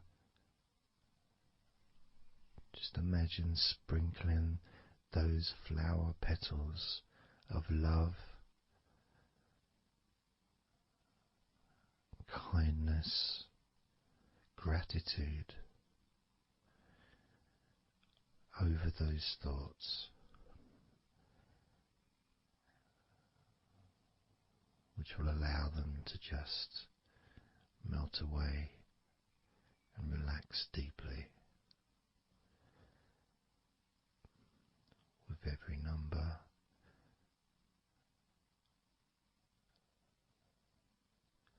those thoughts will become more and more relaxed.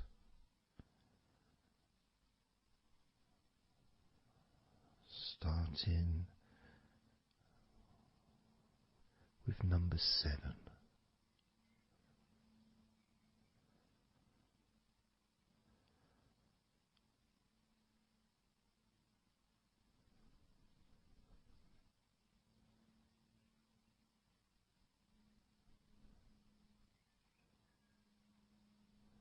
Six.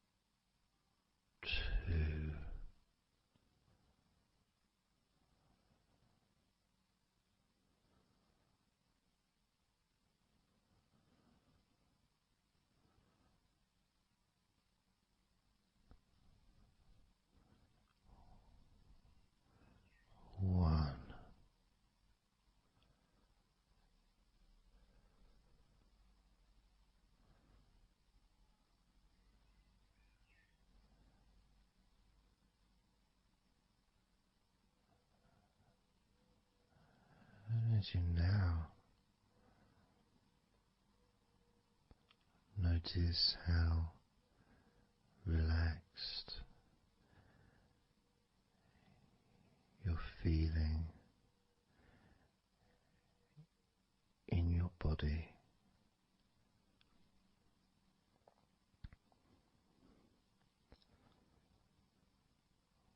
We're going to focus on your hands.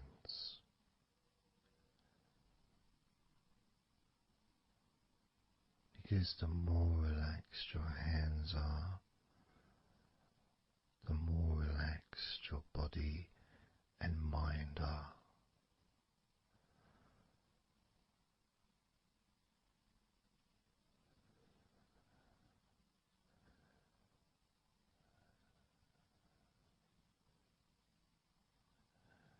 And as you focus on your hands and your fingers,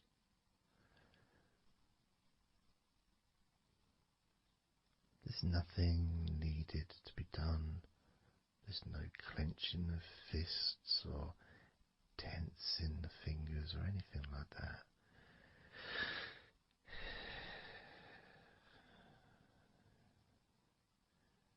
It's just noticing and focusing on your hands.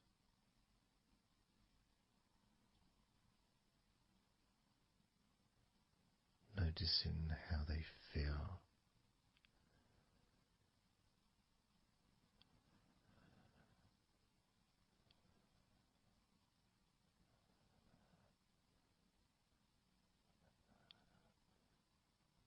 Because the more relaxed your hands feel, the calmer your mind feels, and the more comfort you feel throughout your body.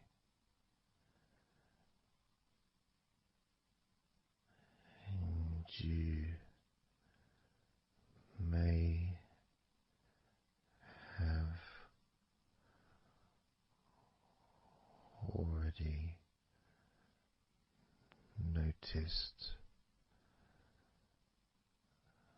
that your mind is starting to drift.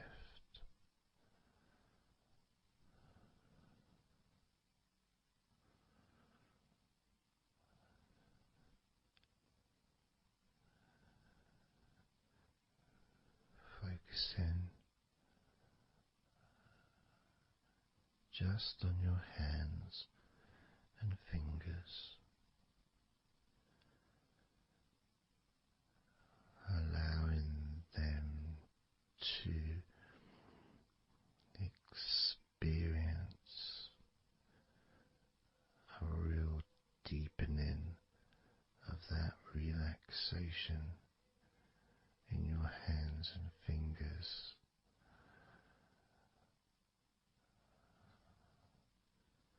More and more relaxed with each number.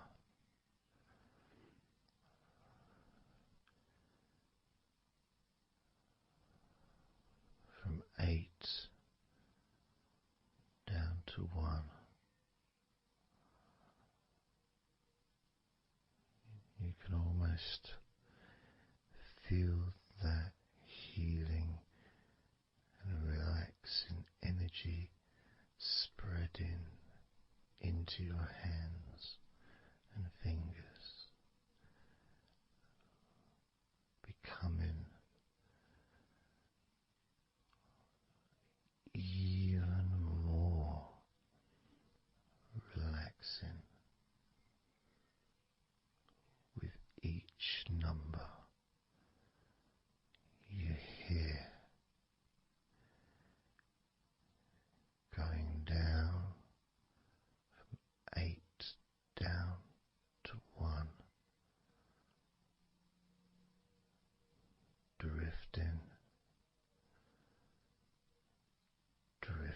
again.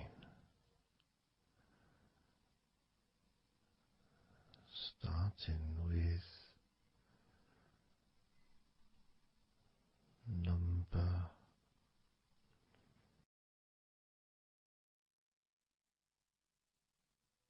8.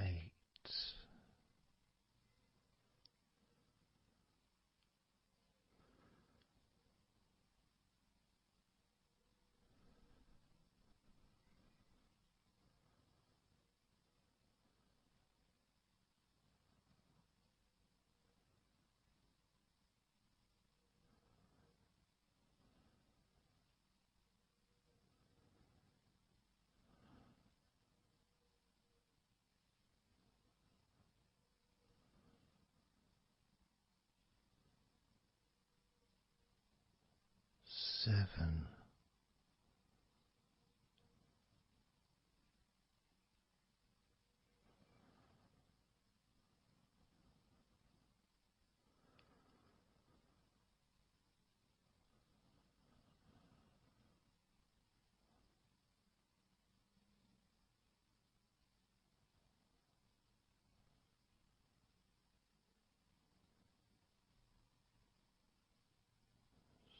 6.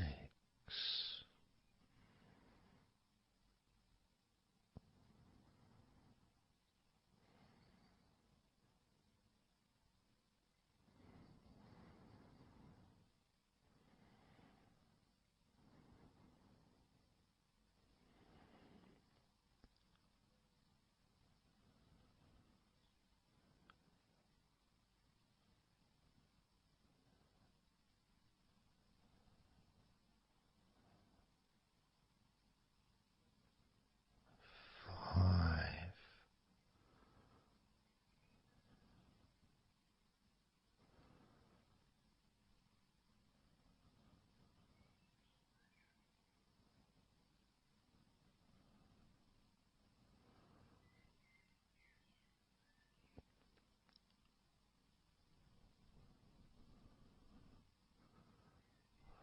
4.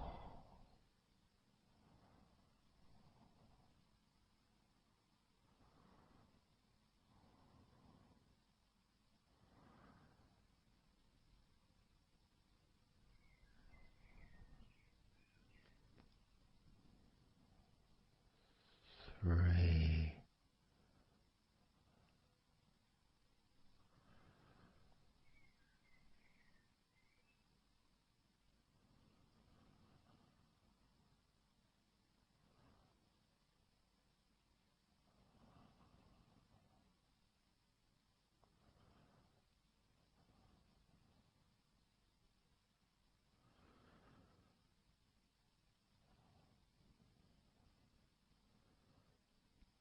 2. 1.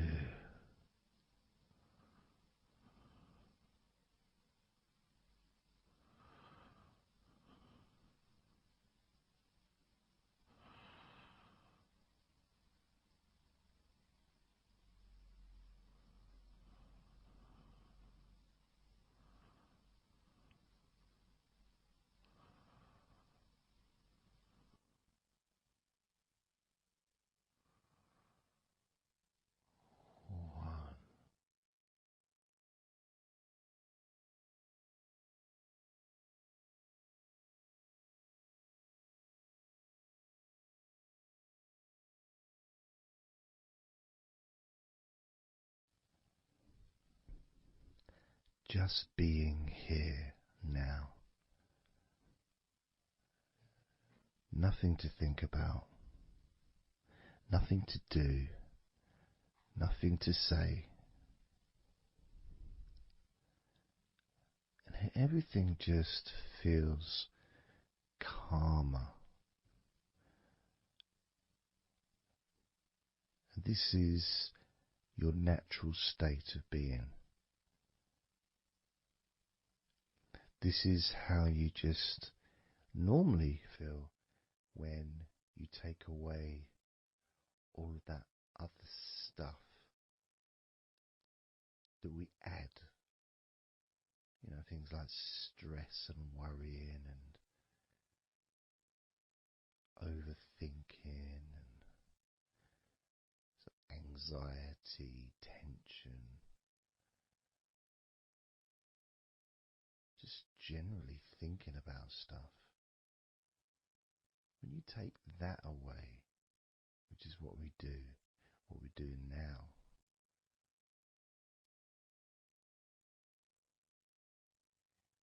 you're left with a real sense of peacefulness, which comes to you very quickly. Because ultimately, it's just a feeling. A feeling of comfort. It's almost as if you've gone inside yourself and you've found a special place where everything is peaceful. A place where you can feel relaxed and your natural sense of comfort. A place where you can be you. Where you can accept yourself for who you are. A place where you're not trying to please anybody else, ever. A place where you can actually not just love yourself, but in some ways, more importantly, you can like yourself. Appreciate who you are.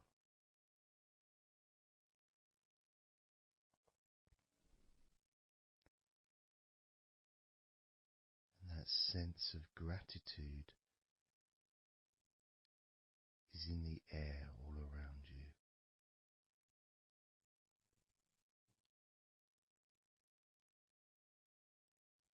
And that's also a place where you can actually feel the healing energy soaking into your body.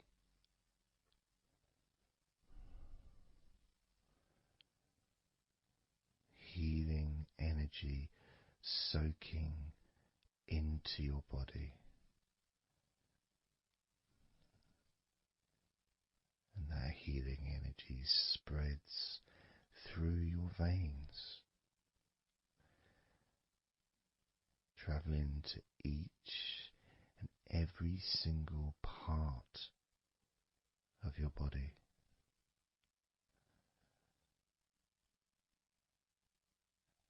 And you start to realize that actually that healing energy has not just entered into your brain,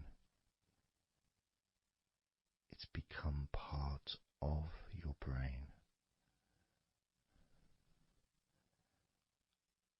And that spinal fluid is now mixed with healing energy.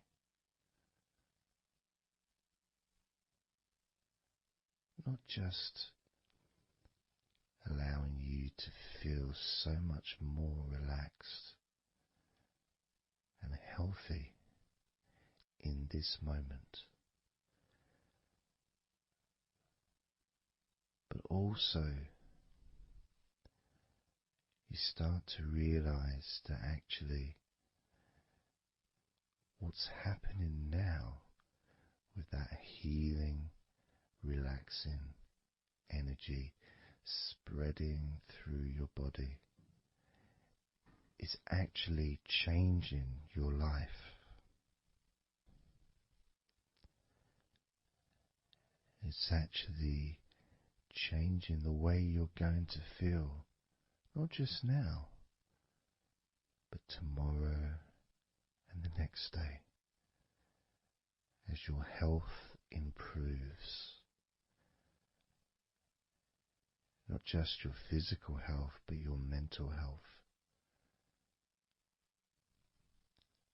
things that used to bother you in the past, for some reason, no longer have the effect that they used to,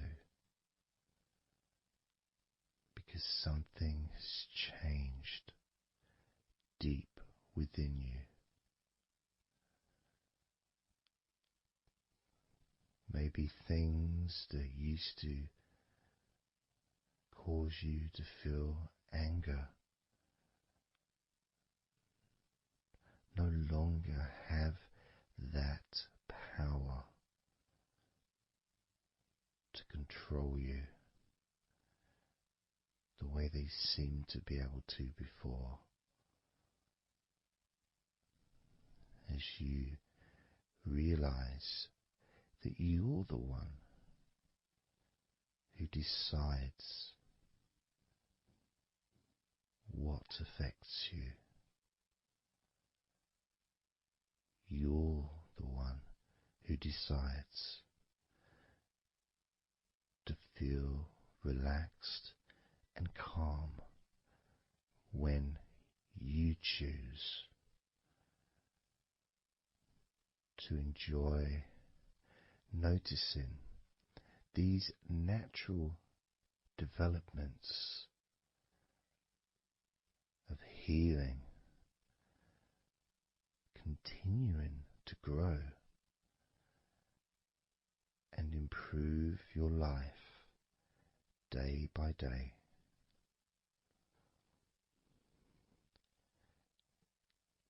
Including, of course, your ability to relax so much easier and sleeping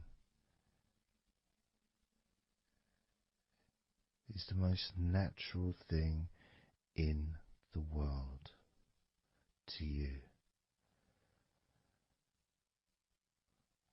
because falling asleep is something that you've done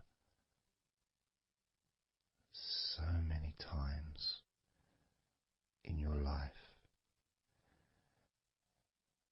and you know that you were born, as we all were, with the ability to fall asleep naturally. We were born with that ability to just drift off into a deep, healing sleep.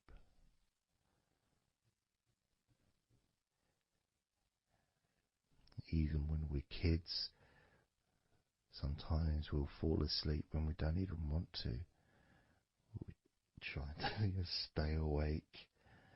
Maybe it's a birthday in the morning, or it's Christmas or holiday or something we look forward to. We don't want to go to sleep. But the more we want to stay awake, the more we just start to drift. And the more you fight drifting, the more you try and stop yourself from drifting asleep, the deeper and stronger that drifting becomes.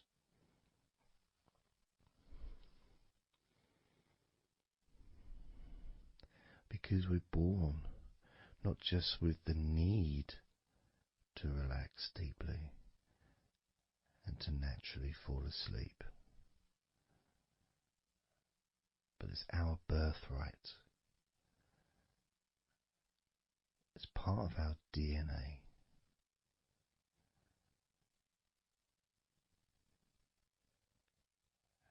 And sometimes as we get older in life, perhaps at times we have forgotten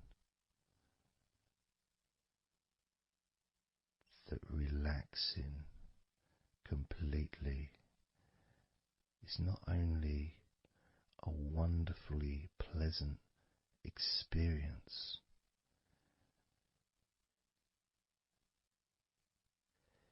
it's also really easy.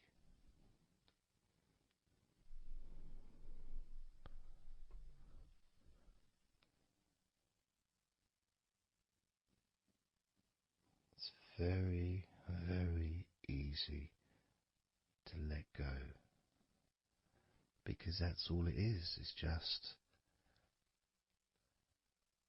deciding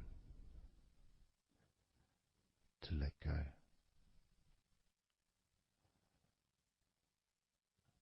And when you press the play button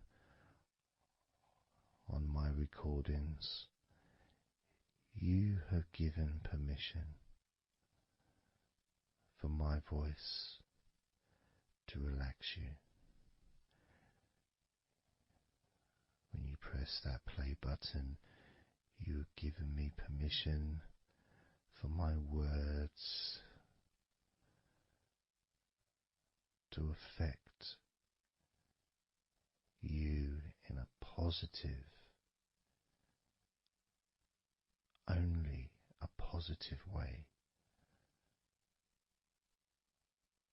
opening up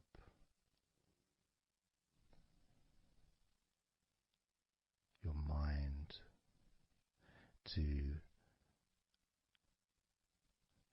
useful and healing suggestions that can have such an amazing effect on how you feel right now, as well as those changes that continue long after the recording ends, those changes within you that continue to flourish and grow, transforming your life in a positive, beautiful way, allowing you to move forward in your life in the direction that you choose for yourself.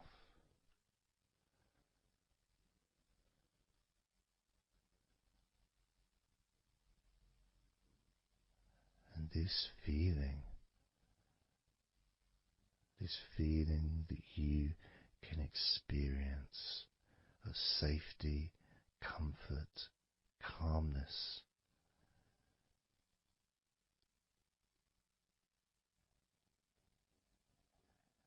just feels so nice.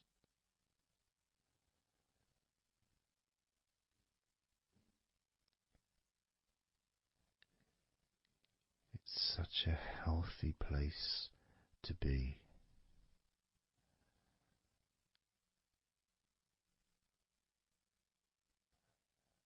And that positivity grows within you.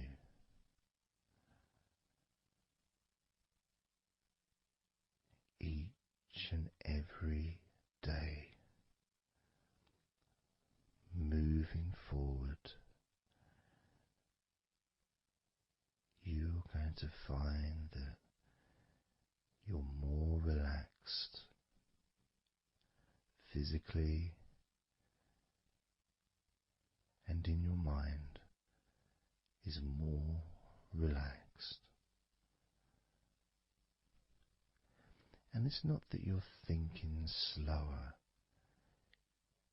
it's just that your mind will be less clogged up with unnecessary negativity. Because from now on, your mind rejects negativity. From now on, you're going to start noticing when negativity arises, and you can just say stop. Stop. And that negativity will turn around and leave you alone.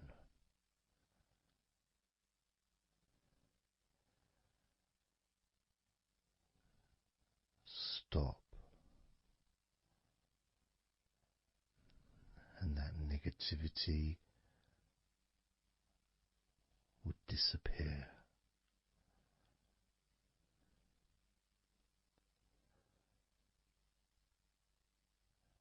And as you notice that you feel way more relaxed than you probably expected,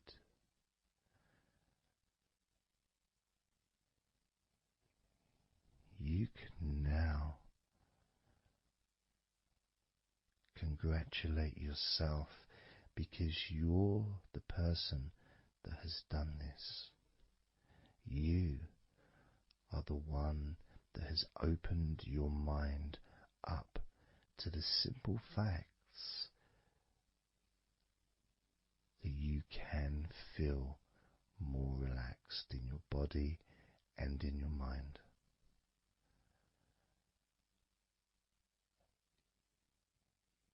You've opened your mind up to the birthright of being able to just fall asleep easily when you choose.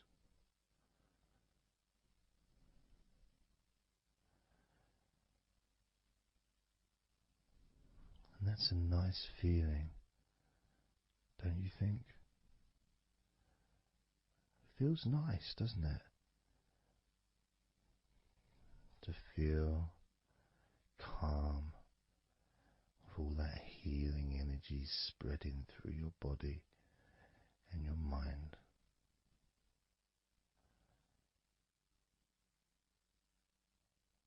To spend time in that special place where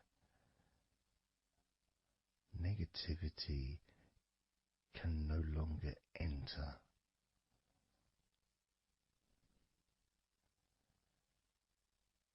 Negativity is banned, it's barred, it's not allowed entry. It doesn't deserve to be here, it doesn't belong here. Negativity has no place in your life.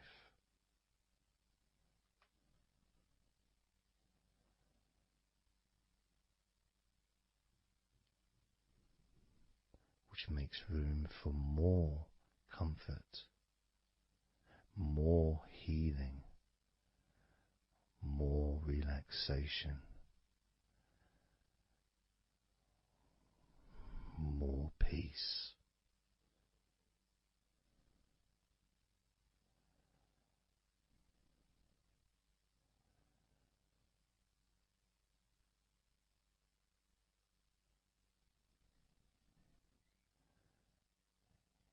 It feels nice, doesn't it? To just let go of everything.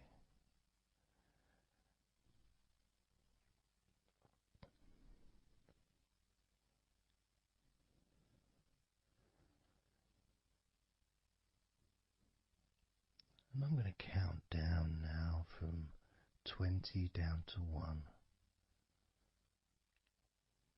You can continue to relax. If you choose, you can drift to sleep. With every number you hear me say, you can feel twice as relaxed. Or if you choose, you can feel twice as sleepy.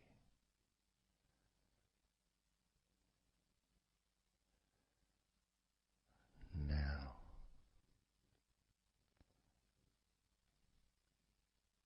20.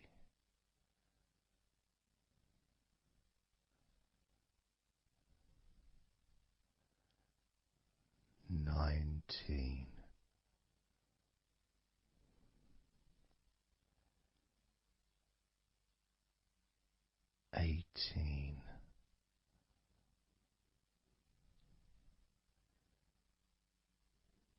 17,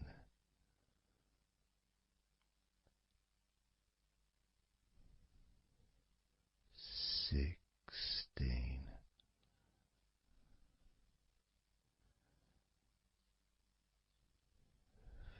15,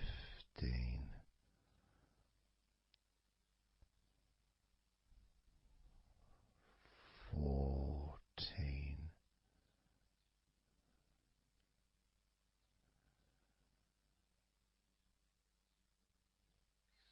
13,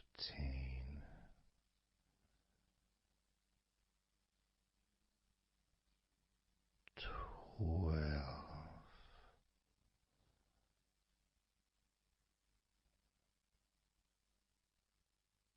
11,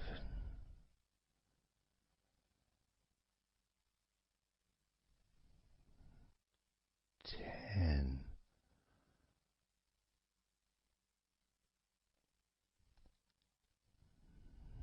9,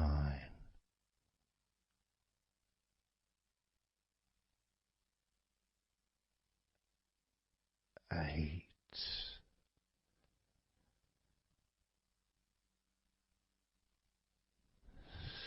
7,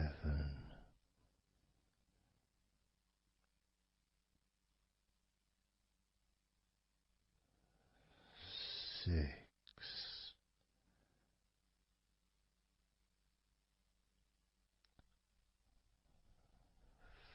5,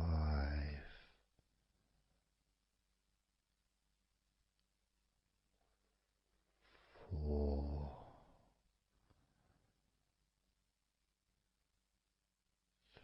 3,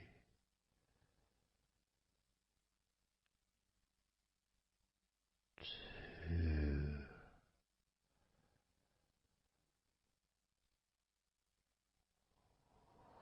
1.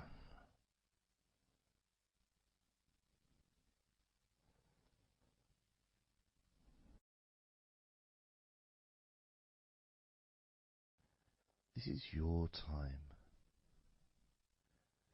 to just take a break. Your time to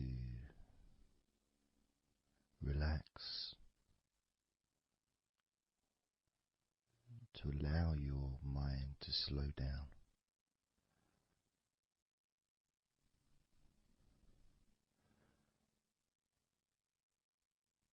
To give yourself permission to take a break from everything. And you're the only person that can make that decision. You're the only person that can actually tell your mind to just relax.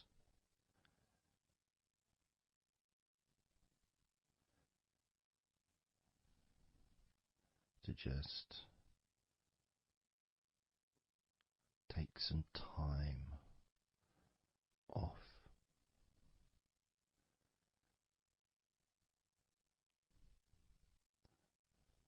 So that you can focus on your body, getting in touch with how you feel physically.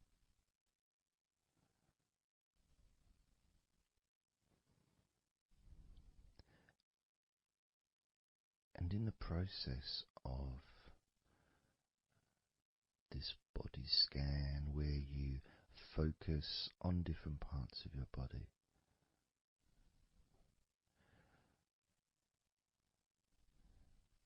those parts that you focus on and observe, even though you're not purposely requesting for those parts of your body to relax, it's kind of expected. You expect, when you listen to my voice, to feel more relaxed naturally.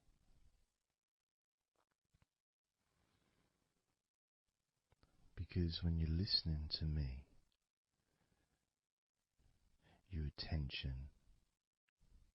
is focused on my words. And as my words guide you to focus on those parts of your body, your focus increases,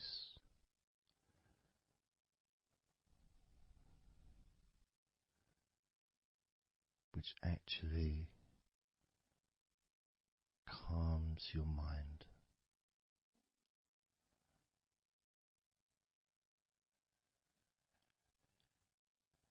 And when your mind calms down, your body relaxes.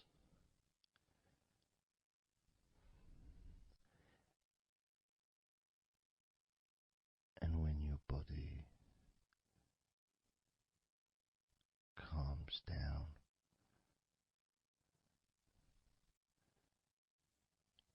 your mind relaxes.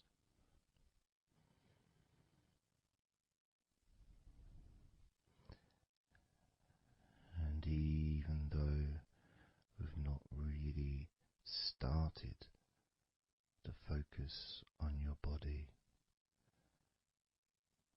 you can already feel that healing energy spreading through your body, pushing out stress and tension, healing all the parts of your body, including your skin, your bones, your blood, all of your organs inside your body, all of the muscles, all of the fat, all of everything. Every hair on your body is filled with that healing energy.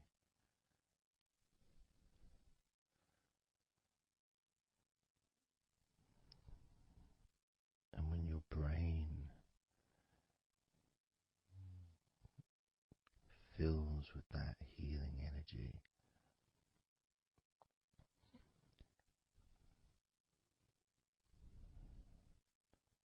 the feeling of comfort and relaxation increases.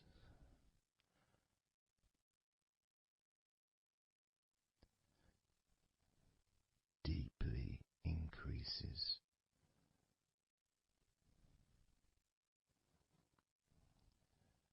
In a way that your mind starts to feel perhaps a bit drowsy,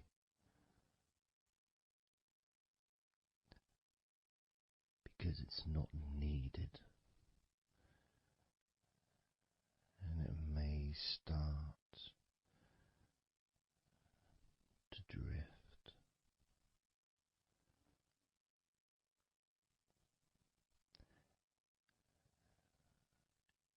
If that's what's needed. So if you're listening to this and what you need is deep relaxation, that's what you'll get. If what you need is to fall asleep naturally and easily as your mind drifts, that's also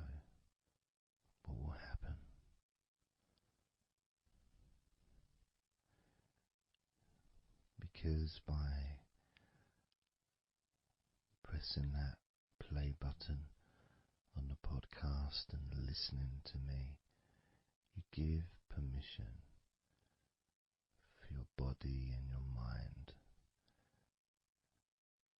In fact, you give the command to your body and your mind to relax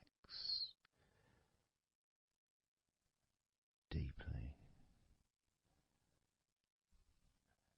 and to drift off to sleep if that's what you want or need.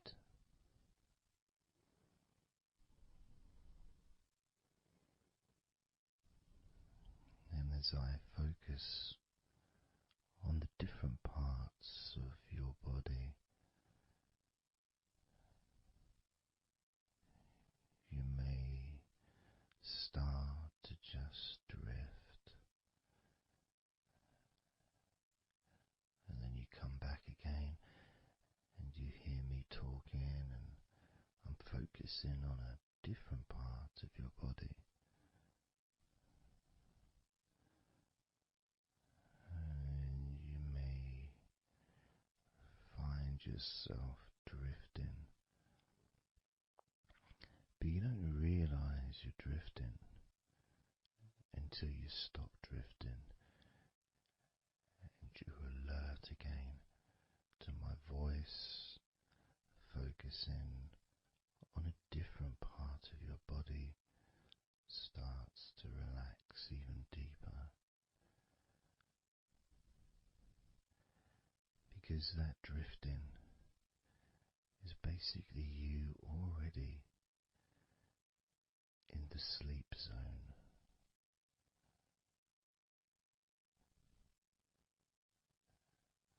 And the more you drift, the longer you drift, and the longer you drift,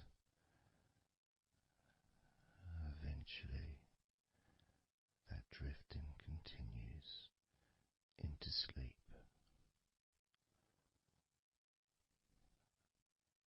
And that's the last you remember until you wake up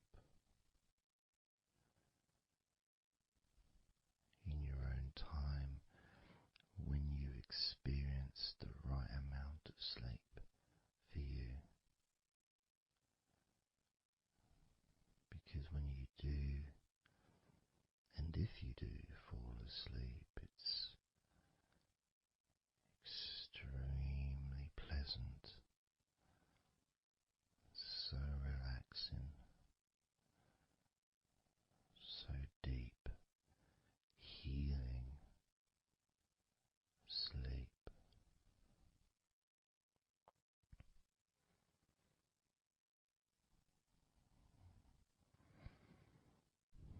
And it feels so nice to relax into your own body and mind as you feel that healing energy spreading through you, relaxing you so deeply,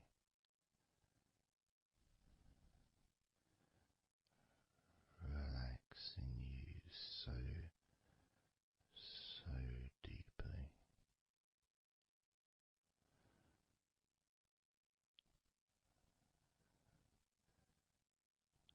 As we start to focus on your eyes,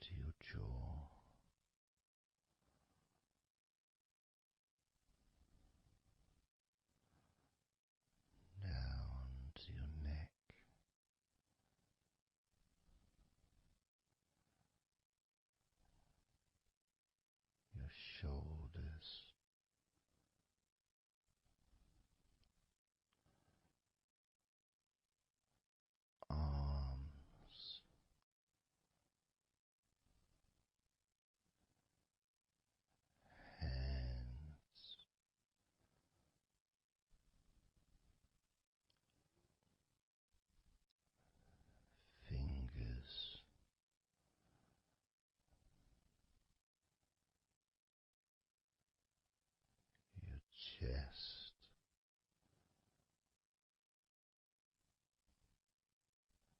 your stomach,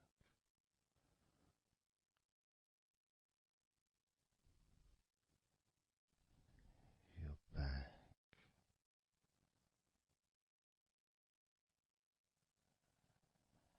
your spine,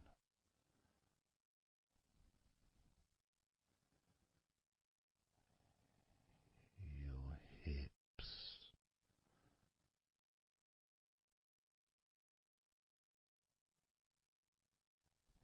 your legs,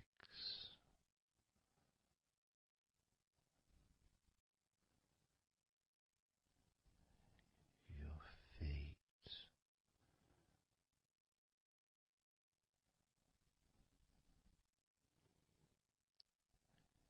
your toes,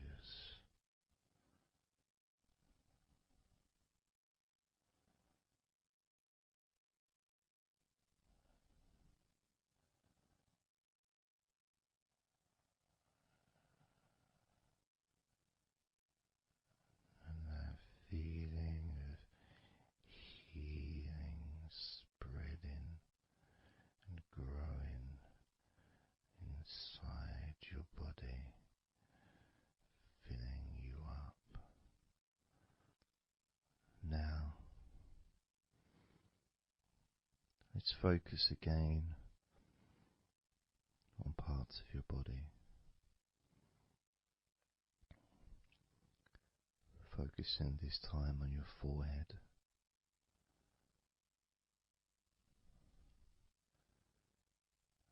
Now on your mouth, your lips, your tongue,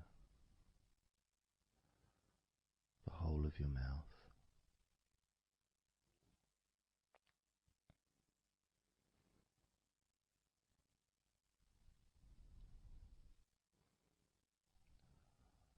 Focusing on your fingers.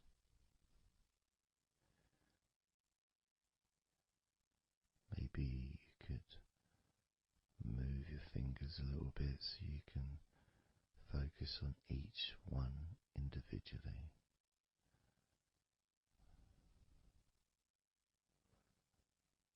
Both hands. And even though as you focus on both of your hands now, they almost seem to just melt into one.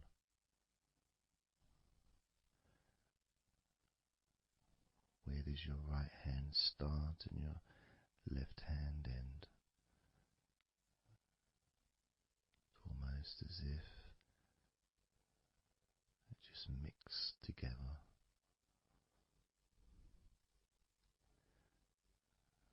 Now focusing on your knees.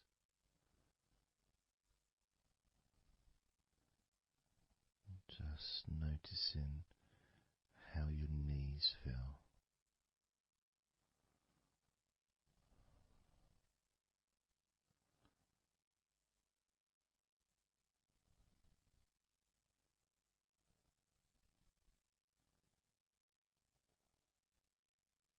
Now focusing on your elbows.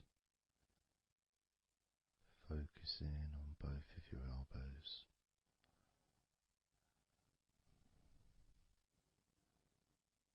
Just observing the feeling of your elbows.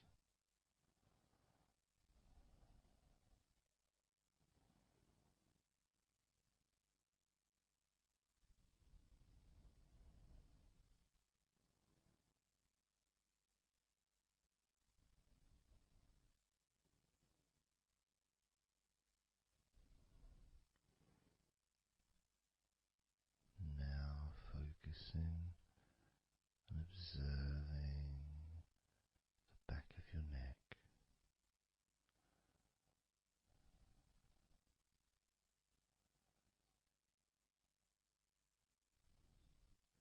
Feeling that energy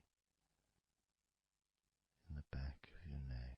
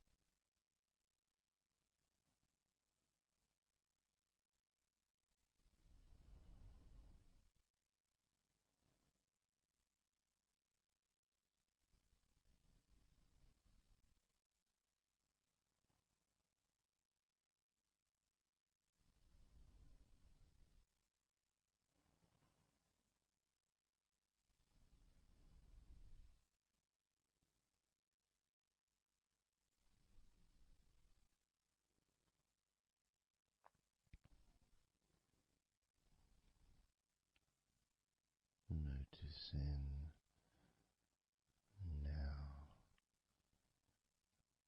your toes on both of your feet.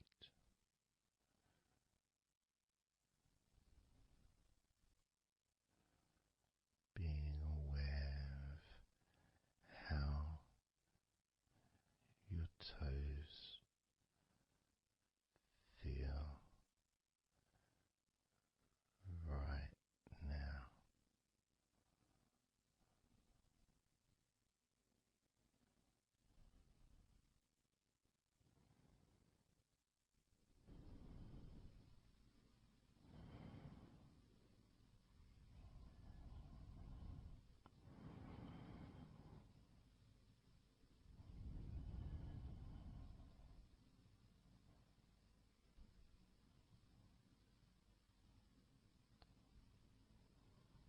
Noticing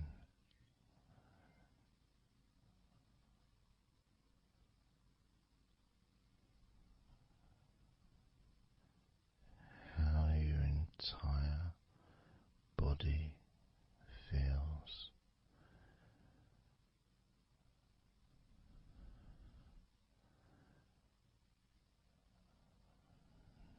Noticing how your mind feels now.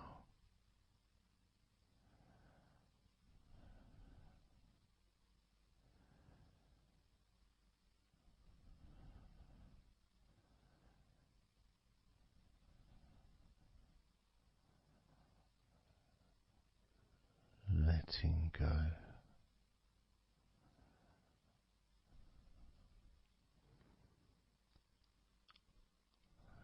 Letting go.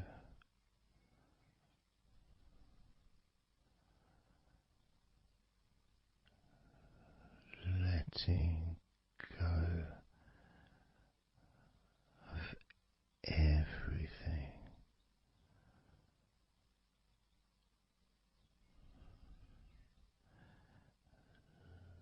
Letting go.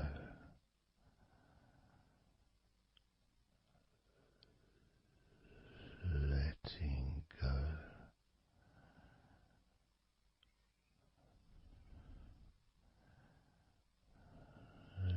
Letting go of everything.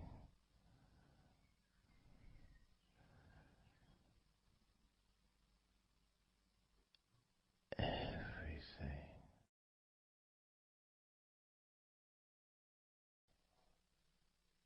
I'm going to start now, and I'd like you just first of all just to see yourself lying down on that massage table, lying on your front, your head is supported, your arms are supported, and you feel comfortable, and breathing is really easy, and you feel confident in how you look as well. So there's none of that issue of body problems or shyness, because I'm a professional and this is a therapy session. So none of that stuff matters whatsoever. This is about you. This is about how you feel and how you can enjoy that sense of comfort and relaxation that comes from letting go and allowing my hands and my fingers to relax you by massaging your body.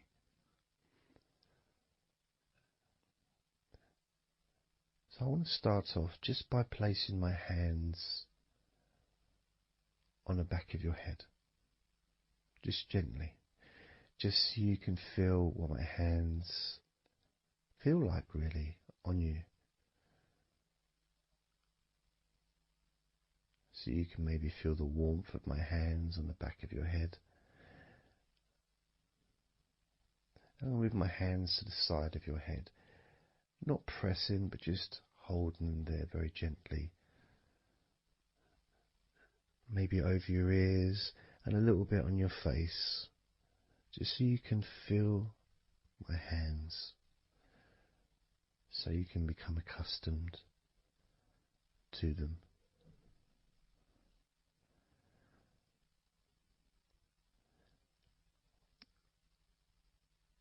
And now put my hands on the back of your head again and gently let them slide down onto the back of your neck.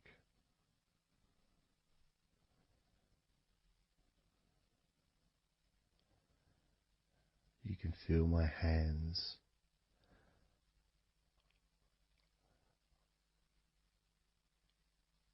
gently stroking the back of your neck to start with. Just so you can get used to the feeling of my hands on your skin. Get accustomed to it. Realize that you're safe and it's all good. It's all fine.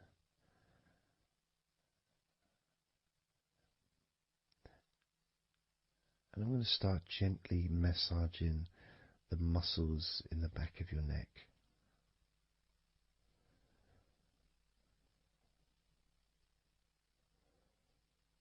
With both hands.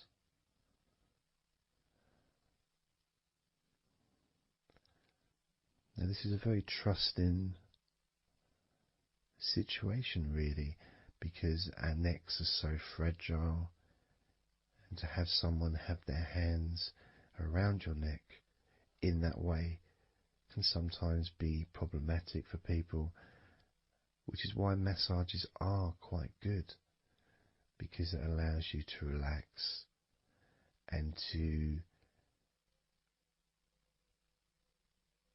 get in touch with trust,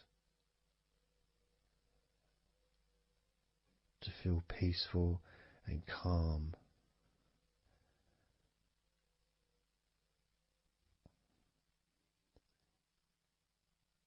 There's a massage the sides of your neck gently, moving from the bottom of your neck, which would be sort of near where your shoulders start, I guess, all the way up to your jaw, your ears kind of area, that side of your neck.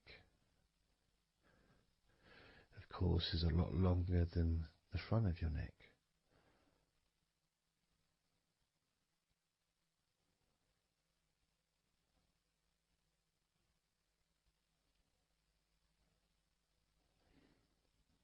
And then massaging the back of your neck,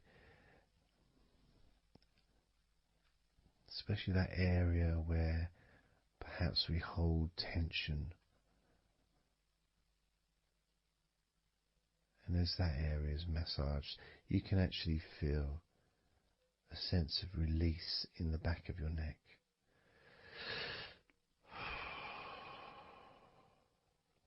And maybe you can breathe it out as well. Notice how it feels. Notice how you feel.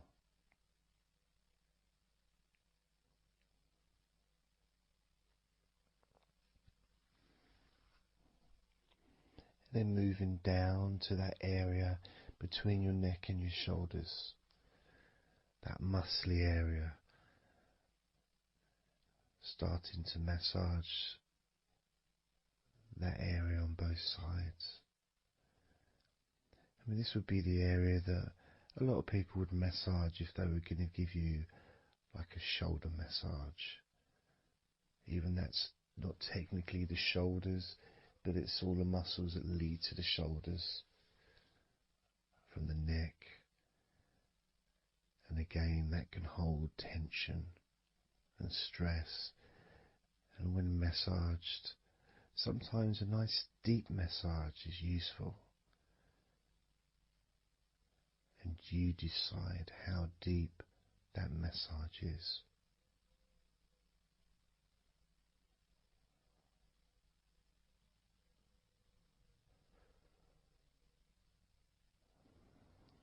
And just allow my knuckles just to dig in, to get to those muscles and to really relax them. All the time being firm yet gentle with you.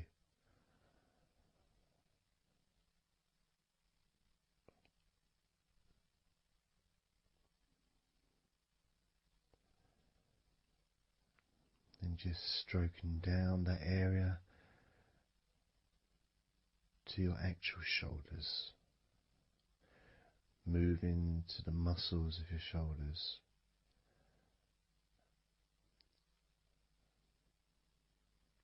And maybe initially just pulling up the shoulders a little bit off the table, just to give you a little bit of a stretch, but very gently.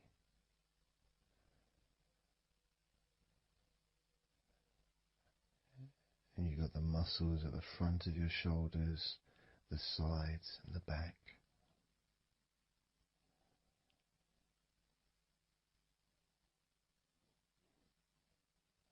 Again, this is a part that can really take quite a bit of pressure, quite a bit of needing, if you wish, to really release the tension, to really get into those muscles, and you can let your fingers in there and it can feel really nice. Sometimes just being stroked gently or being massaged quite strongly can all be beneficial to the relaxation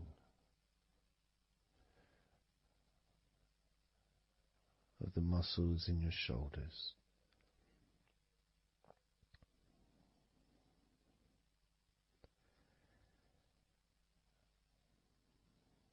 Now, as we move down your arms,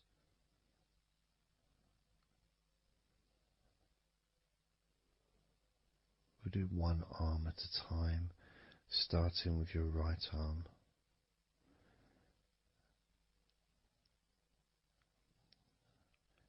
What I'll do is I'll just lift your arm up, just hold it to the side of you.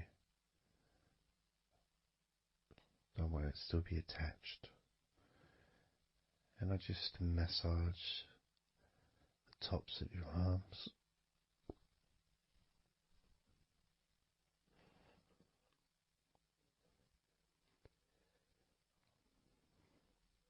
All the way down to your forearms, into your wrists.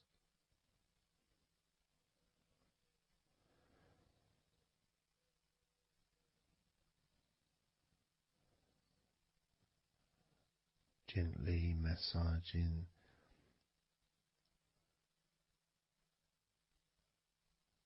that part, the softer part, which is the under part of the arm, which leads to the crease in your elbow, the inside. It's much more sensitive skin.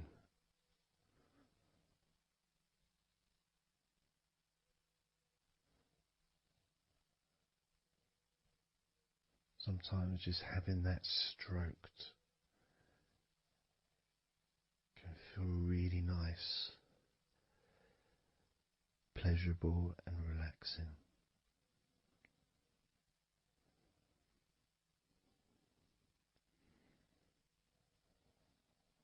Now moving down to your right hand.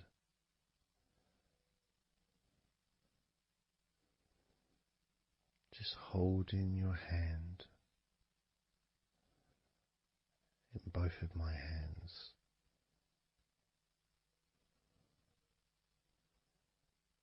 Just pressing gently on the back of your hand and stretching your fingers ever so lightly. At the same time, pressing down and massaging each finger.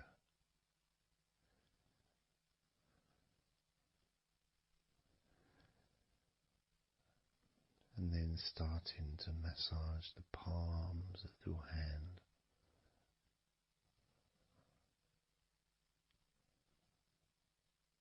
Just turning the hand gently, stretching it gently.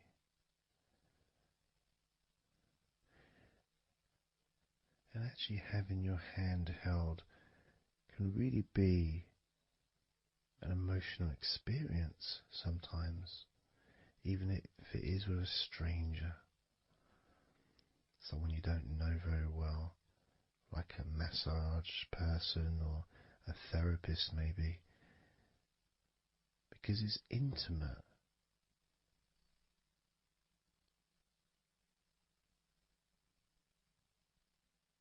And it can feel nice, and you can feel safe.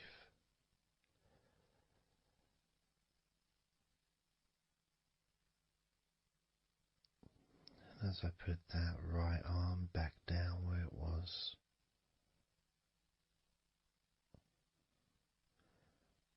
we're going to do the same with your left arm. Exactly the same. Massaging the muscles in your arm all the way down to your wrist.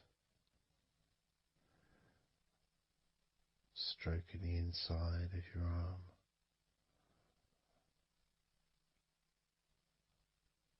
Just being gentle or as firm as you require.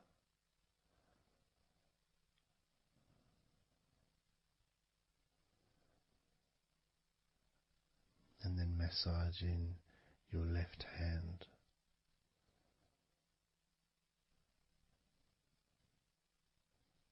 Stretching the fingers gently. Massaging the palm of your left hand.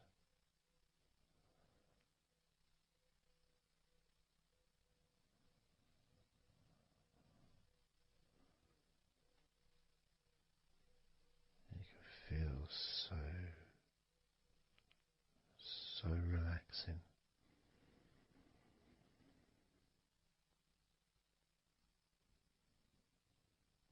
So comforting.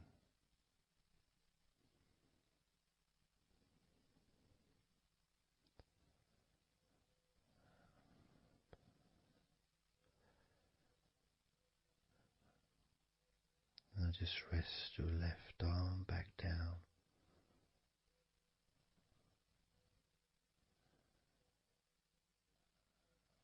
Start to massage your back, the biggest part of your body. Starting at the top,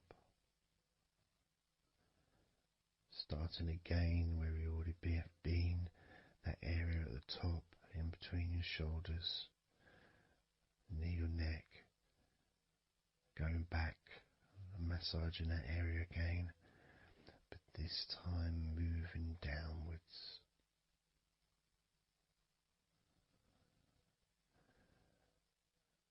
Making a downward stroke to the middle of your back, working from the outside inwards, so massaging your back, but the outsides of your back, the parts where your arms would maybe rest against.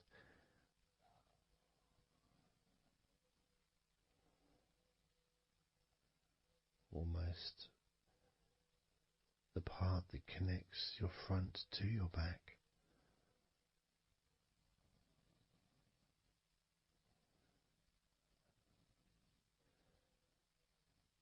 And just massaging down firmly but gently, as firm as you want. Moving down and then moving across a little bit and moving all the way down again. Being very gentle, yet firm as you choose.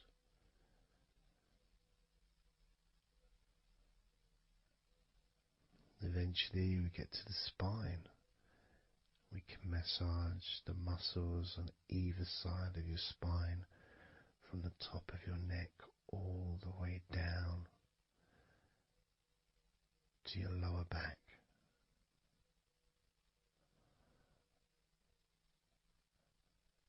We can do that a few times. Sometimes people use the knuckle or the, two fingers and just go either side of the spine and almost just push down and go all the way down to the bottom of the spine. Each time releasing tension and opening up the body, stretching your body so that you feel more relaxed, but at the same time rejuvenated.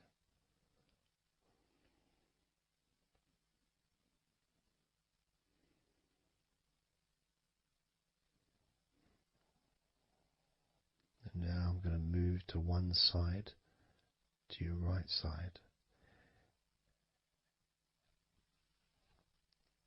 And from the bottom of your ribs to your pelvis, I'm going to massage that area of your back.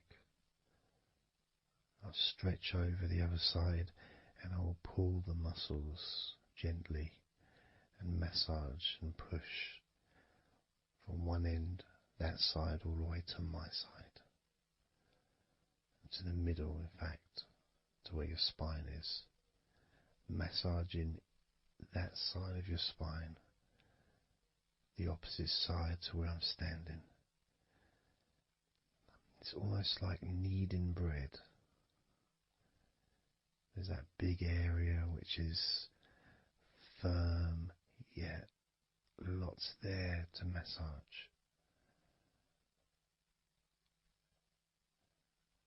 Potentially one of the most important places to actually have a massage, because you really feel it. You really feel the release and the pleasure of having your lower back massaged.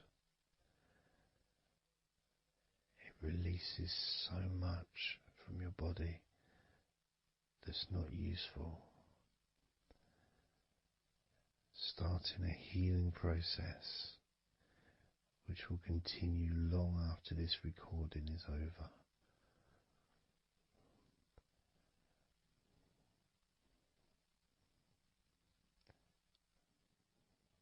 And massaging this part of your body not only feels really good for you, but it's actually fun to do, because it is, as I said, like kneading bread. It's a part that you can really get a hold of and really massage deeply, if that's your choice.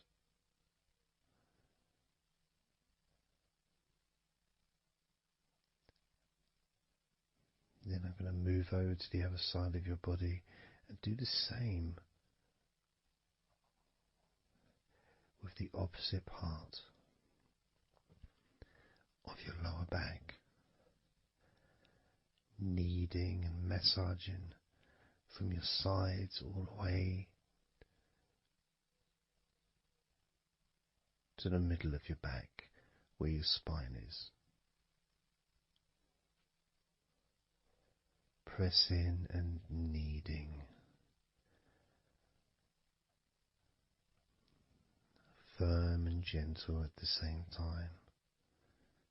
It feels so releasing.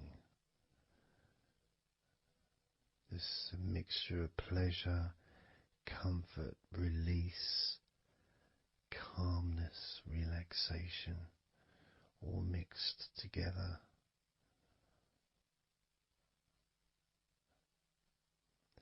Plus there's that feeling from your stomach as it's being stretched. Even though you're on your stomach now, you can feel it being stretched because that whole area is connected to your stomach.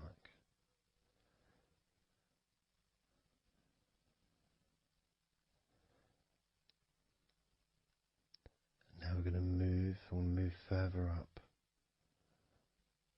to your top of your body, and I'm going to do the same. This time starting with your upper back, put my hands forward over and massaging that area up to your spine, from the side of your body up to your spine. So some of that massage area, the muscle tissue, or whatever, fatty tissue even, will be possibly from your chest. Because it's all connected, the chest and the back connect together. I'm going to be massaging and just pulling some of that skin from your side up and massaging that area of your upper back all the way to your spine. And then I'll move down a bit and I'll continue with the middle of your back, doing exactly the same thing. As gentle or as deep as you choose.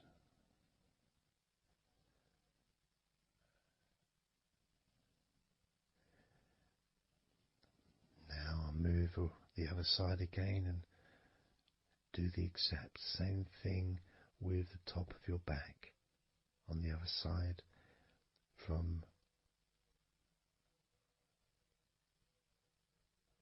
pretty much underneath your arm area really,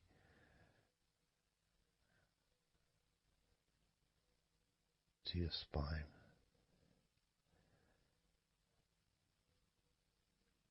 And then continuing that all the way down, including your middle of your back.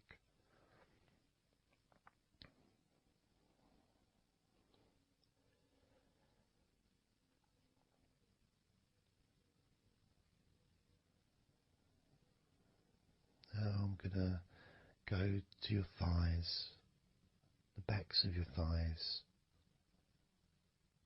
and the sides of your thighs. Starting with your right leg, massaging the back and the sides of your thighs, gently and firmly. There's a lot of muscles there. It's an area that can be very tense at times and maybe needs a little bit more pressure than the rest of the body. But that's up to you. You can gently stroke the back of your legs where, opposite your knee joint or underneath your knee joint. It's a very sensitive, gentle area.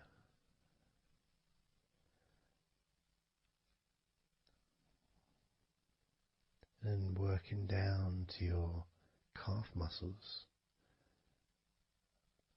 massaging your calf muscles thoroughly and deeply if you choose, using both hands and fingers digging deep.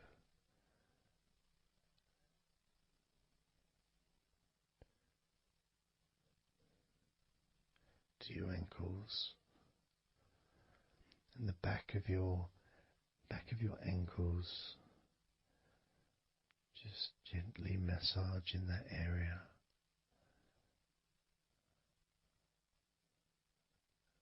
Maybe lifting the leg and stretching it a little bit.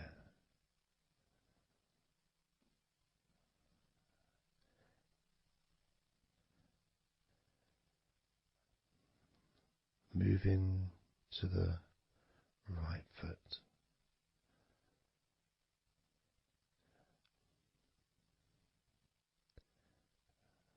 Massaging the bottom of your feet and the sides of your feet.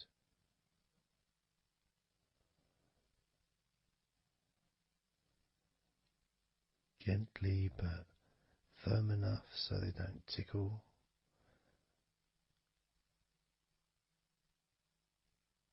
And just allow the pleasure that you get from having your feet massaged to just overtake you. As I continue to massage your feet, the bottoms of your feet, the sides, your arches, your heel. You can put a lot of pressure into your heel and it feels amazing. Yet the arches need to be a bit more gentle. Stretching your toes gently and massaging the bottoms of your toes with my fingers, each one individually.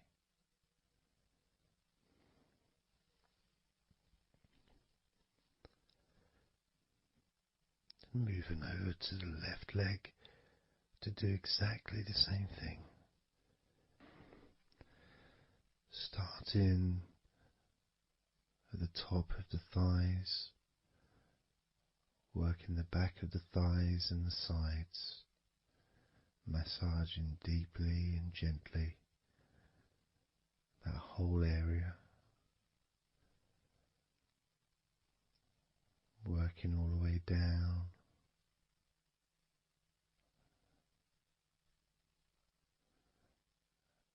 And this is an area that maybe you could like to spend more time relaxing and massaging. So perhaps if you wanted, I could make a future recording where I spend more time on one particular area.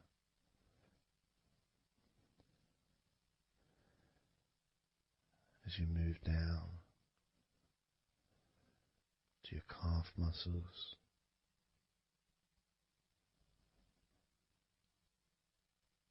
massaging your calf muscles firmly and gently.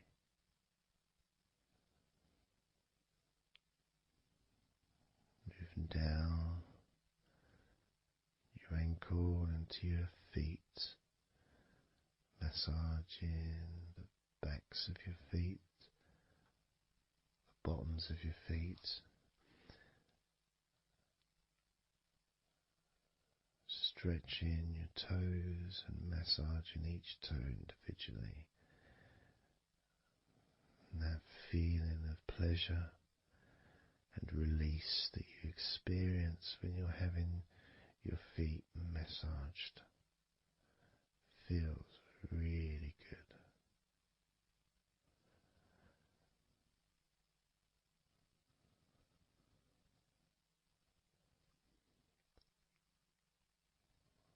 Now, as you turn over in your mind, laying on your back,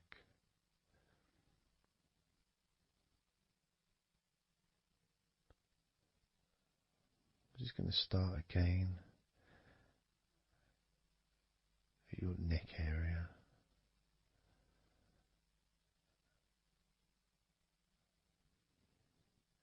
In your shoulders, just to get back in touch with that area.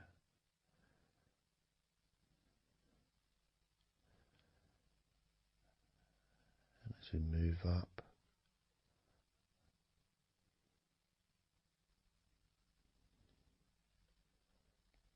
I can clean my hands, make them all fresh, because now I'm going to massage your face gently. Starting off with your forehead,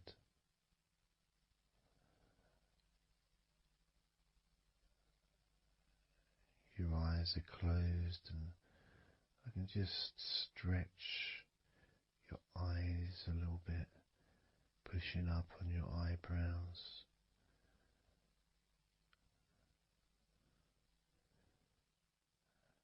Just massaging around your scalp.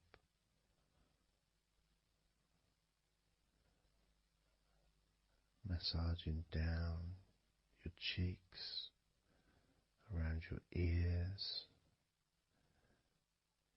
into your jaw, gently. The sides of your neck, your chin,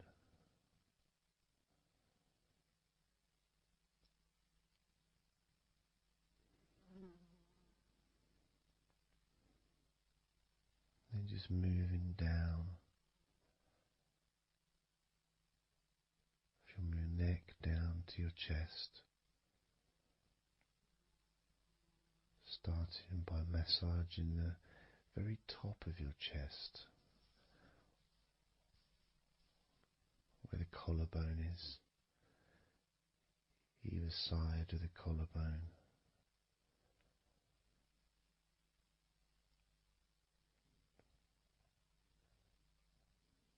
And then just massaging the whole of the chest.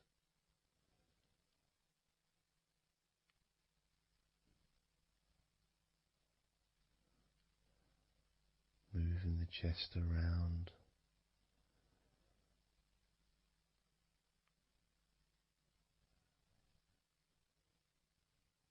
Because it's quite a large area, you can move from one side to the next. Moving my hands from underneath pretty much where your arms are,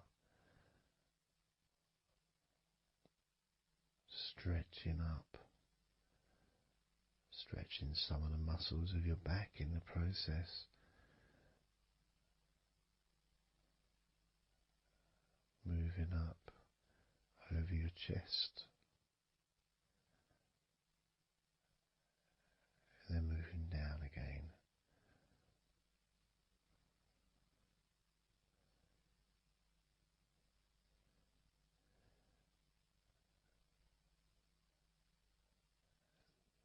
Then allowing my hands to just massage gently and slide down towards your stomach, starting in the middle of your chest. And then gradually my hands moving apart and massaging and sliding at the same time, moving down to just below your rib cage.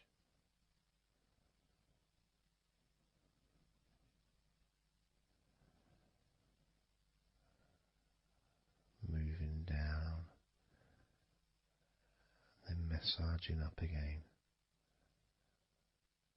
giving your chest all the attention that it needs to feel completely relaxed.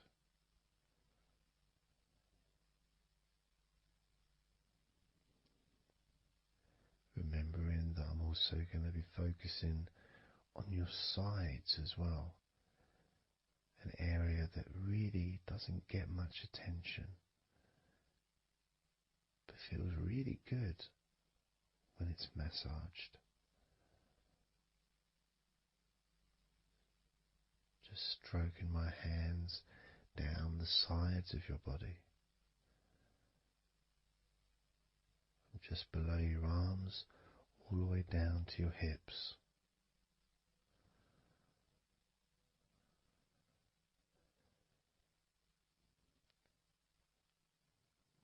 Now moving to your stomach area, I'm going to stand one side of you like I did when I did your lower back. I'm going to do a similar process of just stretching the muscles from your side gently, massaging from one side to the next, moving that whole area from below your ribs all the way down to below your belly button.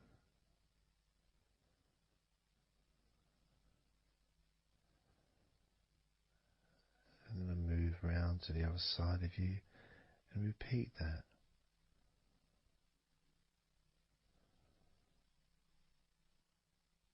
Process of relaxing deeply,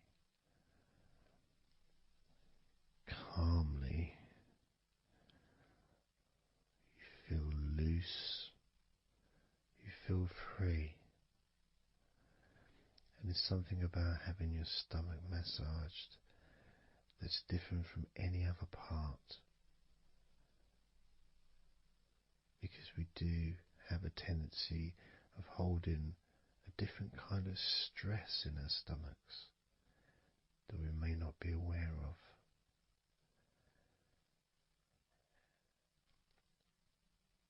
As I now massage your stomach, the front of your stomach, making circles around your belly button,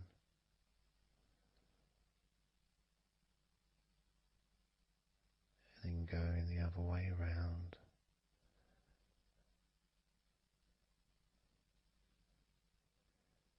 There's a gentleness and a freedom that comes from feeling how you're feeling.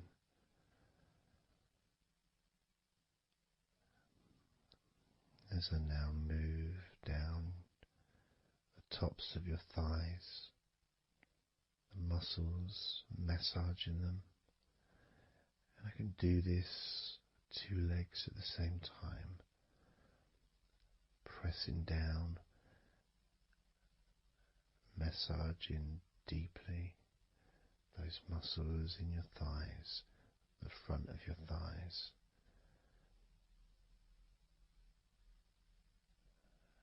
And moving down to your knees, gently massaging your knees. Sliding down your shins, putting pressure on either side of your shin, gently, softly but firmly. Moving down to your ankles, stroking the tops of your feet.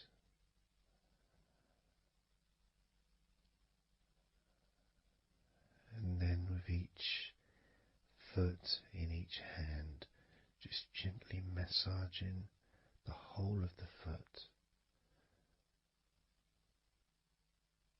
The top, the bottom, your heel, your ankle, your toes.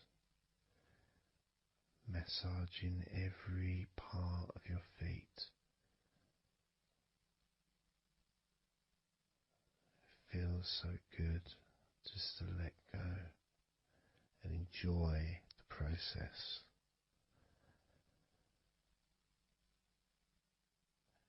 Enjoy feeling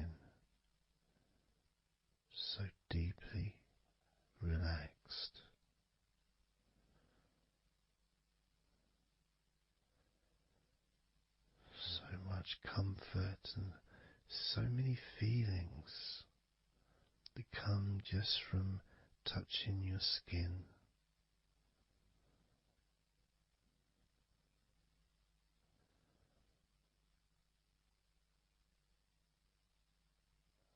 And you can just lie there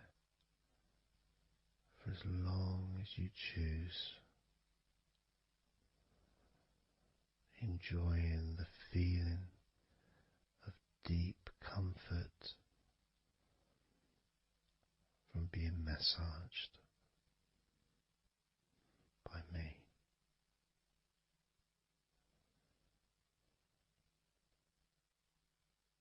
Enjoy feeling deeply relaxed.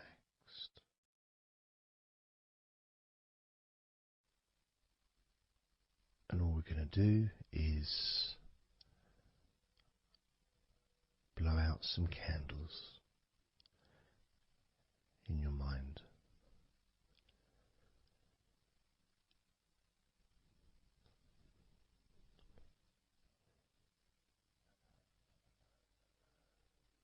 There are going to be 100 candles.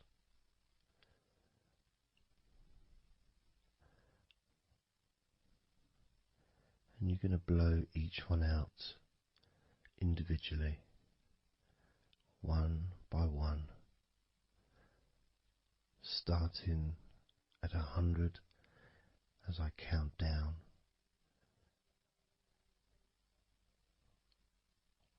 all the way down to 1. And each time I say a number,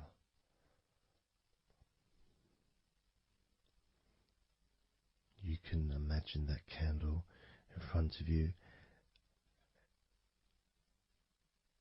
and I'd like you to actually physically gently blow that candle out.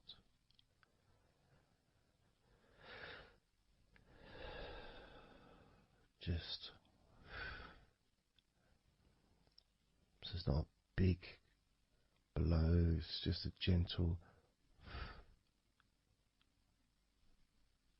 and that candle will extinguish.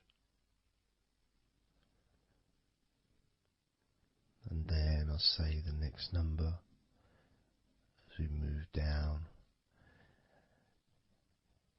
and you can just blow that one out as well.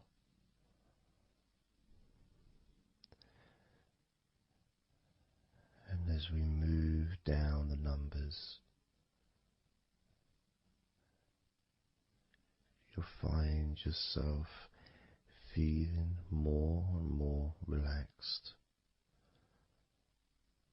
And if you need to sleep, you'll also find yourself becoming incredibly tired and sleepy. In fact, you may struggle to blow out all 100 of these candles.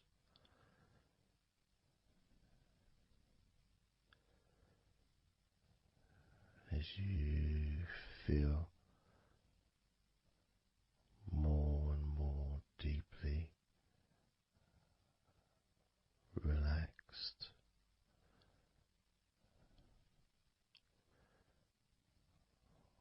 more and more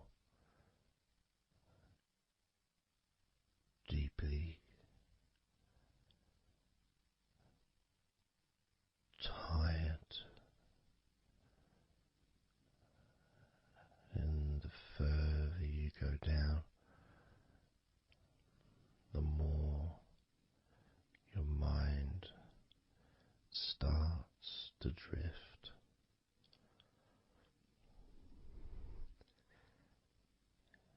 And you may find that you stop listening monotony after a while.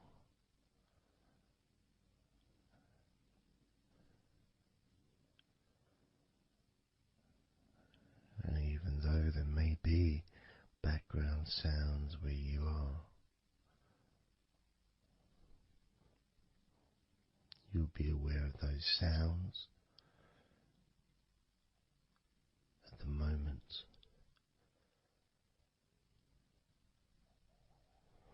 You may start to just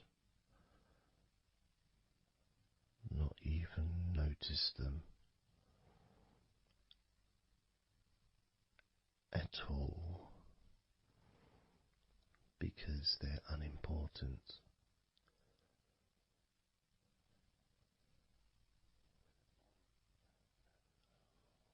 Where I am, I've got the sounds of the birds. There's Horace the pigeon, who likes to say hello sometimes. And there's the odd plane that goes by. Maybe traffic and trains in the distance.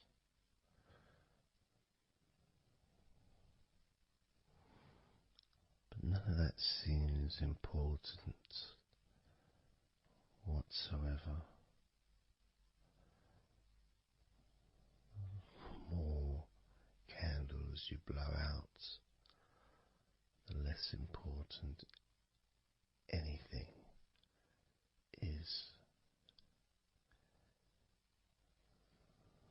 The more candles you blow out, the further you seem to move away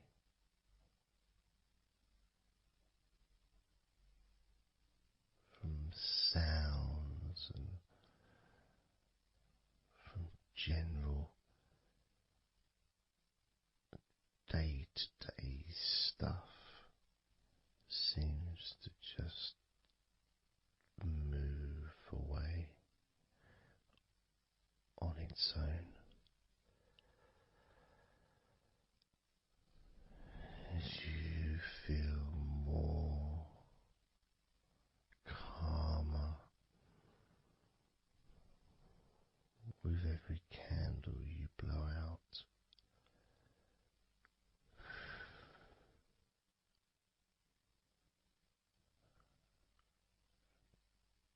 Guiding you to the next number that you hear me say.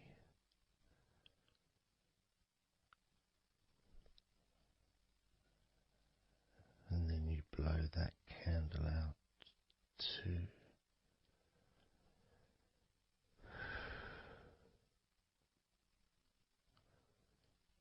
So easy.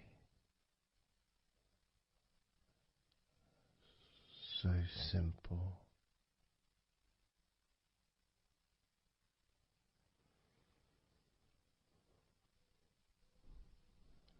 I'm going to start by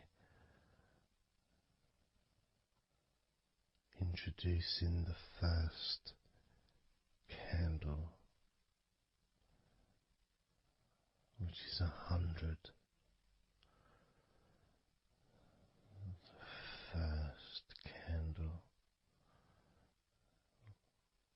which is 100. When you blow that candle out,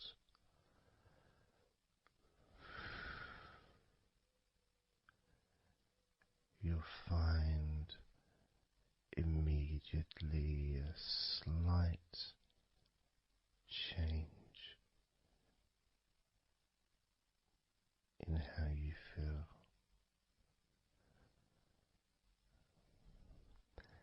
As well as a real sense of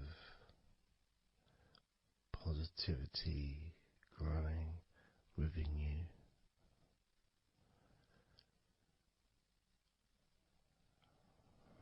relaxation and sleepiness expanding.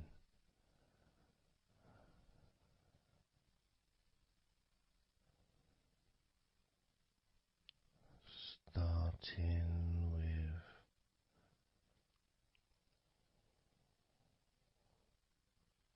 100. Blow out that candle now.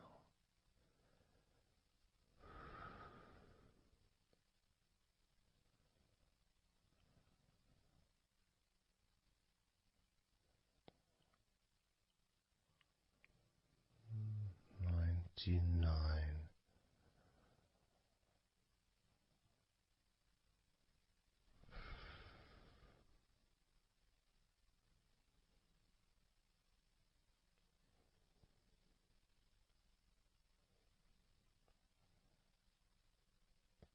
Candle 98.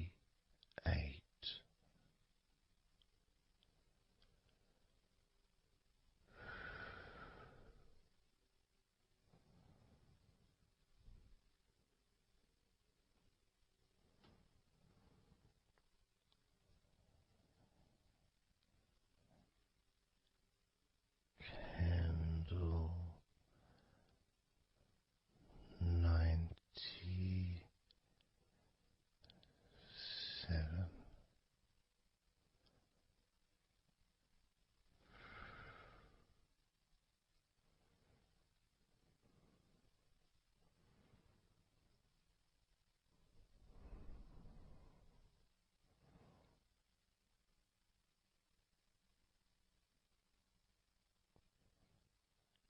Candle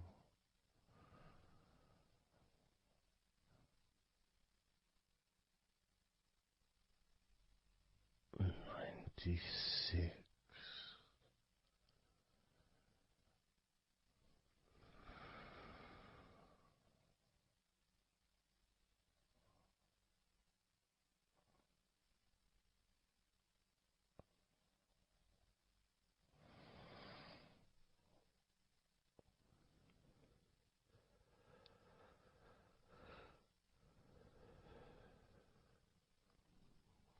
Candle 95.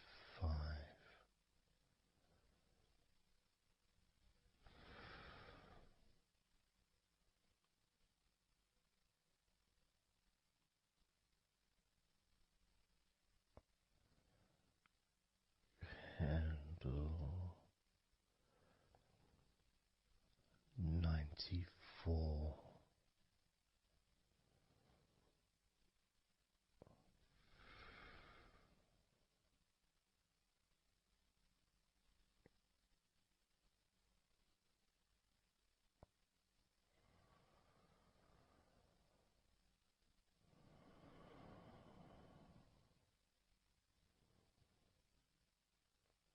Candle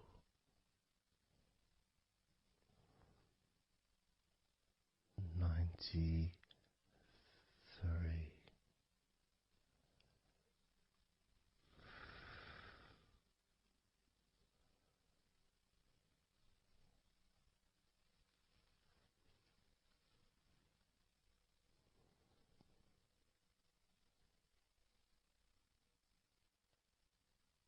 Candle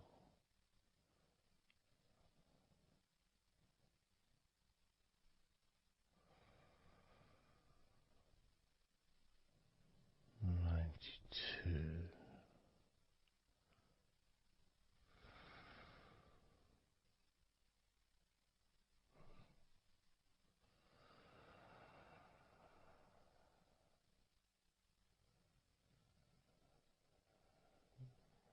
Candle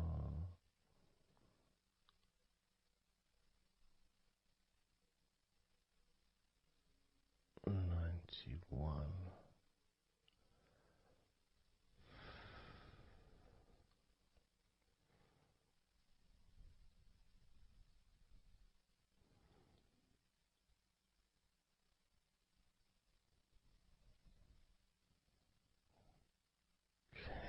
Candle 90.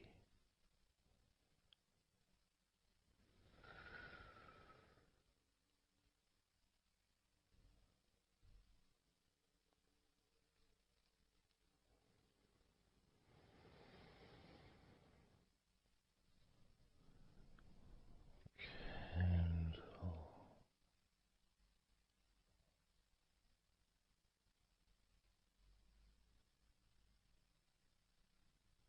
89.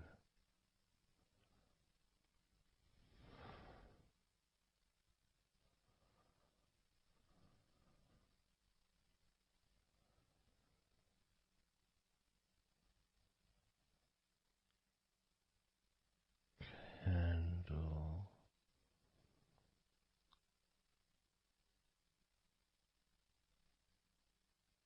88.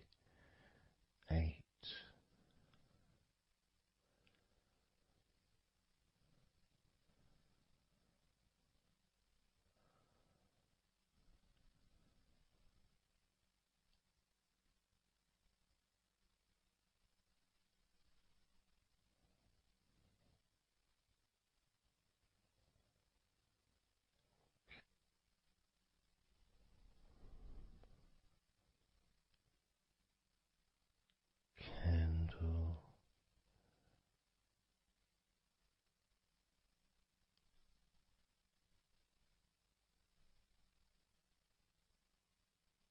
87.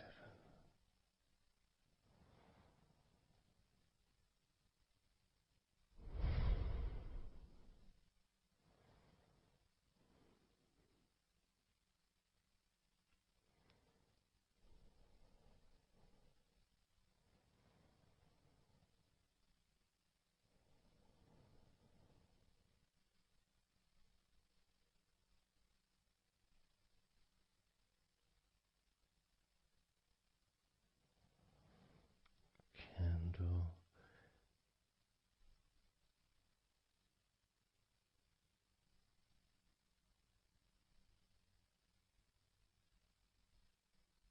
86.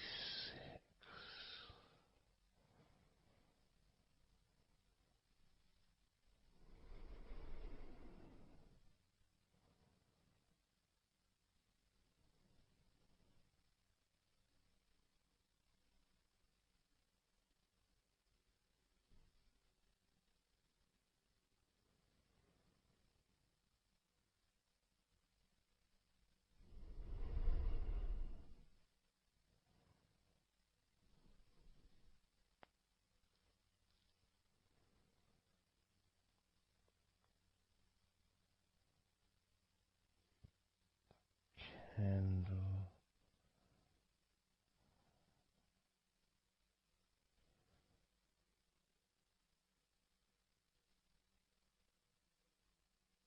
85.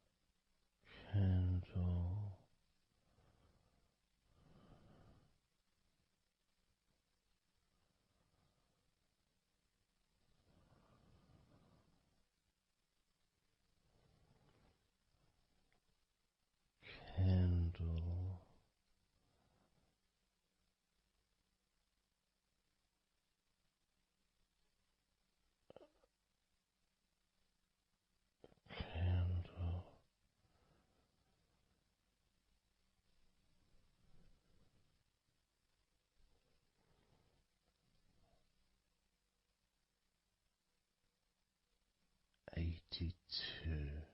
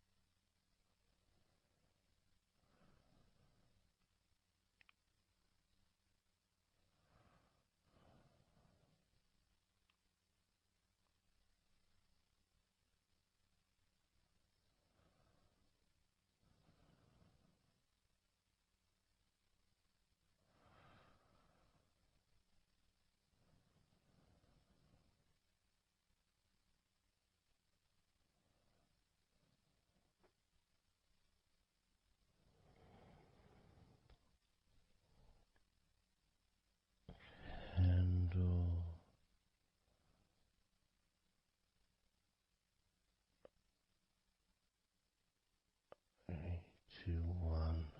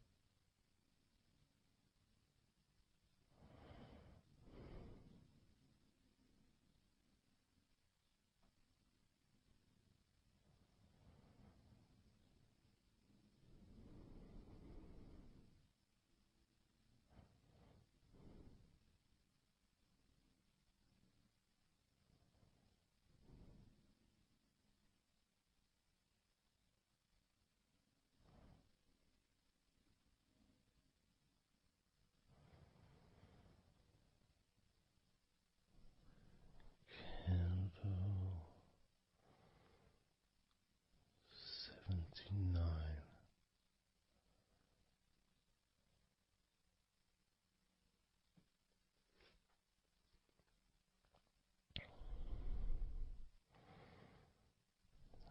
Candle 78.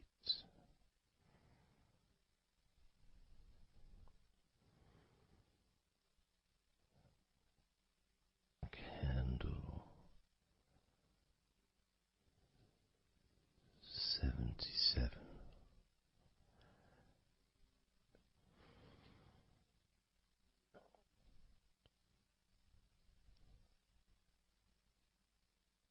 Candle 76.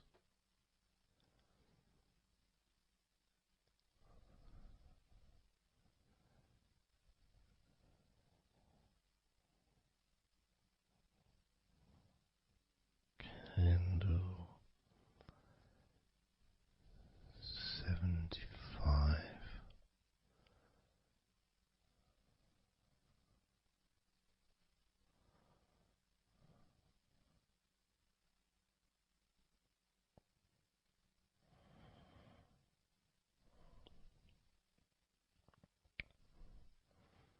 Candle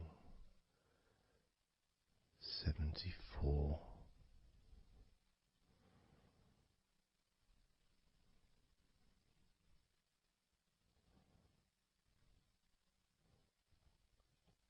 Candle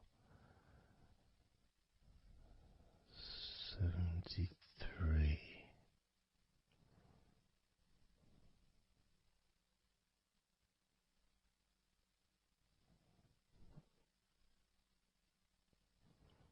Candle 72.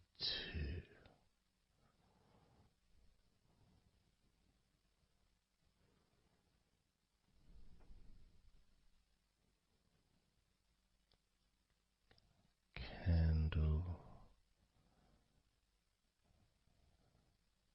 71.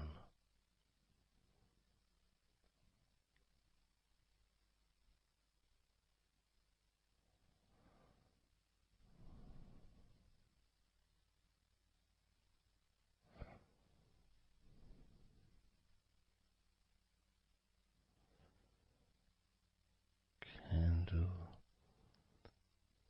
71.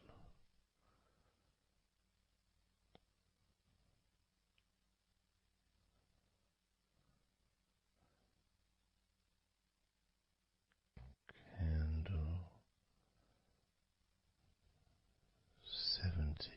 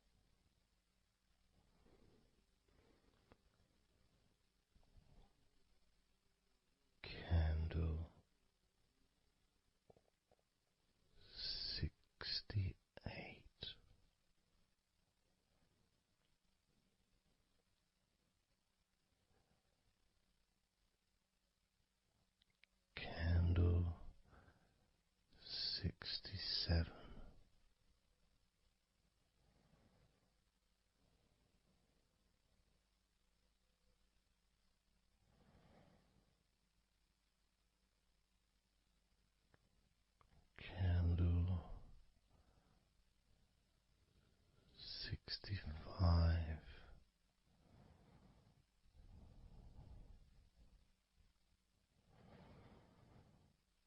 Candle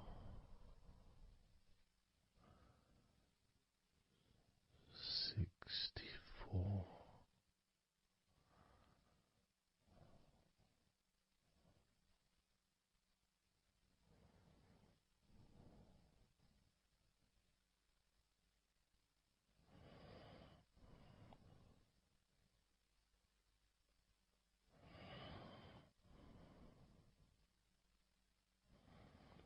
Candle 64.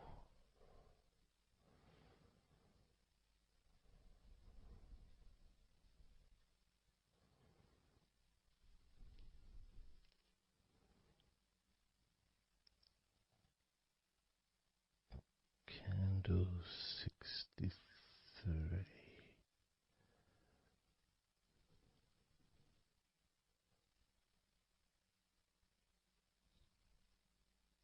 Candle 62.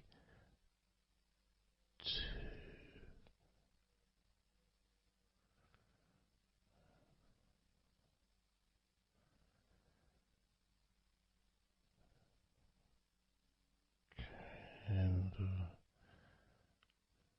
61.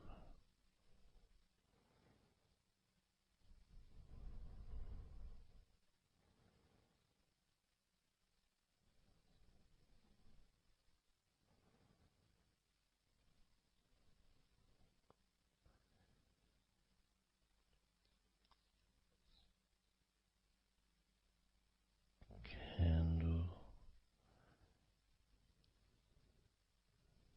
60.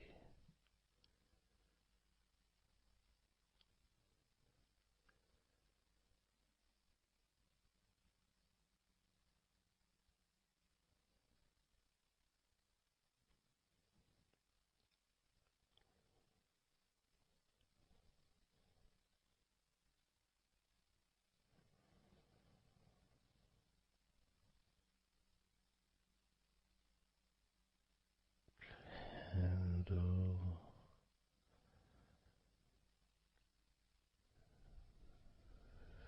59.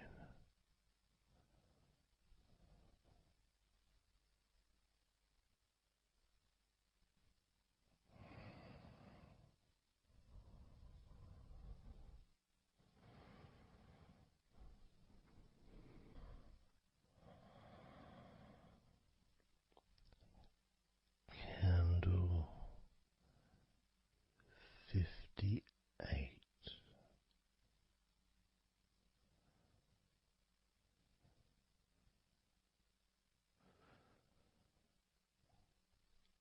Candle 57.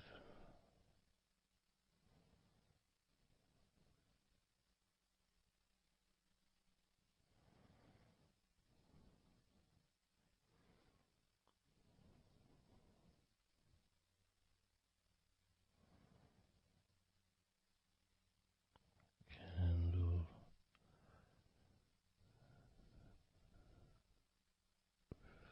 56.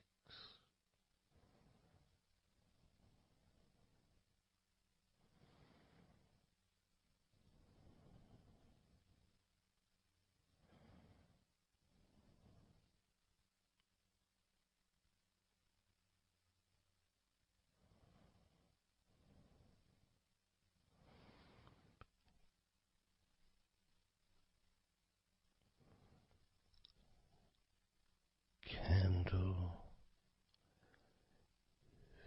55.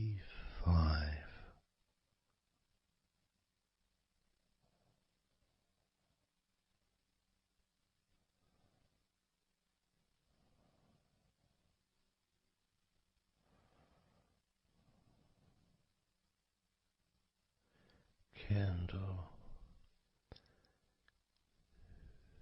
54.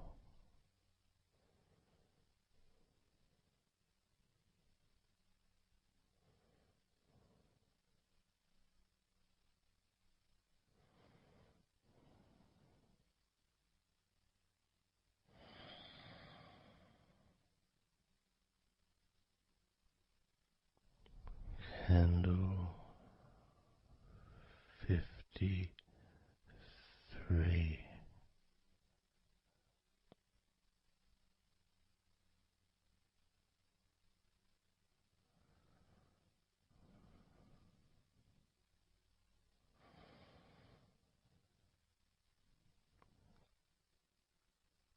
Candle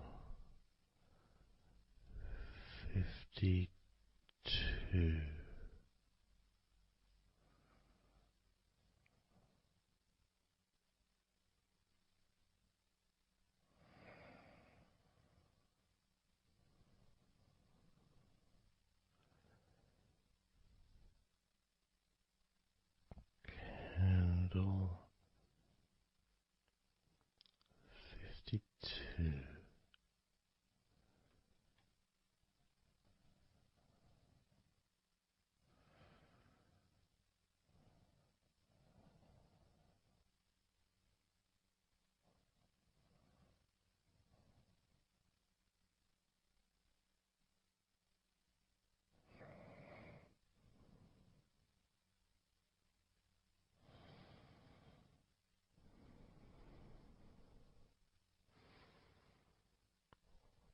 Candle 52.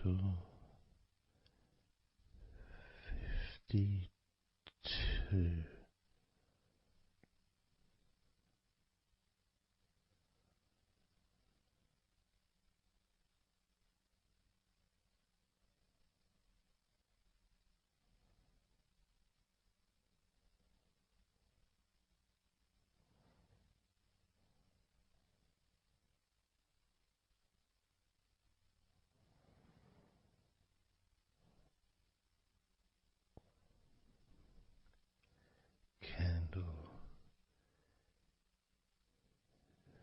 51. Candle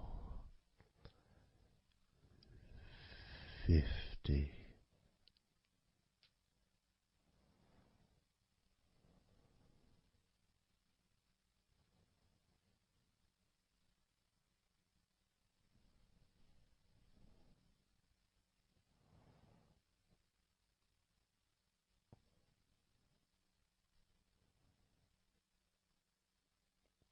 Candle 49.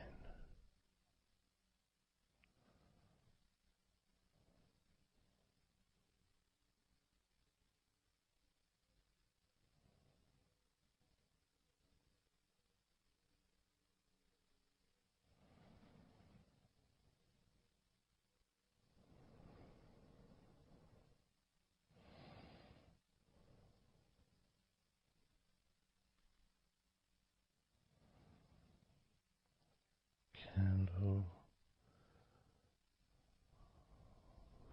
48.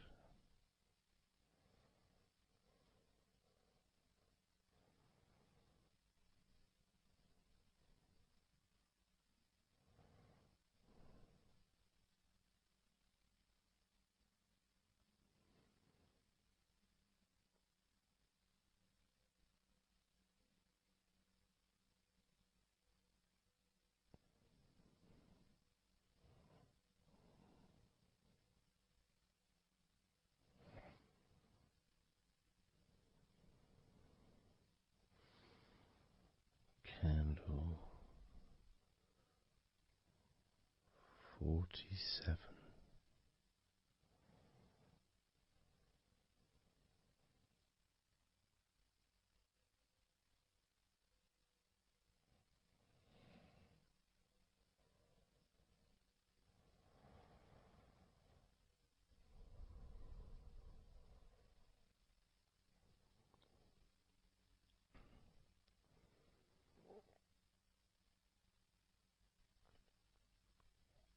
Candle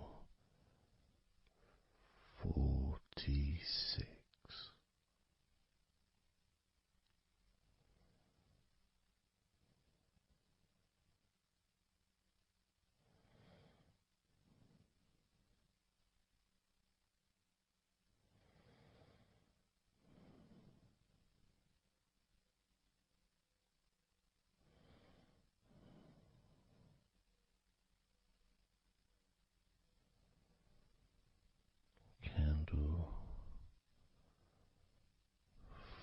45.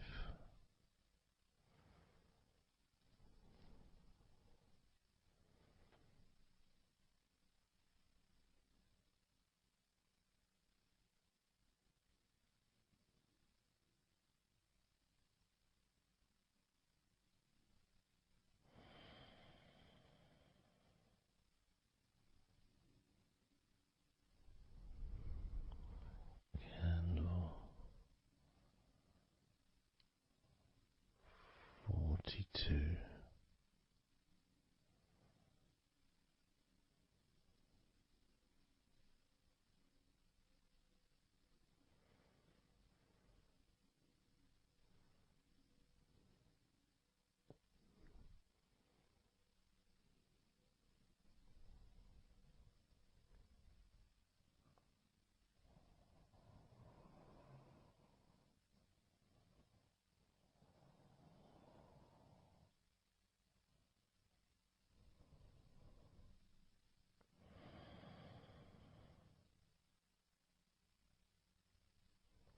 Candle 41.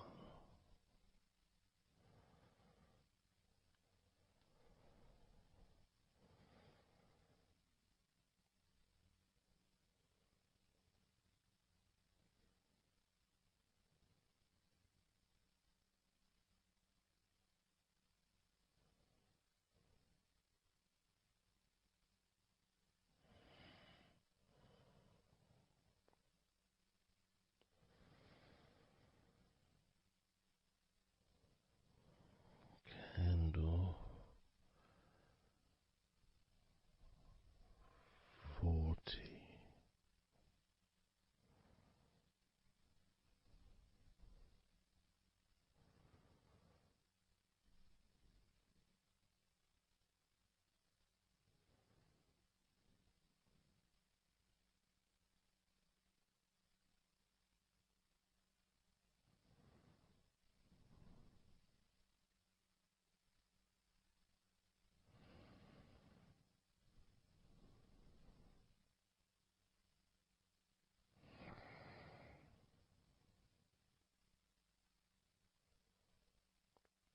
Candle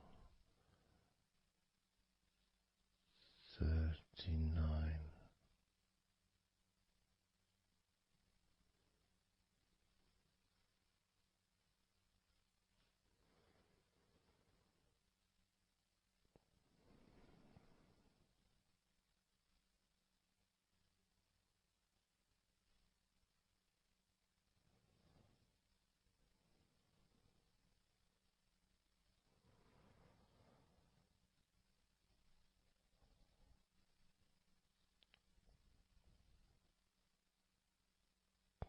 Candle 38.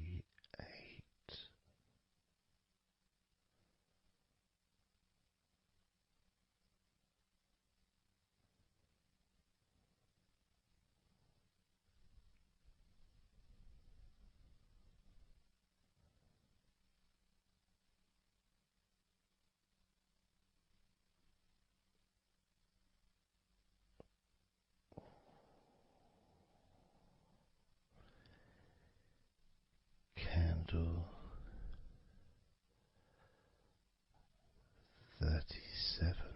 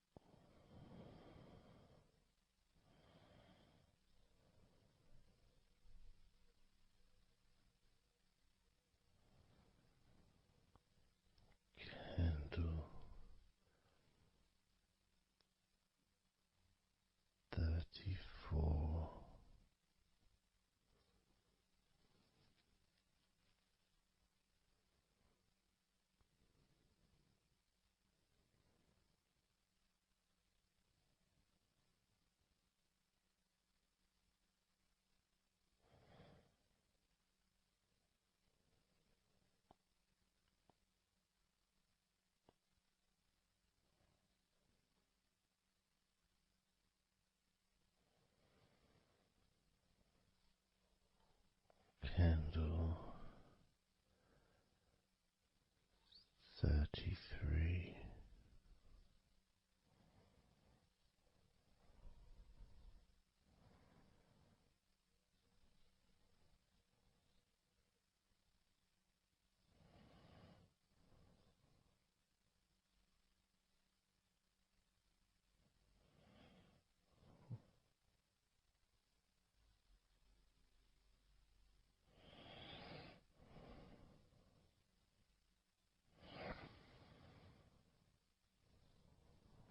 Candle 31.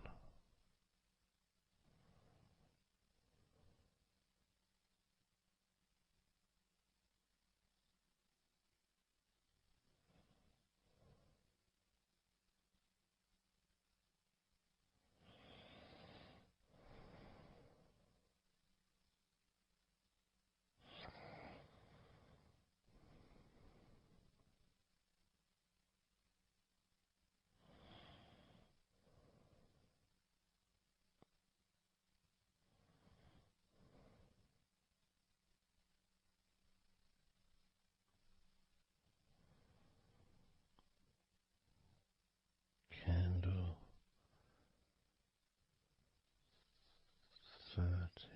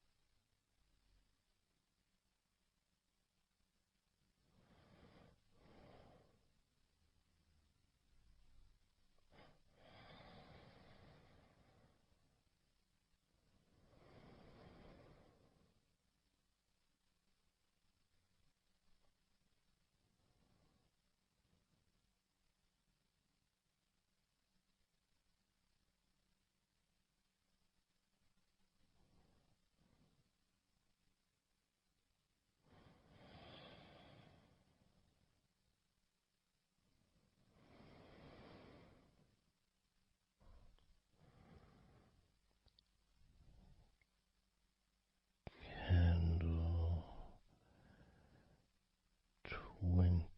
29.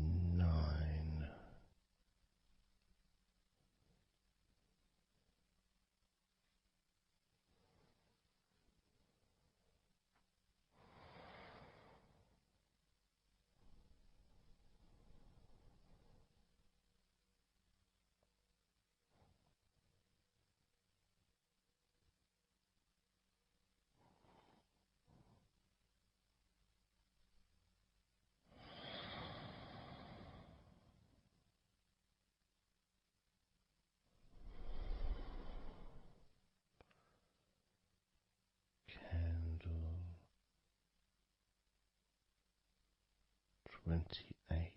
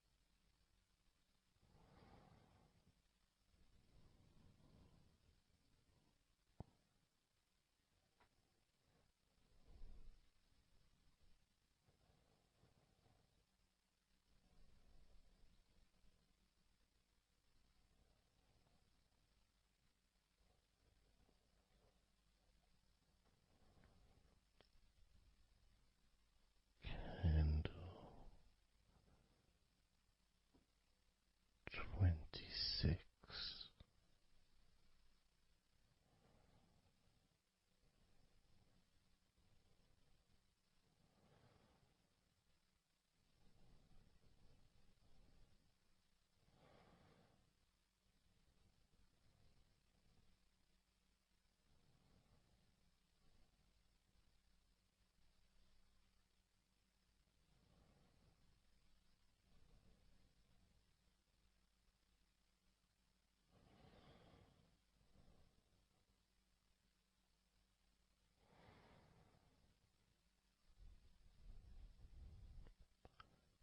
Candle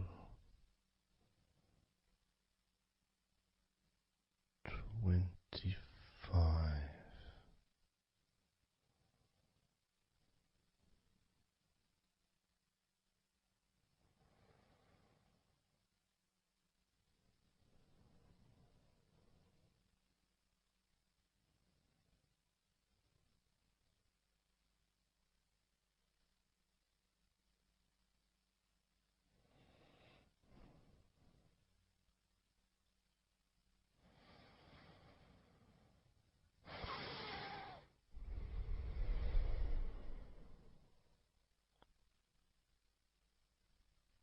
Candle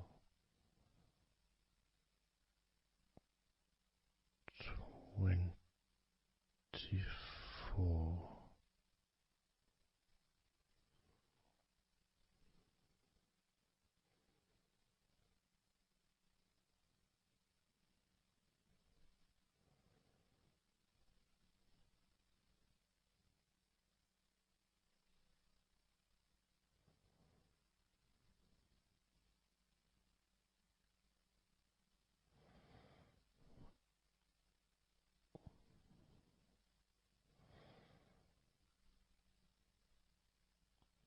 Candle 23.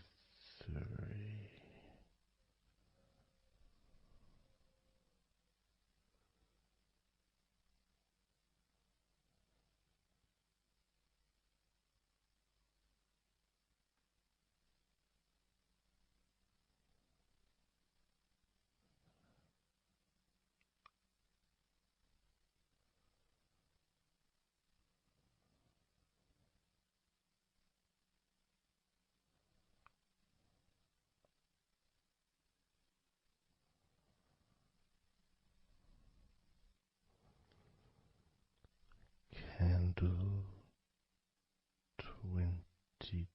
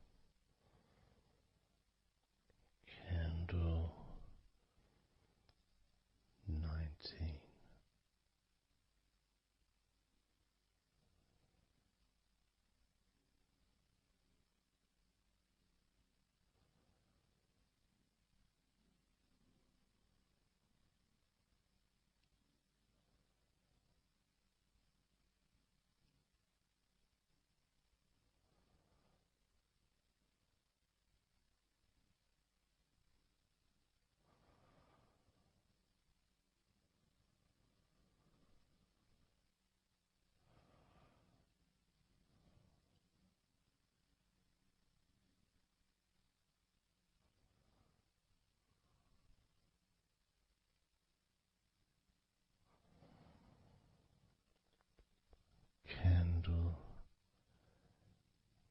17.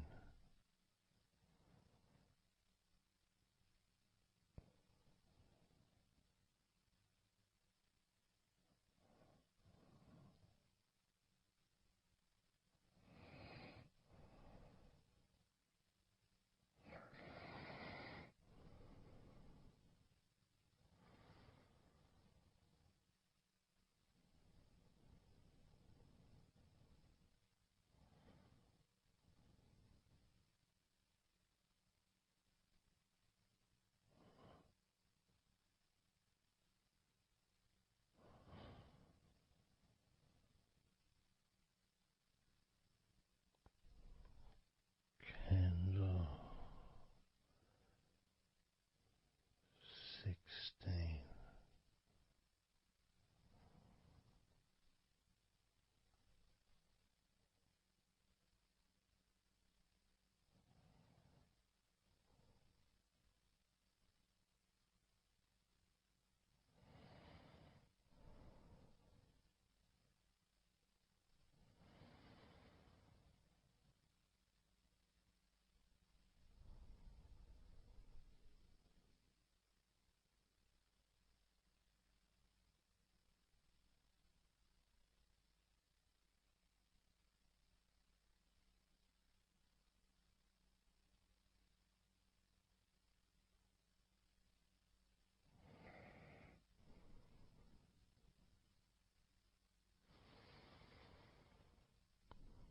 Candle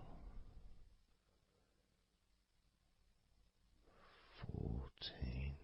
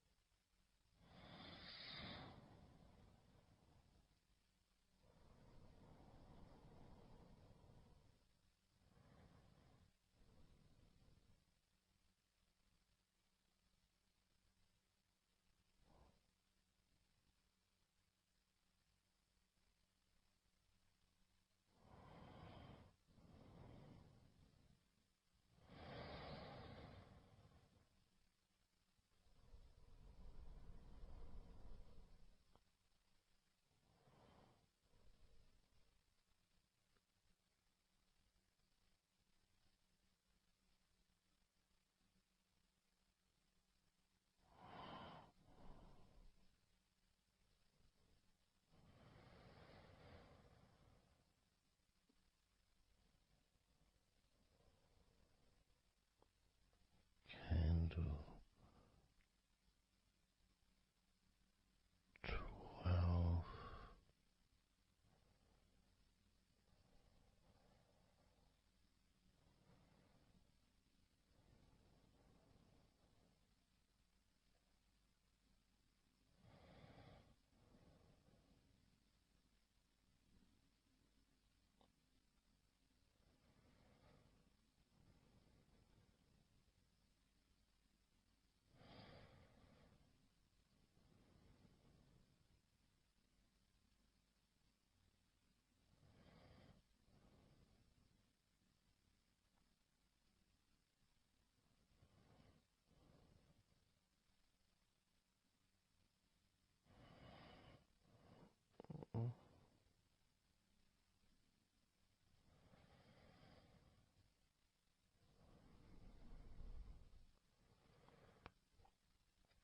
Candle 11.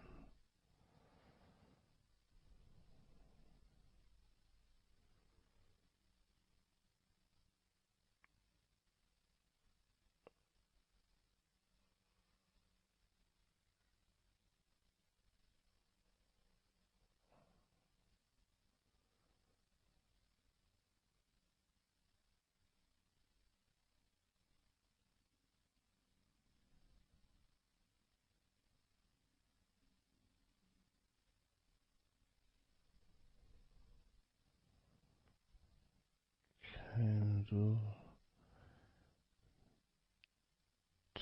10.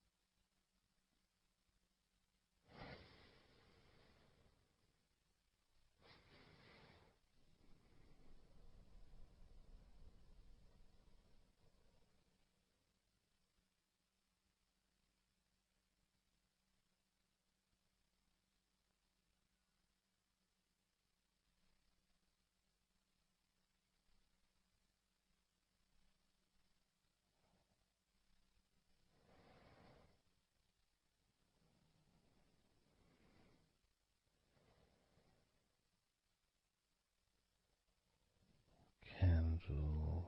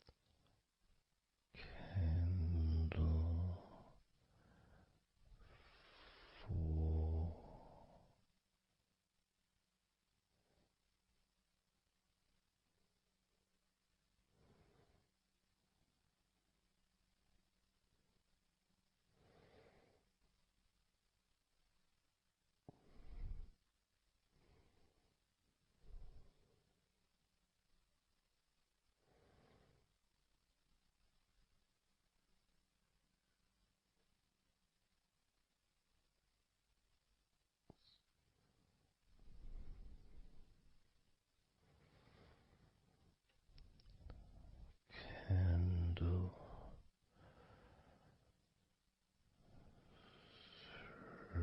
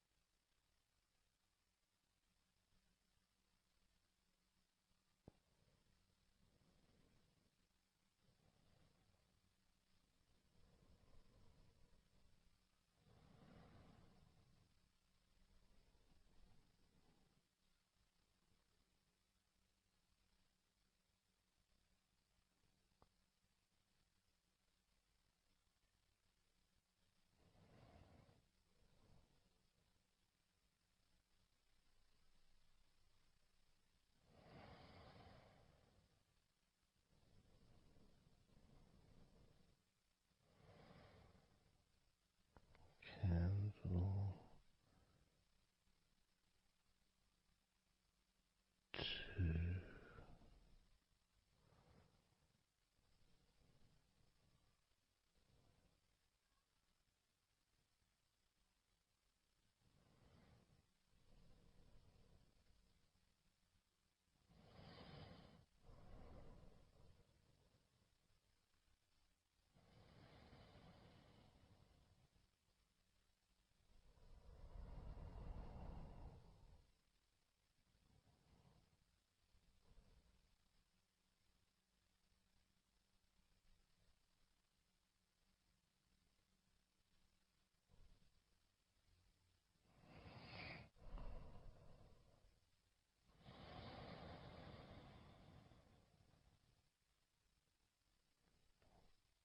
Candle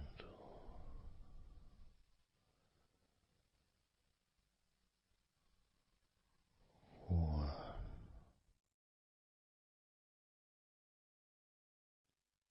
Let go of all of those thoughts, worries, concerns about the past, thoughts about the future, and even things you've been thinking about today.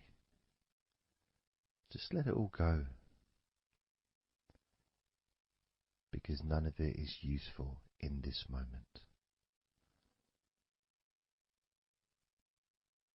This is your opportunity to just focus on feeling relaxed,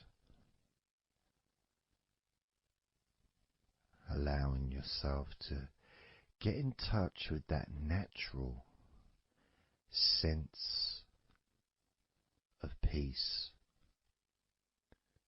that we all have within us. It's available for everyone. It just sometimes takes a little bit of effort to set up the right time and place in order for you to just let go. Because when you do decide to let go and relax, that's what your body starts to do. Because you've chosen to just allow your body to unwind, and your mind starts to slow down. And it's a nice feeling.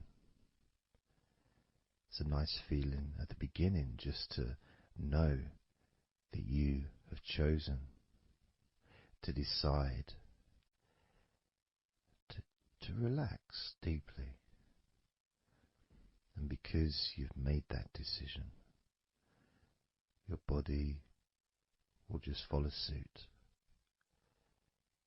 Because sometimes all the muscles in your body need is just permission from you to relax. Because so often we're busy, we're going from here to there, we're walking around and we're doing stuff, and the body doesn't have any time or space to really relax deeply. So it kind of waits for you to lead the way, waits for your permission.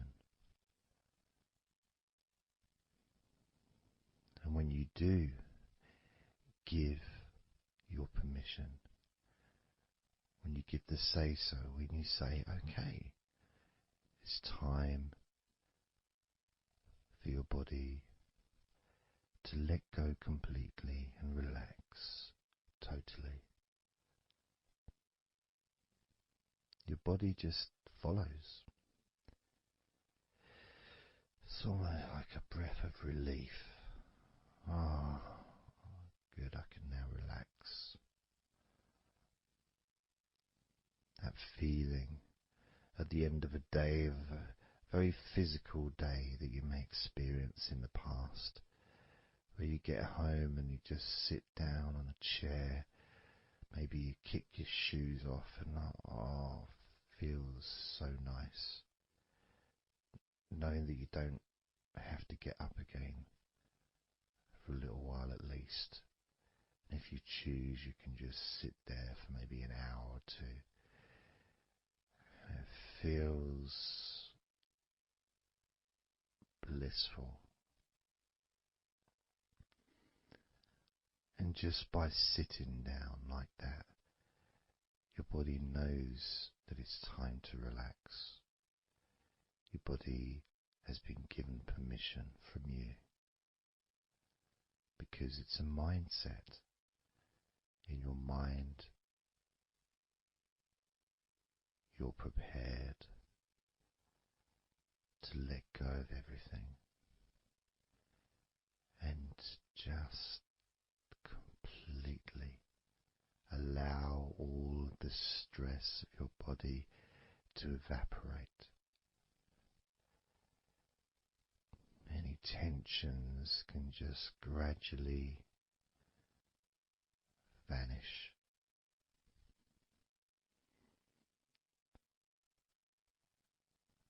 It's almost like magic, really.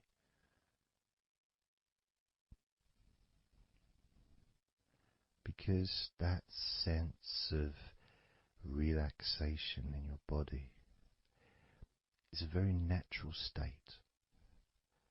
It's not something unusual.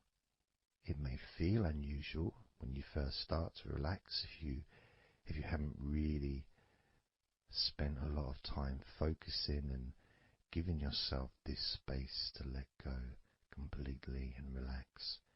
It may seem almost alien, but it isn't. It's actually the most natural thing in the world to let go completely, to relax totally. The most natural thing in the world to allow yourself to feel really calm in your mind. And it is almost like a literal unwinding. It's like you press a button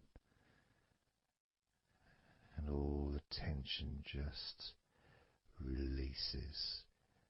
And it's like a wheel, like a cog, like the inside of a clock just unwinding. And it's almost like you could see the little wind up knob that's used just going the opposite way that you would use to wind it up. And the energy, that frenetic, stressful energy, gradually winding down, losing its power, losing its strength, as the sense of relaxation becomes stronger and deeper. And you may find that the more relaxed you feel, that your mind starts to wander. Maybe you seem to stop listening to me for a while and your mind goes somewhere else, and then you realize you're listening to me again. And that was just your mind drifting to sleep, which is quite natural, because sometimes when we're stressed and tense, we may not actually be aware of what we need, what we physically or emotionally need in this moment. But when you allow your body and mind to relax completely, and you let go of all thoughts, concerns, worries, ideas, all letting them go, allowing them to drop onto the floor,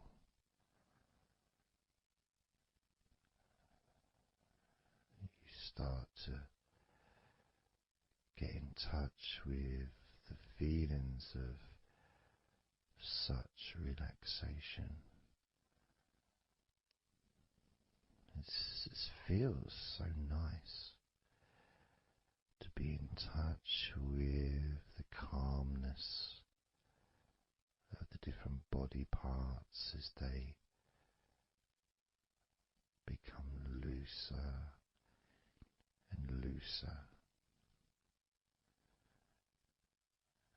Even your breathing seems easier and more natural, effortless, as that cool air enters through your mouth or nose into your lungs, breathing in comfort and relaxation, and then just breathing out any excess remaining tension or stress from every part of your body and mind. As you start to focus on your mind, maybe you notice that things have come to a standstill, or maybe just much, much slower than before, because your mind is not really needed when listening to my voice, which allows your mind to relax just as deeply as your body. And that synchronicity between the relaxation of your body and relaxation of your mind lets you know that feeling completely calm, loose and relaxed really is a great healing experience for you and has so many positive benefits for your body, your mind, and your life to be able to let go of everything and to relax completely in all parts of your body and mind. Even your bones are relaxed. All your muscles are relaxed.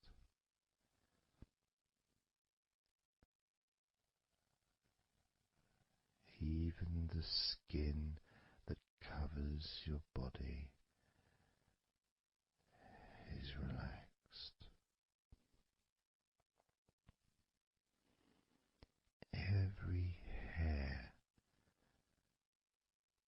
that you have is also deeply relaxed.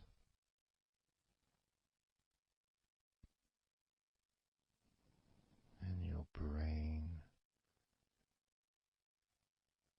really starts to feel the benefit of this healing relaxation.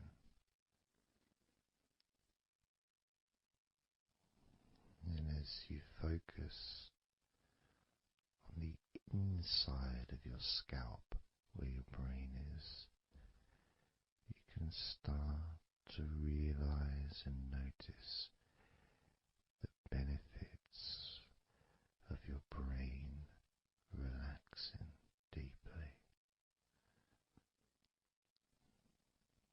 And as your brain continues to relax,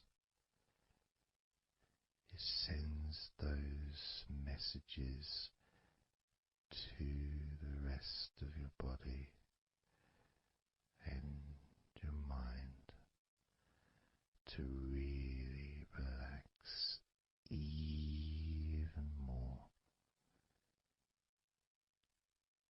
deeply,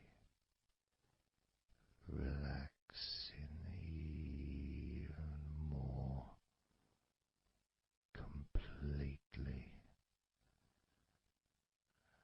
letting go of any remaining thoughts or concerns. Allow them just to drop onto the floor because they're no longer necessary in this moment, this moment of deep relaxation and calmness, filling your brain with deep, concentrated healing,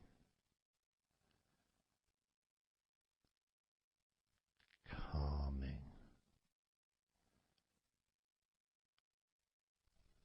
relaxing every part of your brain, feeling so loose and comfortable, so relaxed and peaceful. Your brain feels so light and so healthy.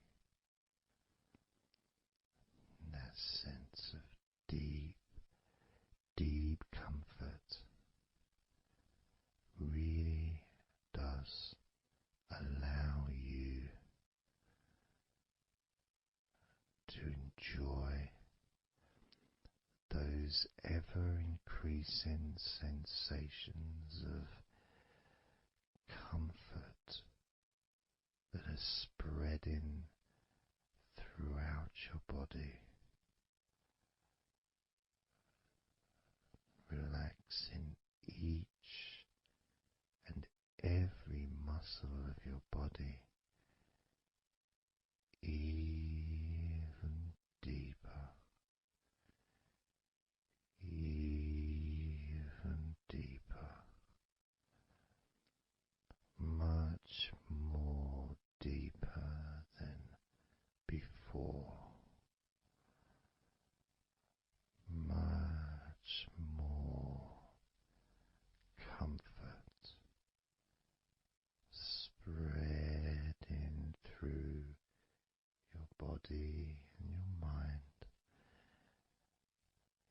feeling so peaceful and calm, so very, very peaceful in every part of your body, letting go of everything, everything, so peaceful and calm, so relaxed, with every second that passes. You feel deeper and deeper relaxed, deeper and deeper relaxed, calm, so calm, peaceful, so very peaceful, from your head down to your toes, such peace and comfort growing all the time, such peace and comfort spreading through your body and mind, deeper and deeper, such comfort spreading and sinking deeper into every muscle of your body, so that you feel amazing, so relaxed, so peaceful, so relaxed and peaceful, letting go of everything.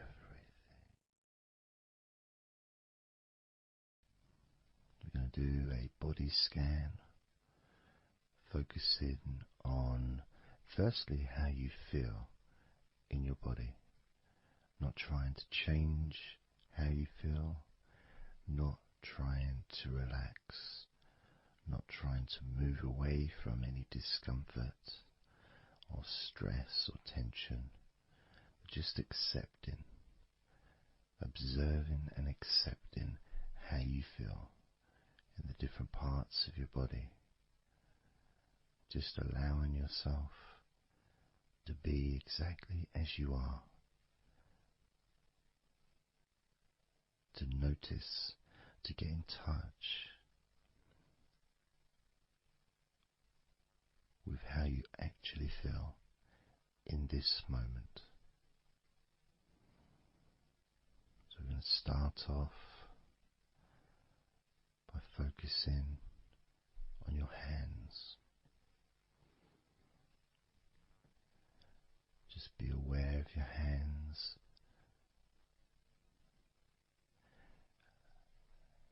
I'd like you to move your hands around. Just maybe move your fingers a little bit. Open and closing your hands very gently. Just so that you can get in touch with how your hands and your fingers feel. With very, very slow movements.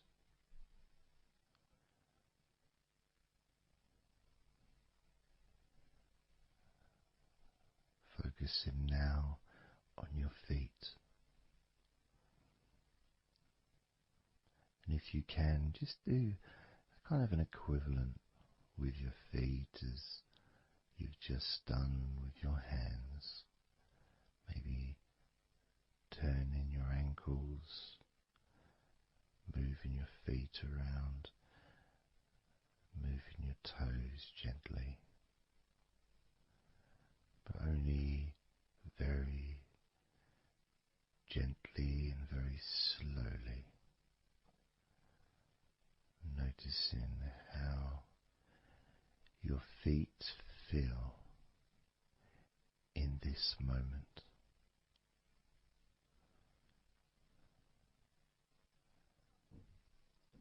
Focusing now on your eyes.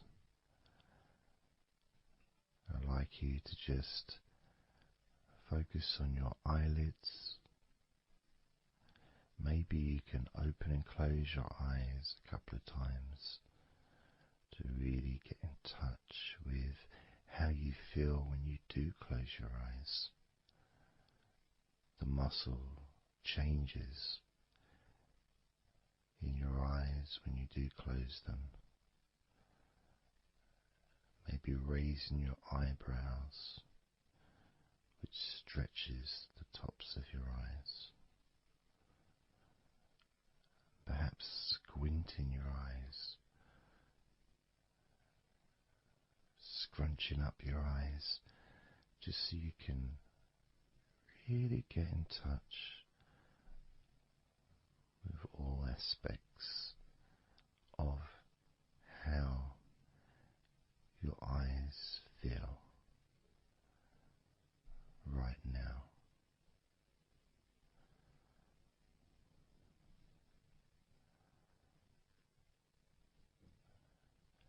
Now focusing on your thighs. And I'm going to just ask you to gently tense your thighs, just very, very gently. Just enough so you can become more attuned to the physical sensation of your upper legs, the front of your thighs and the backs of your thighs. Noticing and observing how your thighs feel right now.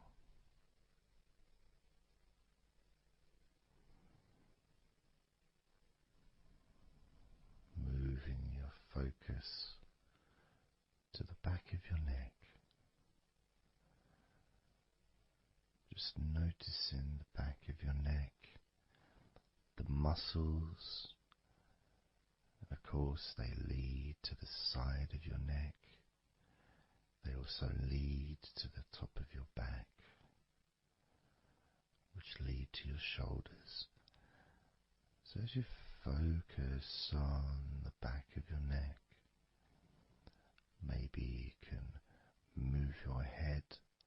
gently upwards, as if you were looking up.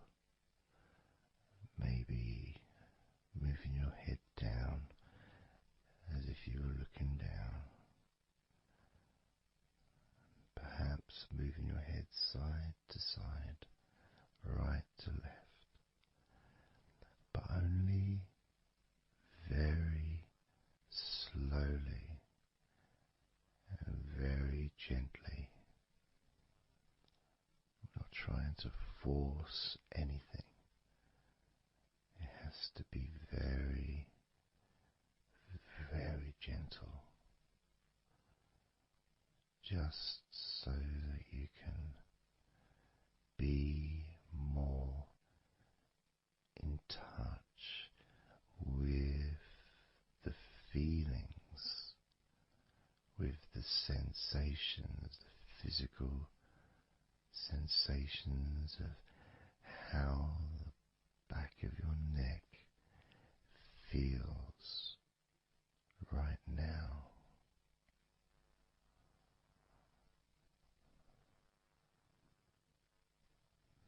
As we now focus on the tops of your arms, the parts where your biceps and your triceps are, between your elbow and your shoulders. As you focus on those parts, the tops of your arms, you may like to just tense them, but very, very gently and slowly,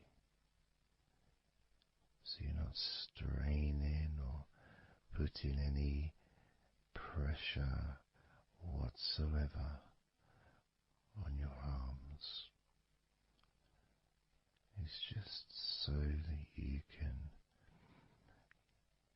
gain more of a sense of how your upper arms are feeling in this moment.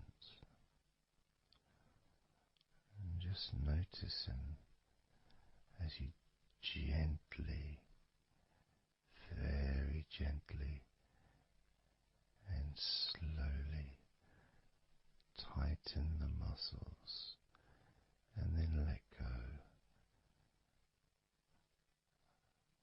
Notice how the tops of your arms feel right now.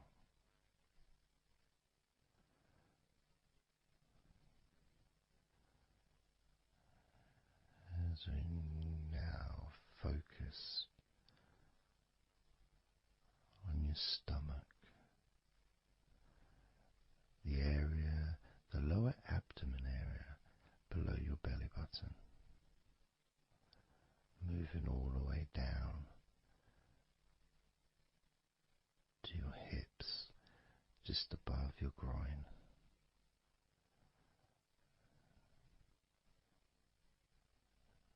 Maybe you're able to tense these muscles in that area very, very gently and slowly.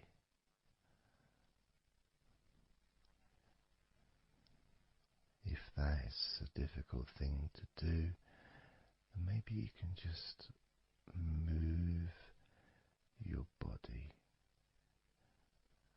pushing your stomach up, maybe moving a little bit to the side, using your hips, just so that you can get more in tune with how your lower abdomen area is feeling in this moment.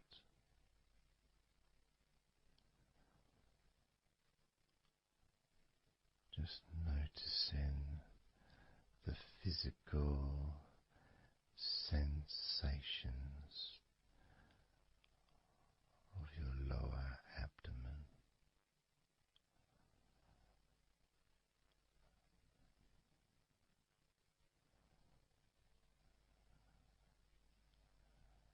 to move your attention to your mouth,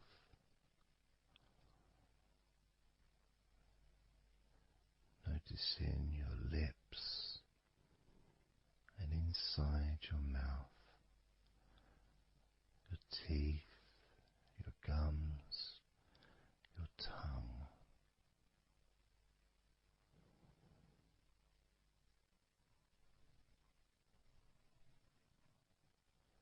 Just noticing how your tongue and your mouth feels,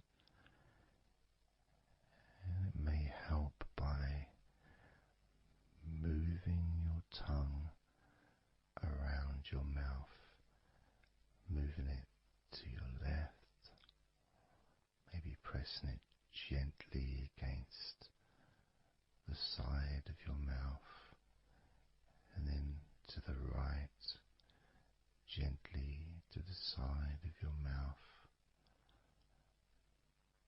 perhaps pressing up against the top of your mouth, and then down gently against the bottom of your mouth.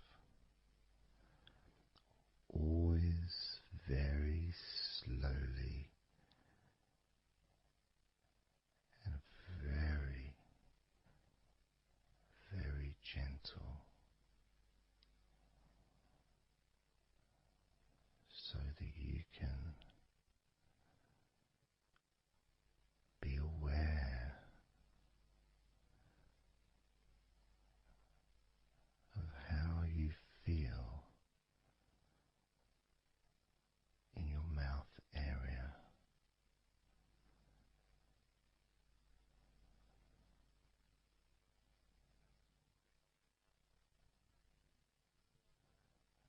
Now we're going to focus on your wrists.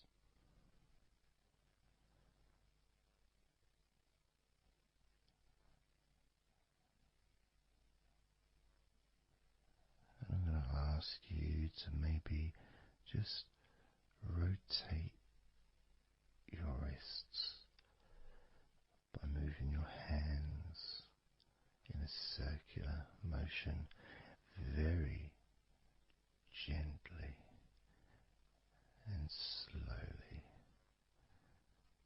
just so that you can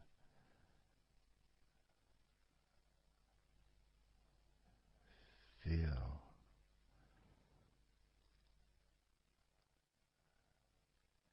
the sensations that you are currently experiencing in your wrists. Perhaps moving your hands up and down, again very, very gently and slowly.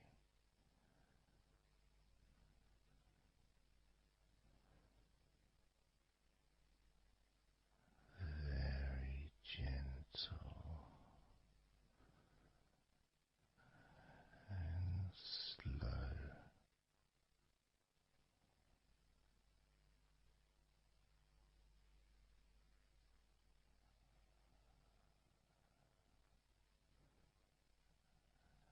As we now start to observe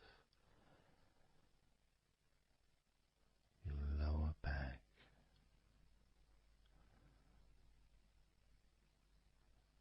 that back part is just above your hips, where your coccyx are.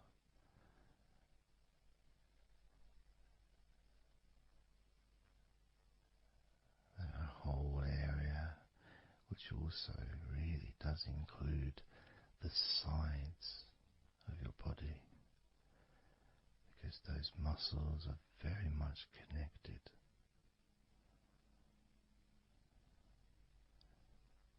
As those muscles also move into your hip area, connecting to your buttocks, the sides of your hips.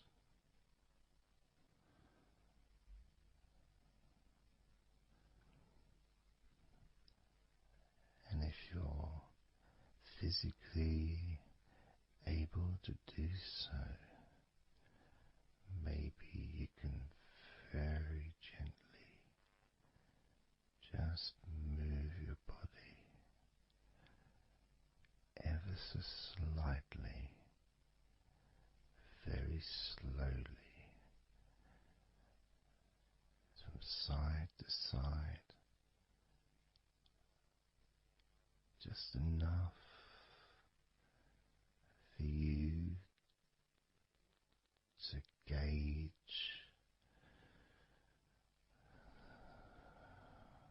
how you feel in your lower back.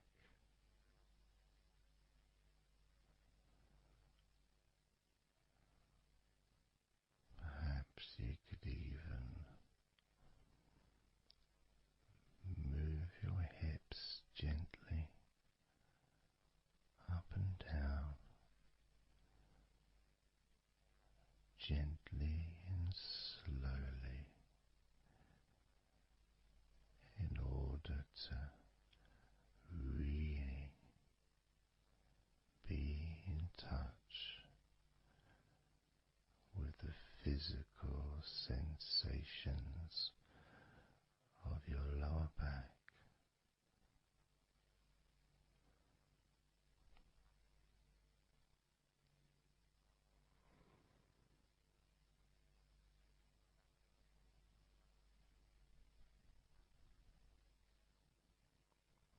As we now move your attention to your jaw, that area from your chin all the way up to near where your ears are, the whole of your jaw.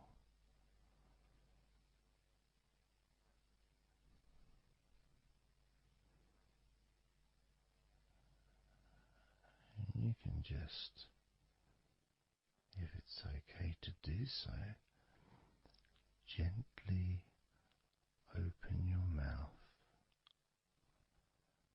not wide, no stretching, just very gently and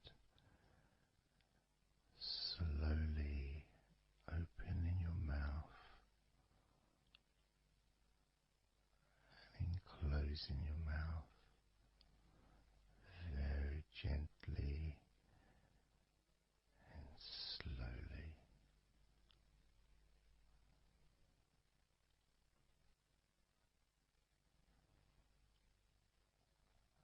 So you can be in touch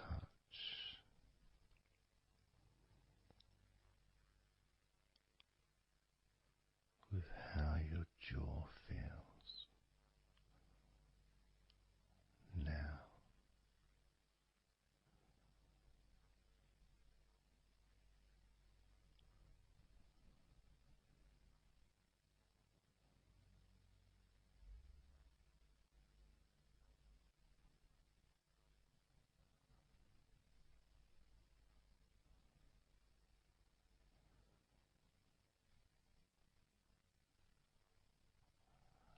Noticing now your chest area.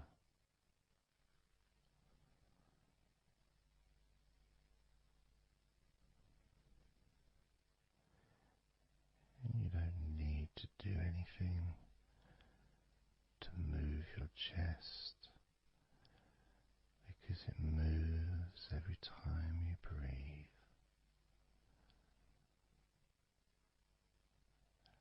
And it moves very gently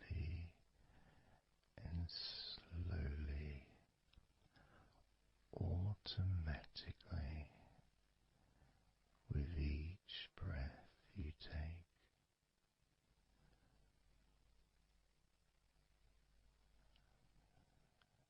As you focus on how your chest feels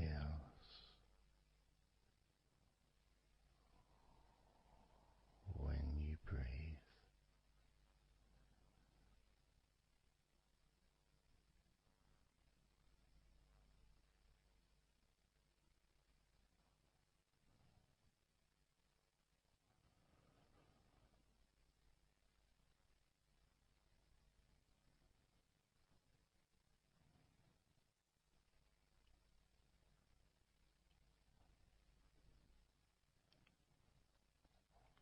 Moving your focus to your forearms and your elbows.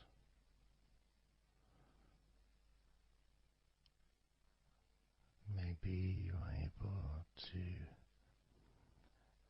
very gently and slowly tense the muscles in your forearms.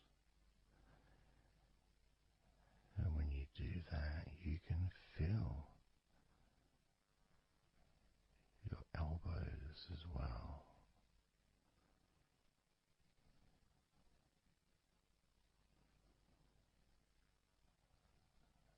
Very gently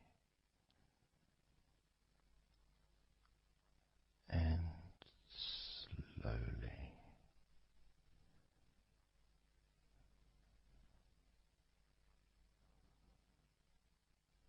Gently and softly observing your forearms and elbows.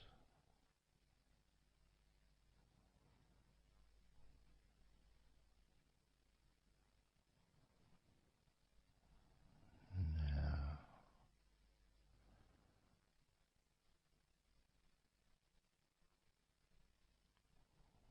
you can focus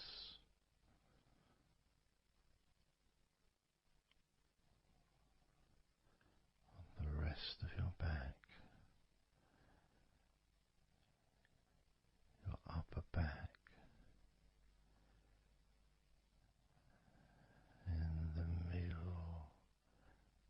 middle of your back.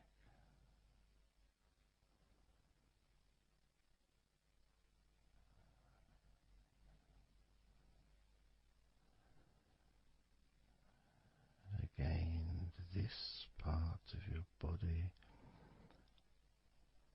moves also every time you breathe. You may not notice that usually, but as you observe your upper back and the middle of your back, you can really feel that gentle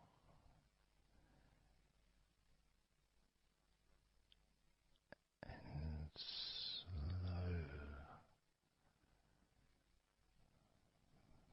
movement.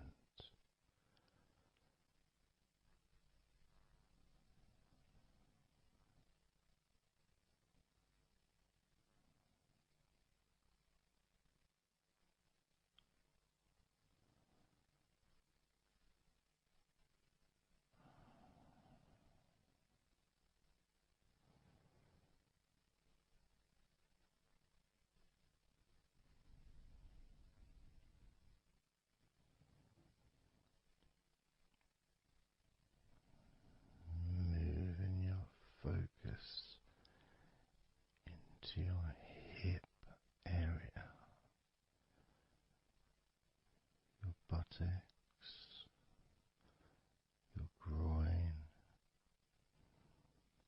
muscles and those bones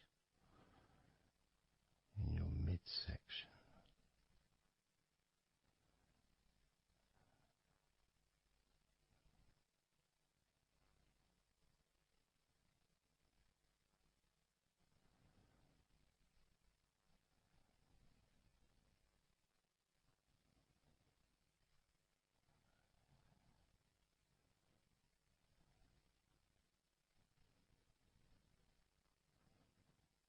Just noticing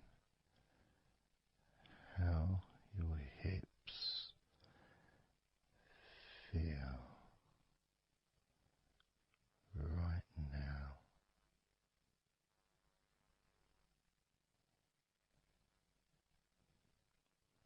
You can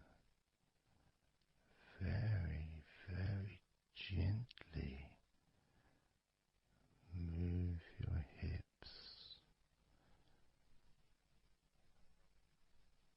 maybe side to side, very gently and slowly.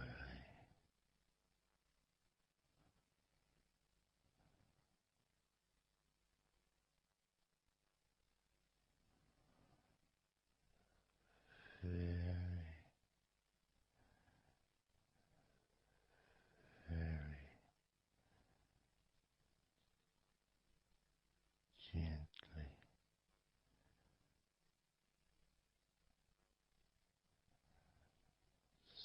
softly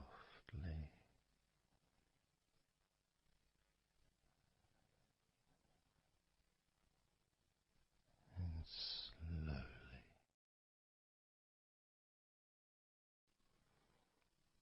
Everything starts to slow down,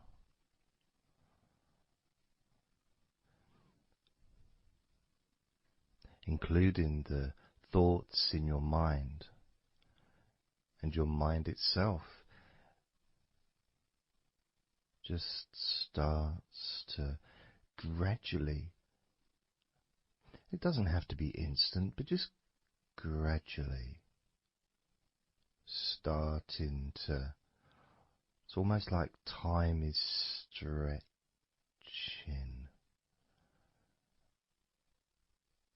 It's a slower pace to maybe what you're used to in your day-to-day life. It's a slower movement of energy.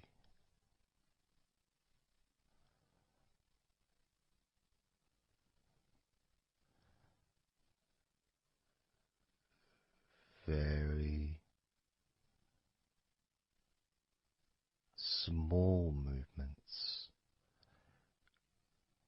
which make up the larger movements, which is always the case. You know, when you move your hand, it might seem like it's one movement, but it's lots of minute different muscles moving in accordance with each other, and what happens in this space that we're sharing is we move from that big movement into those smaller movements.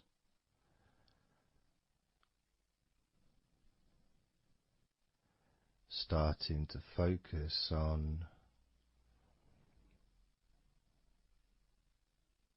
how your body feels, but not just as a whole, not just, oh, I'm feeling this way, I'm feeling stressed or tense, or I'm feeling relaxed and calm, I'm feeling this way, I'm feeling that way.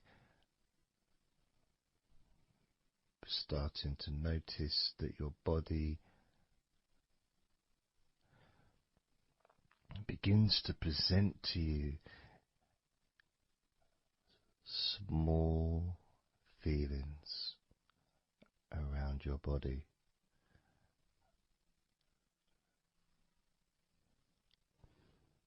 Small physical sensations in your legs, whether pleasurable or not.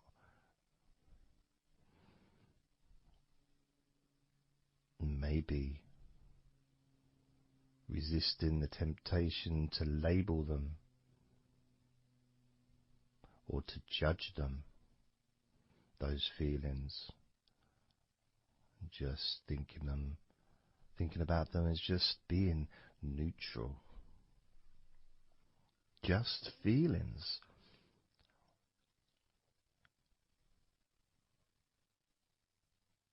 Not being particularly concerned, but just noticing what your body is telling you.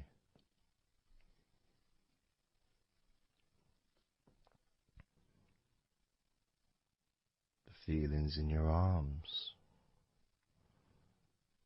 Instead of feeling the whole of the arm, maybe notice those individual feelings of all those different muscles and the skin, the hairs of your arms, all the internal parts of your arms, the veins.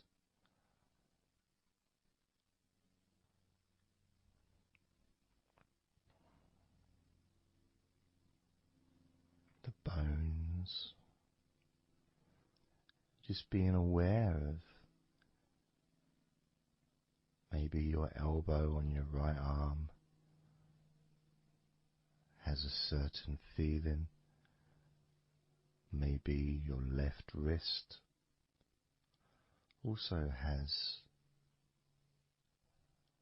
its own individual physical sensation.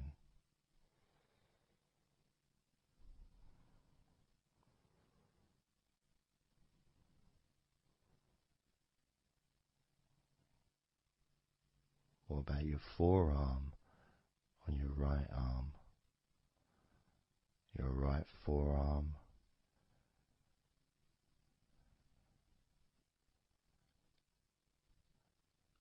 There may not be any particular feeling that you could even give a name to. May not feel like anything other than just a feeling. You know, it's there.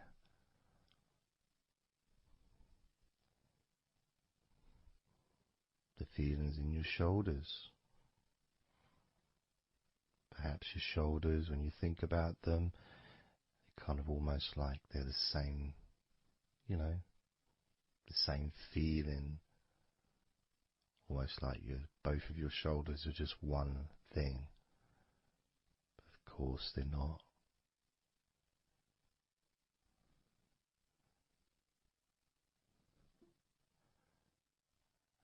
And when you focus on your left shoulder and then on your right shoulder, maybe you find that you move the muscles a little bit. Maybe tense the muscles gently.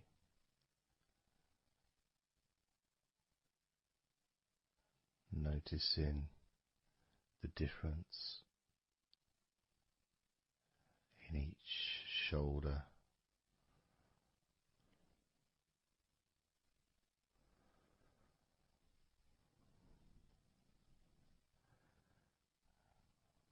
Your lower back.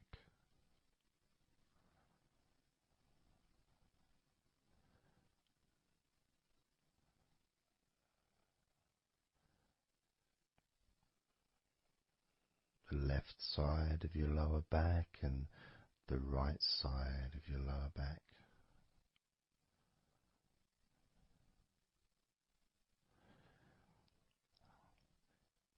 course, that connection to your buttocks and to your hips.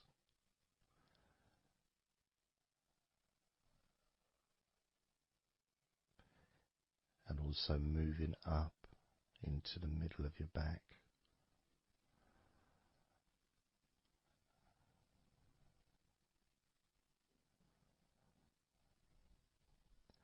And sometimes, like right now actually, when I focus on that part, when I focused on my buttocks, and then I focused on the middle of my back, it almost felt like the muscles in my lower back were being stretched very gently, but just stretched a little bit, even though I wasn't doing anything to try to stretch your lower back. It just seemed to happen.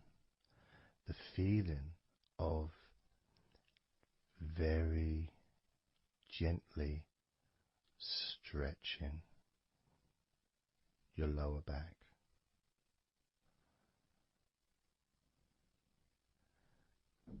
Comes along, that feeling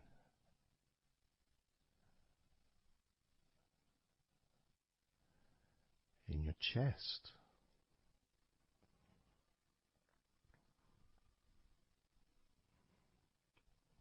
Just noticing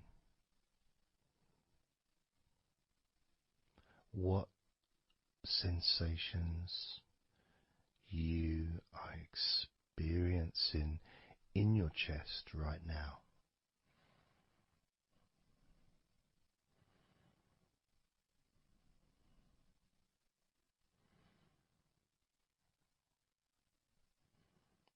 And there's so much of the chest. Obviously there's the collarbone leading to the chest. You've got the chest bone. You've got the muscles in your chest. And of course, if you're female, there's possibly the breasts. If you're male, you've got the different, well, mine aren't that different these days, but there may be more muscles at the top of the chest,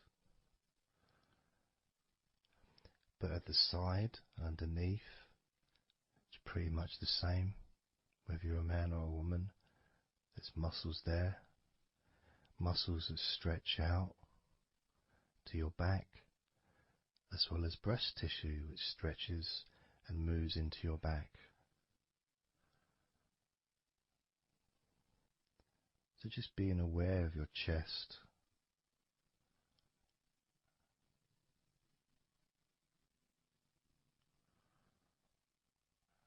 being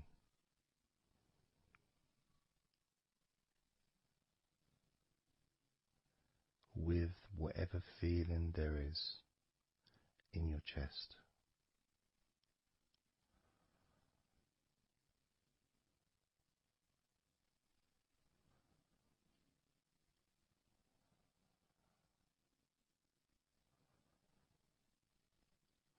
And when I notice that I focus on my chest,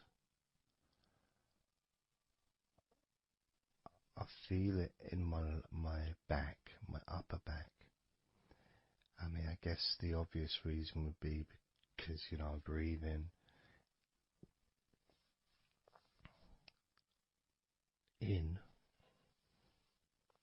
and it stretches my chest and my back at the same time.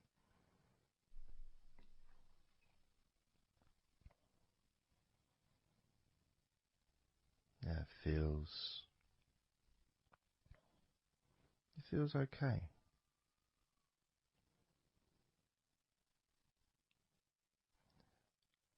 Doesn't feel.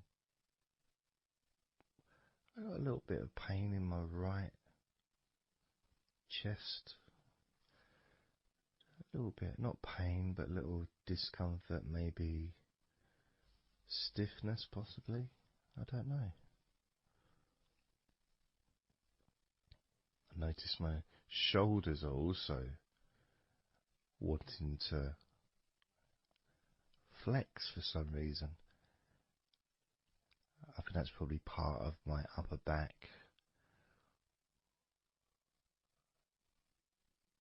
That connection between my shoulders and my upper back. Because I can move my shoulders and stretch the muscles in my back. Moving the shoulders backwards or up, which then moves I think it's the scapulars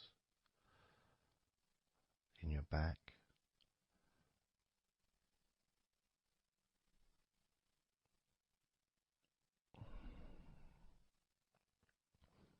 It feels quite nice actually.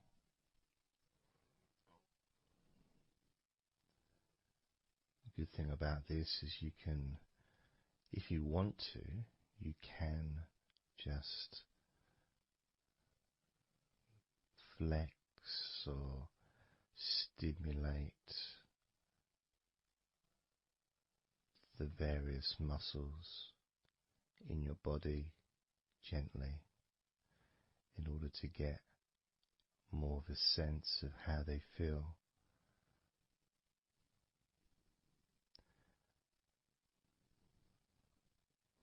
And when you're relaxing, when you do tense a muscle and you let it go and you let it relaxes way more than it would normally. But you have to feel that you're able to do that. There's no point doing it if there's an issue with a part of your body. You need to be gentle with yourself at all times when relaxing deeply. It's important to be kind to yourself.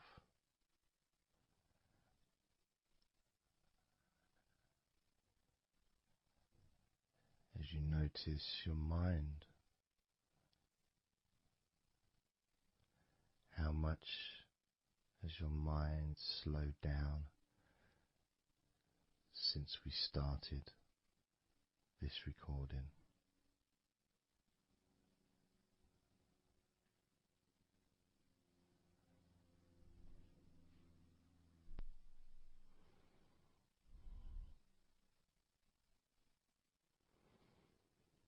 How calm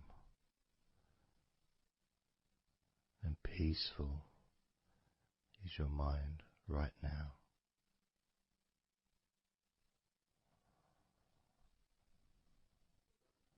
With nothing to think about and just my voice to listen to, because you know the intention behind this recording is relaxation. At the very least, for you to feel more relaxed at the end of the recording than you did at the beginning.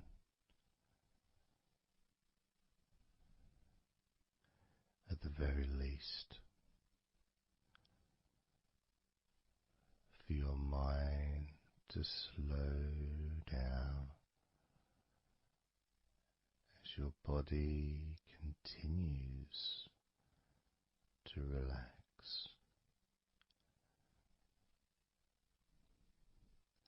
Because that's what you want to happen. That's what you expect to happen.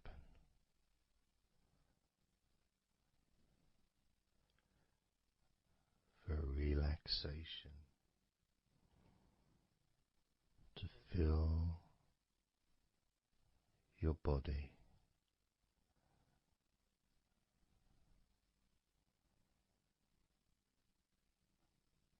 maybe calming your mind to the point of boredom when you start maybe to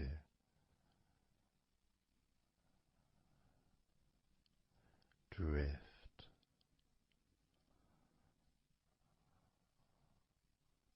away.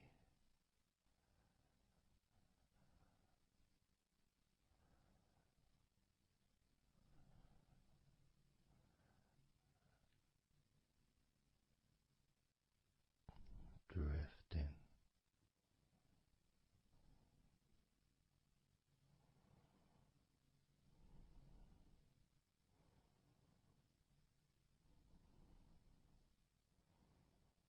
It's almost as if you're moving further away from your body and your mind, just leaving that there.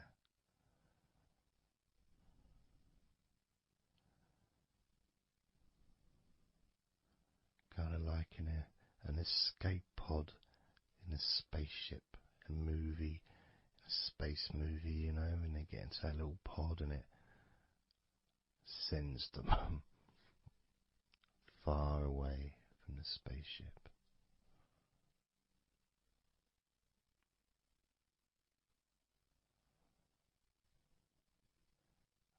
Safe to dream.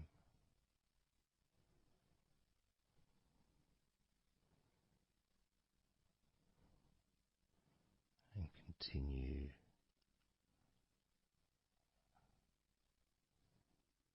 to relax.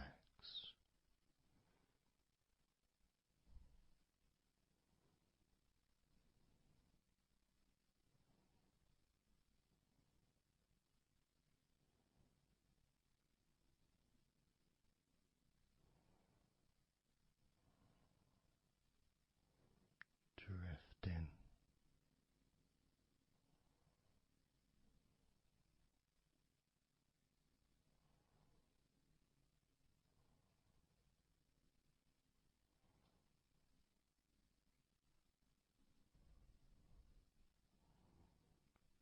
So slow.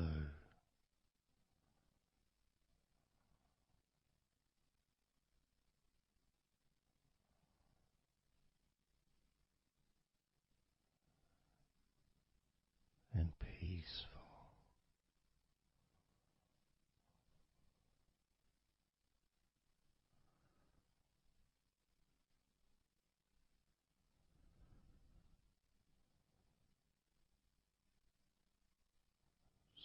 So relaxed.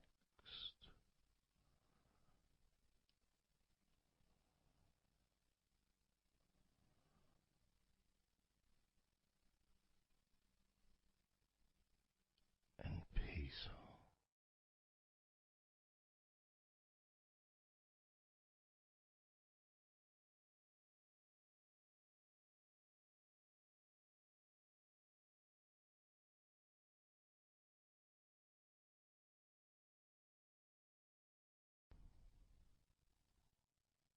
And focusing on the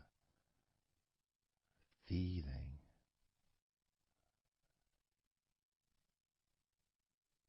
of those individual parts of your body that are relaxing one by one.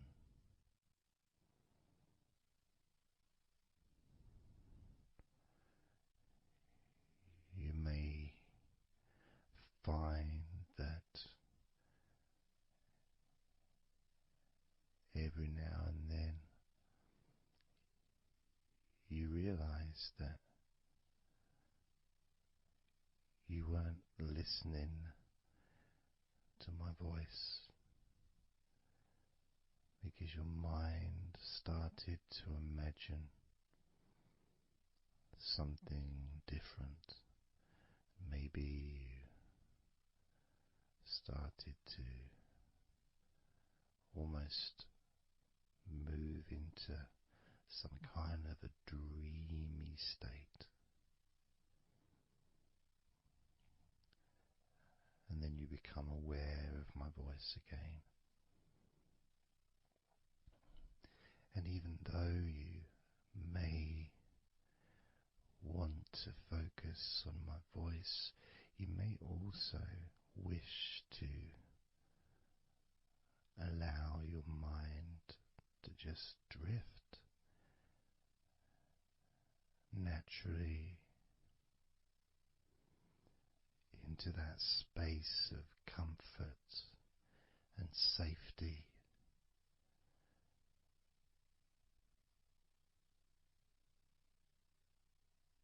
As you feel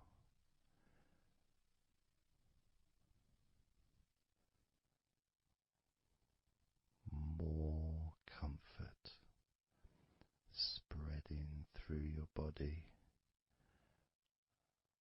like a warm blanket, covering you gently, keeping your body at just the perfect temperature.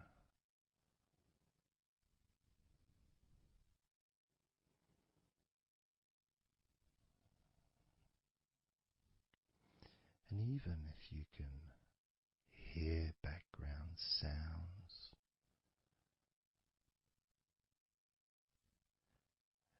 they just don't seem to matter anymore.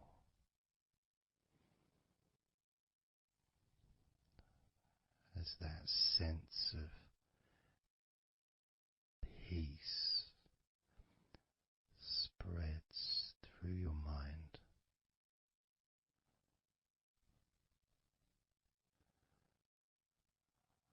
like a gentle breeze, yet strong enough to blow away all negativity, strong enough to remove from your mind any anxiety or stress that was there before.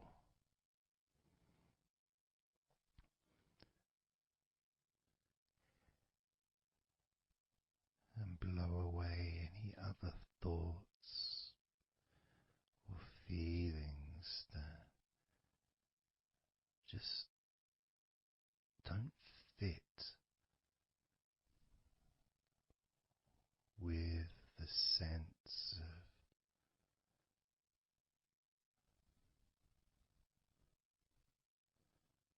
relaxation that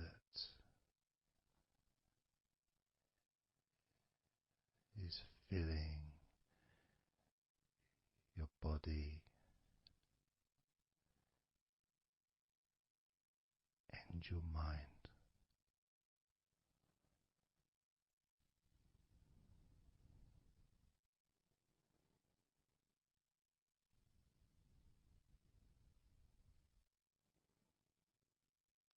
And as you focus on your mind,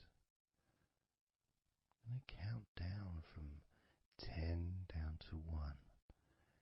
And with each number you hear, your mind will become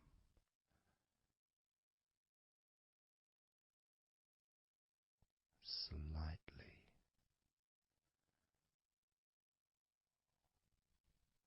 more relaxed.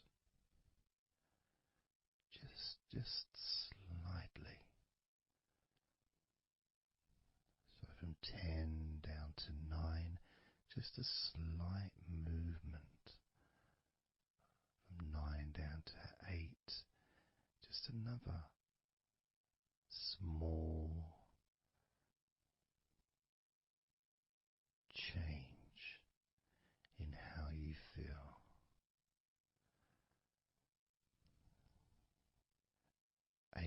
to 7. That feeling is a gap, almost like a gap that starts to get wider. The gap between those feelings that you used to have in your mind compared to the feelings you have that are growing now. Feelings of comfort and security and confidence. And that gap becomes wider. 8 down to 7, 7 down to 6. And when you get to 5, your mind will start to have a certain physical sensation. Almost like there's a magnet outside of your head, sucking the tension and the stress and any remaining feelings that you don't want, sucking them out through your skull.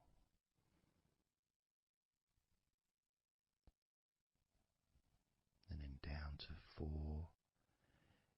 you can start to really experience that sense of not just emptiness but space. A place full of fresh air. A place where you can stretch.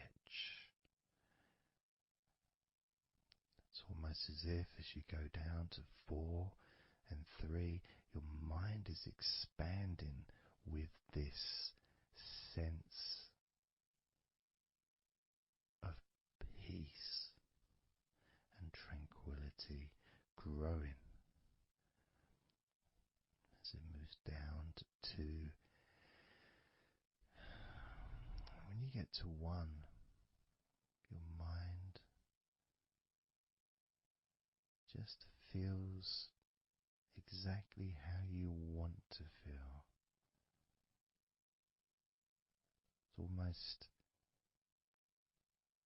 a perfect feeling.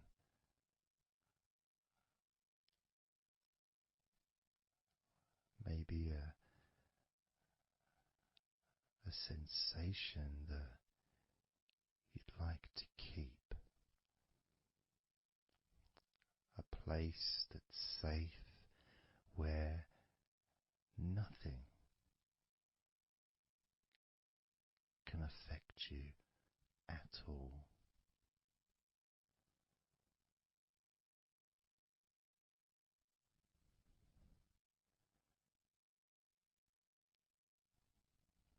And you can stay in that space of comfort and confidence. Confident in your own ability to create this space and this feeling of comfort within your own mind, just by counting from 10 down to 1. And this is something that you can do yourself when you're on your own. A time when you can maybe sit down, maybe just for a few minutes. Close your eyes and just count slowly from 10 down to 1. And re-experience these feelings in your mind.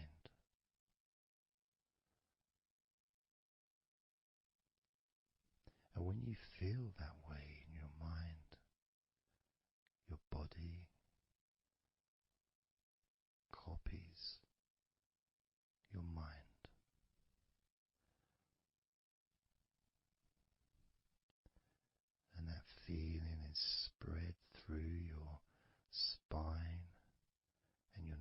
nervous system into every part of your body. It travels through your bloodstream,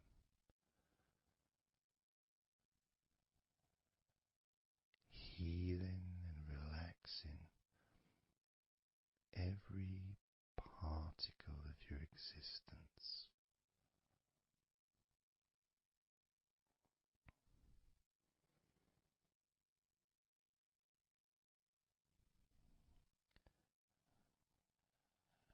And we can practice this a few times before the end of the recording, and then you can practice on your own. And each time you count from 10 down to 1, the feelings of comfort, calmness, and deep relaxation become stronger and deeper.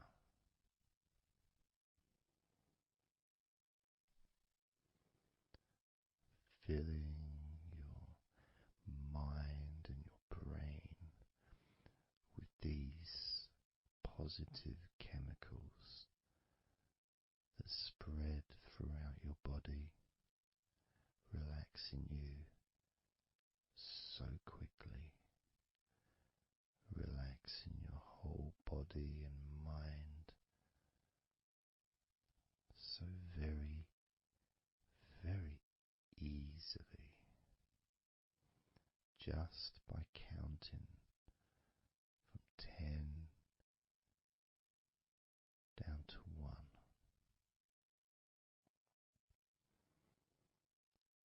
So we're going to do it now. I'm going to count from 10 down to 1, and I'd like you to repeat the number after me. So when I say 10, you can just repeat to yourself 10.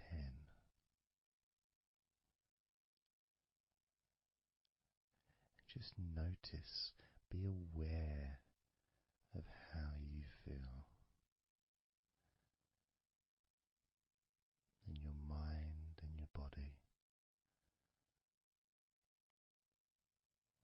Then when I say 9, you can repeat to yourself 9. Again, noticing the increase in comfort and calmness in your mind and in your body.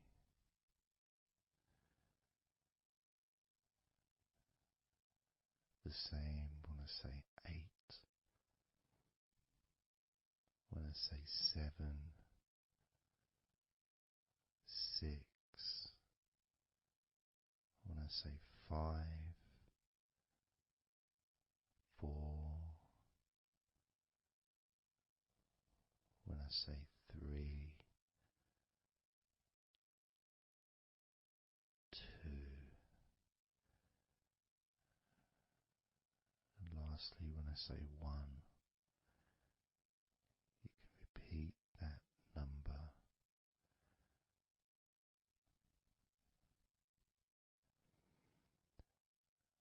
Now, of course, when you do this on your own, without listening to me, you can say the numbers at whatever speed that you feel is necessary for you, so you can adapt.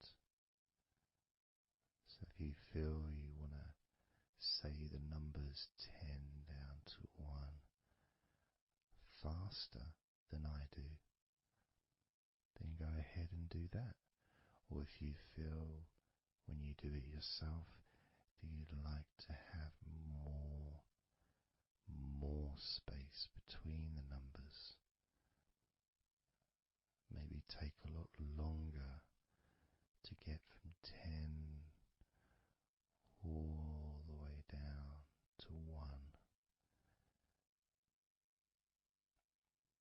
It's your choice also to do.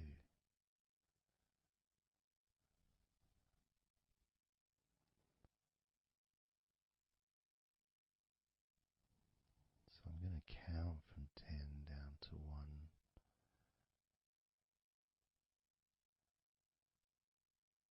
And when I get to 1, that will be the end of this recording. Unless, of course, you're listening with music, then the music will continue.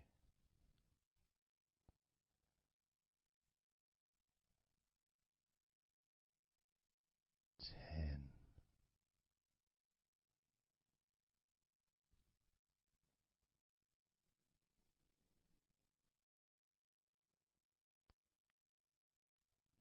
Nine.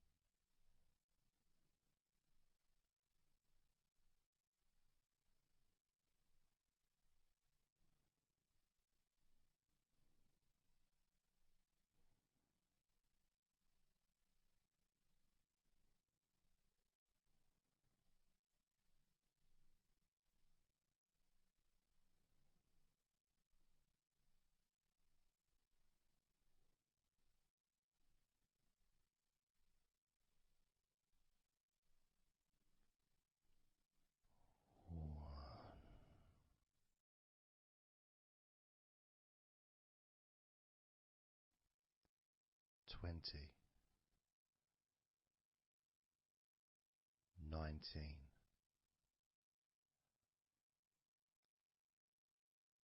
18, 17, 16, 15, 14, 13,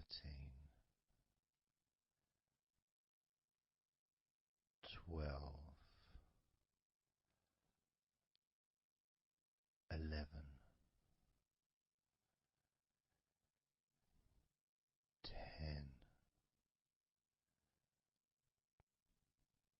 9, 8, 7, 6,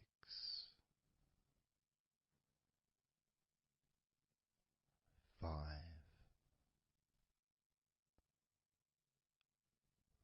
4, 3, 2,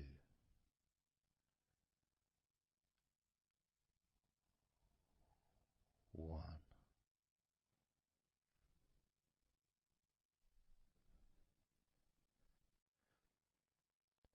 Now open your eyes, noticing how you physically feel, having counted down from 20 to 1, allowing stress and tension to leave through your fingertips and your toes. And as you focus on your fingertips, maybe they feel a little bit tingly, which is, I suppose, quite understanding considering the tension has been exiting your body through your fingertips.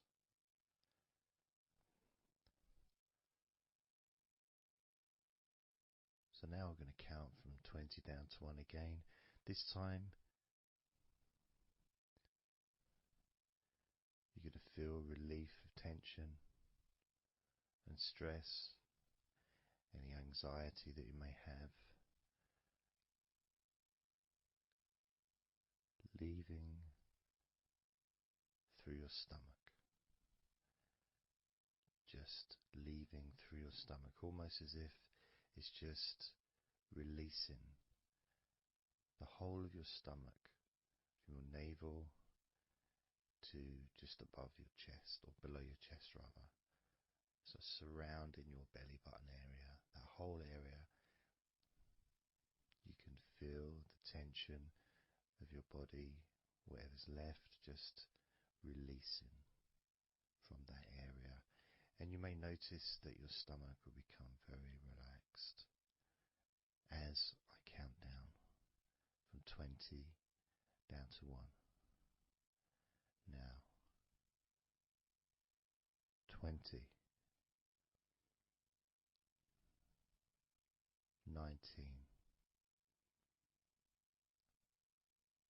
18,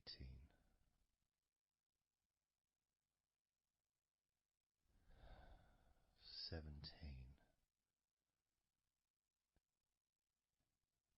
16, 15,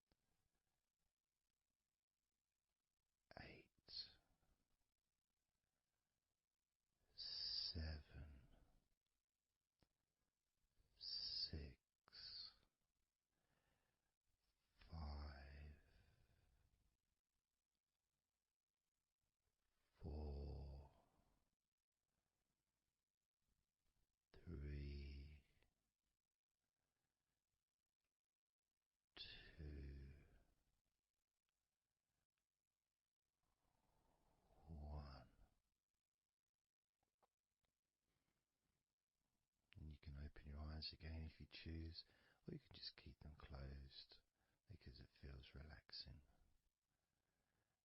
Just notice how your stomach feels.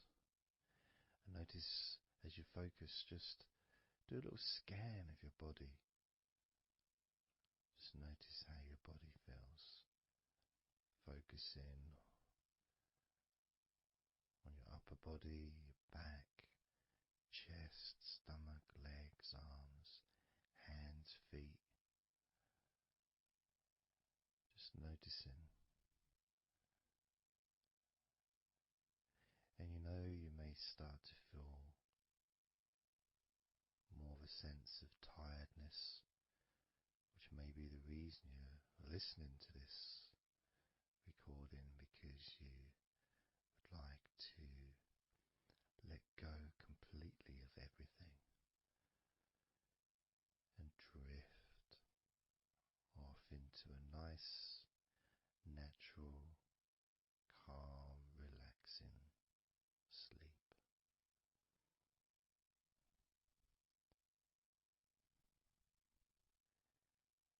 So now we're going to focus on your forehead. And if you choose, you can incorporate your eyes in this focus as well. So your forehead and your eyes. Just that whole area, basically. Almost as if you were wearing a mask, like a, I don't know, Batman mask or something. Or, I'm trying to think, Zorro or something. The kind of mask that covers your eyes, but also covers quite a lot of the forehead. And focusing on that area, because that's the area that we're now going to release tension and stress from your mind, from your brain and from your mind, and any tension that you may have remaining in your face, in your neck, in your jaw, in your eyes, your forehead, or your scalp. So basically any tension within your head area, including your mind and your brain. And that's going to be released through your forehead and your eyes. As I count down again from 20 down to 1. Now, 20, 19, 18,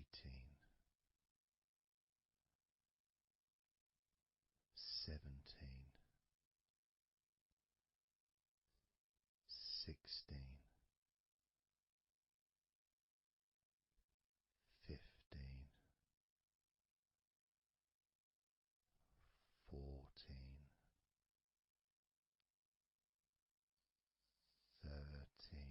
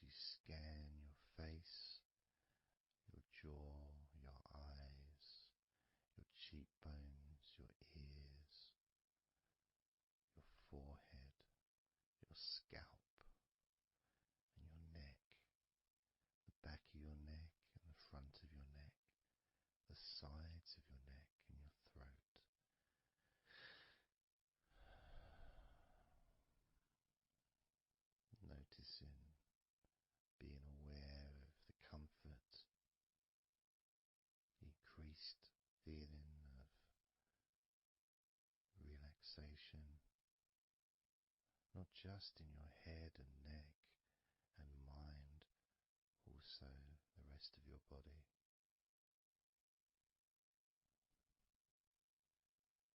Just notice how loose and calm you feel, and how easily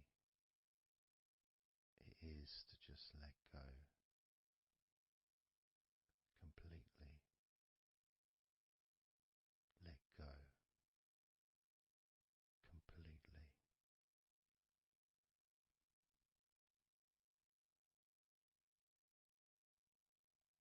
How easily.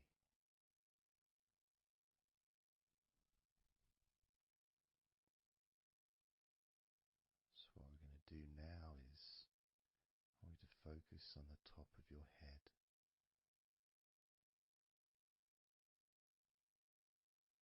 And we're going to allow every last piece of tension or stress that might be lingering or hiding in your body or mind or head to just be sucked out at the top of your head and released into the air, almost sucked out into the clouds. Imagine a big cloud above your head, almost like a whirlpool, and it's just going to suck that tension out of the top of your head and just take it away for good. As you focus, imagine an opening in the top of your head where that tension and stress and any remaining issues, maybe worries or concerns that are of no use to you now, can all be sucked out of the top of your head and taken away as I count down again from 20 down to 1. Now, 20,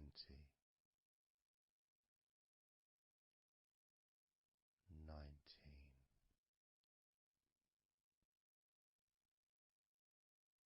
18,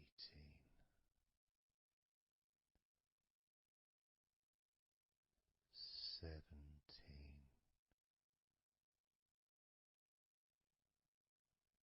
16,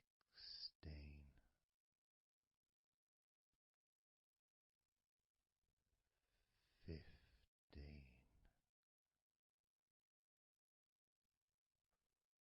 14,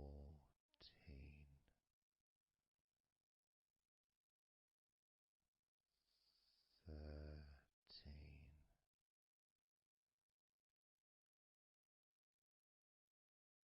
11,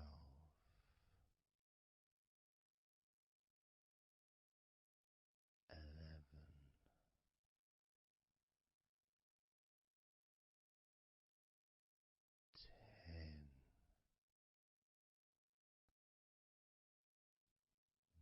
9,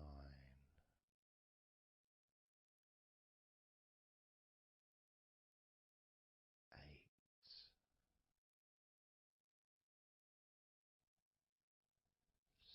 7,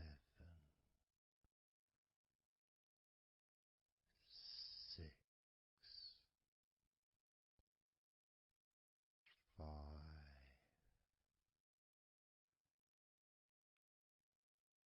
4, 3,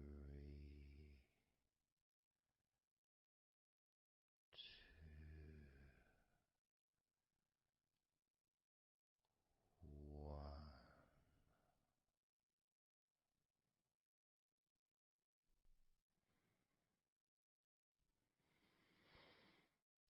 Breathe, noticing how you feel,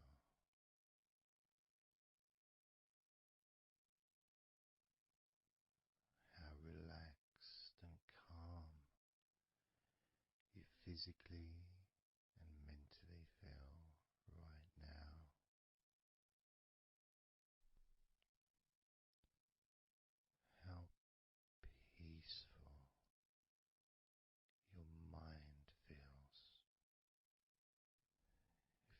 feels so nice to just let go, to give yourself some space to breathe easily, to think calmly, and just to take a break from all that pointless worry and concerns about things that you don't need to think about right now, because this is your time to let go. This is your space to enjoy feeling deeply relaxed, peaceful in your mind, relaxed in your body.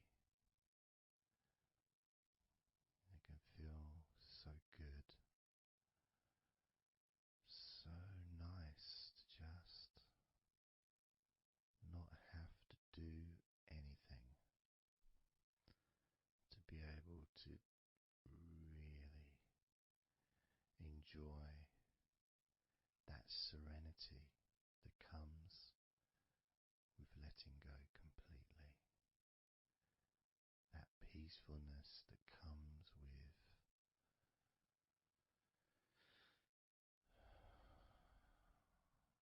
being in this peaceful space. And you can keep this sense of calmness for as long as you choose.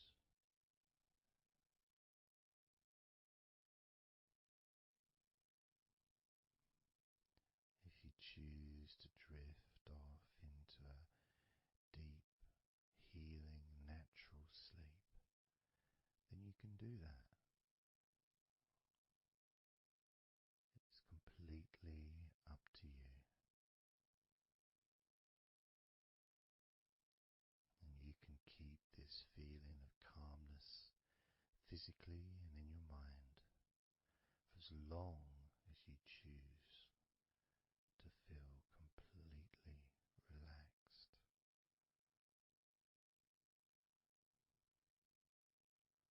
Completely relaxed. And I'd like you to make up your mind that you're going to relax.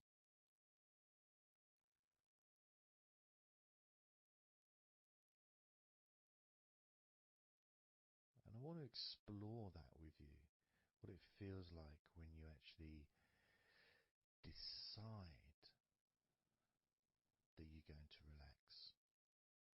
Not forcing yourself, but giving yourself that. I guess it is a command, really, isn't it? When you're telling yourself, relax. In a gentle but firm way that only you can really tell yourself in that way. You can't really have someone else saying to you, now relax, relax, you know. It needs to be gentle, but someone else can't really have the same kind of influence or power that you have over your own physicality, over how you feel.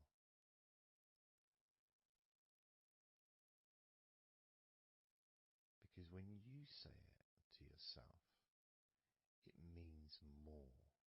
It's personal, and your brain and your unconscious mind and your body listens to what you say. So, for example, we'll test it out. We'll do a few little tests along the way, and you can get more of an idea of the force, the positive force that you can have in creating a sense of comfort and relaxation in your body and your mind quite quickly, just by you telling yourself to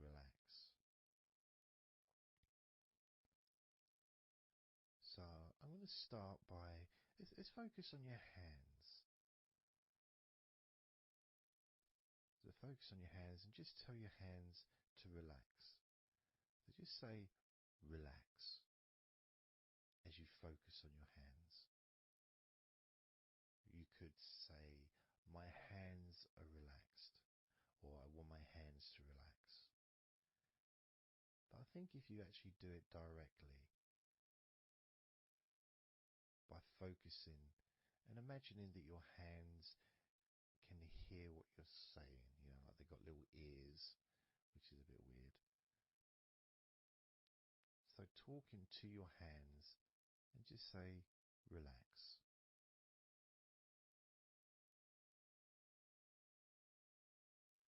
Noticing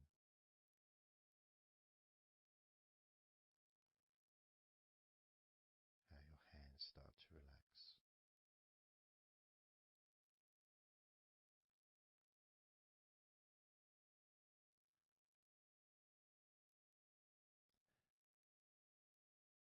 Now focus on your eyes and tell your eyes to relax. So you're just saying the same word, relax. And find the right tone for you. I might say relax, but you might say relax or relax. You might say it differently to yourself, and that's important for you to gauge what feels right for you. So just tell your eyes to relax whilst focusing on your eyes, your eyelids, the muscles around your eyes, your eyebrows, and just tell your eyes directly, relax now.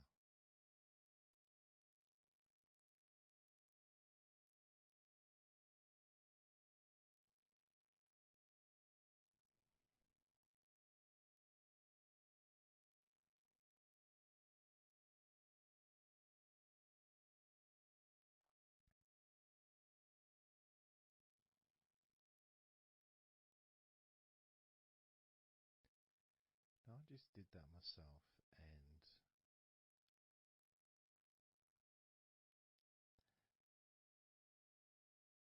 sometimes you may feel that you need a bit more time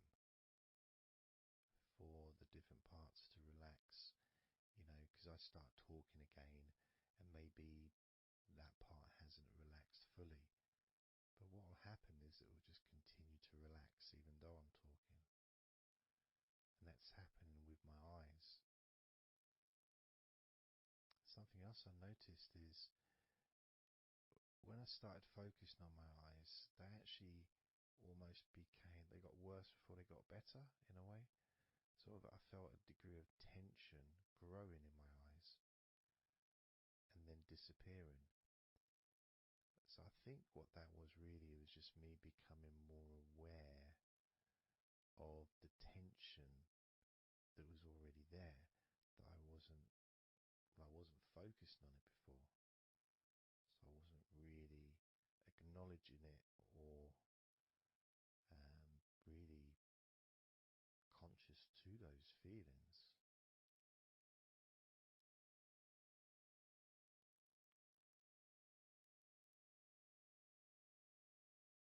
Yeah, my eyes are still continuing to relax, as well as my hands actually. My hands have got a certain kind of energy, like not buzzing, but I can kind of feel a degree of energy in my hands. Maybe that's where the tension's being released. Maybe that's causing that.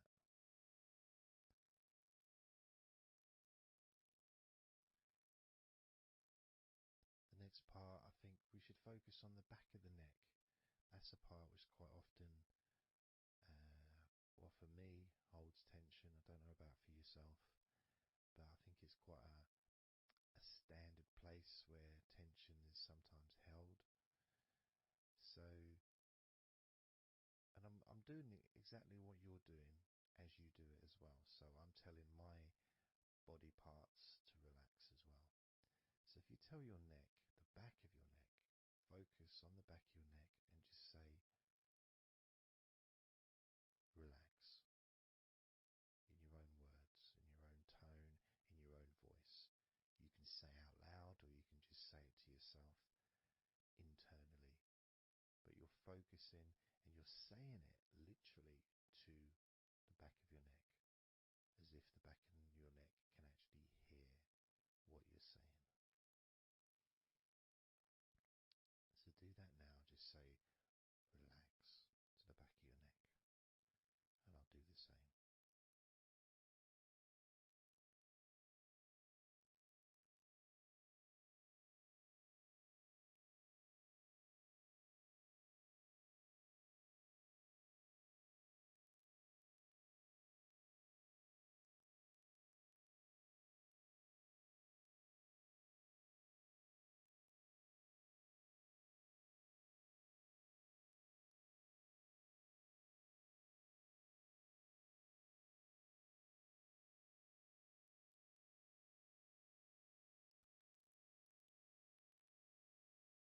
Now, what I noticed, and you may have had a similar thing, is even though I was focusing on the back of my neck,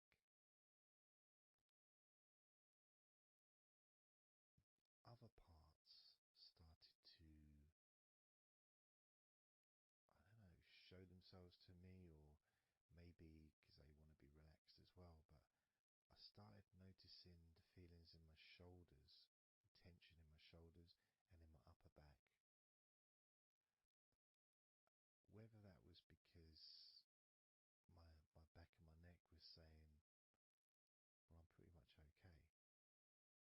It's the other parts that need attention.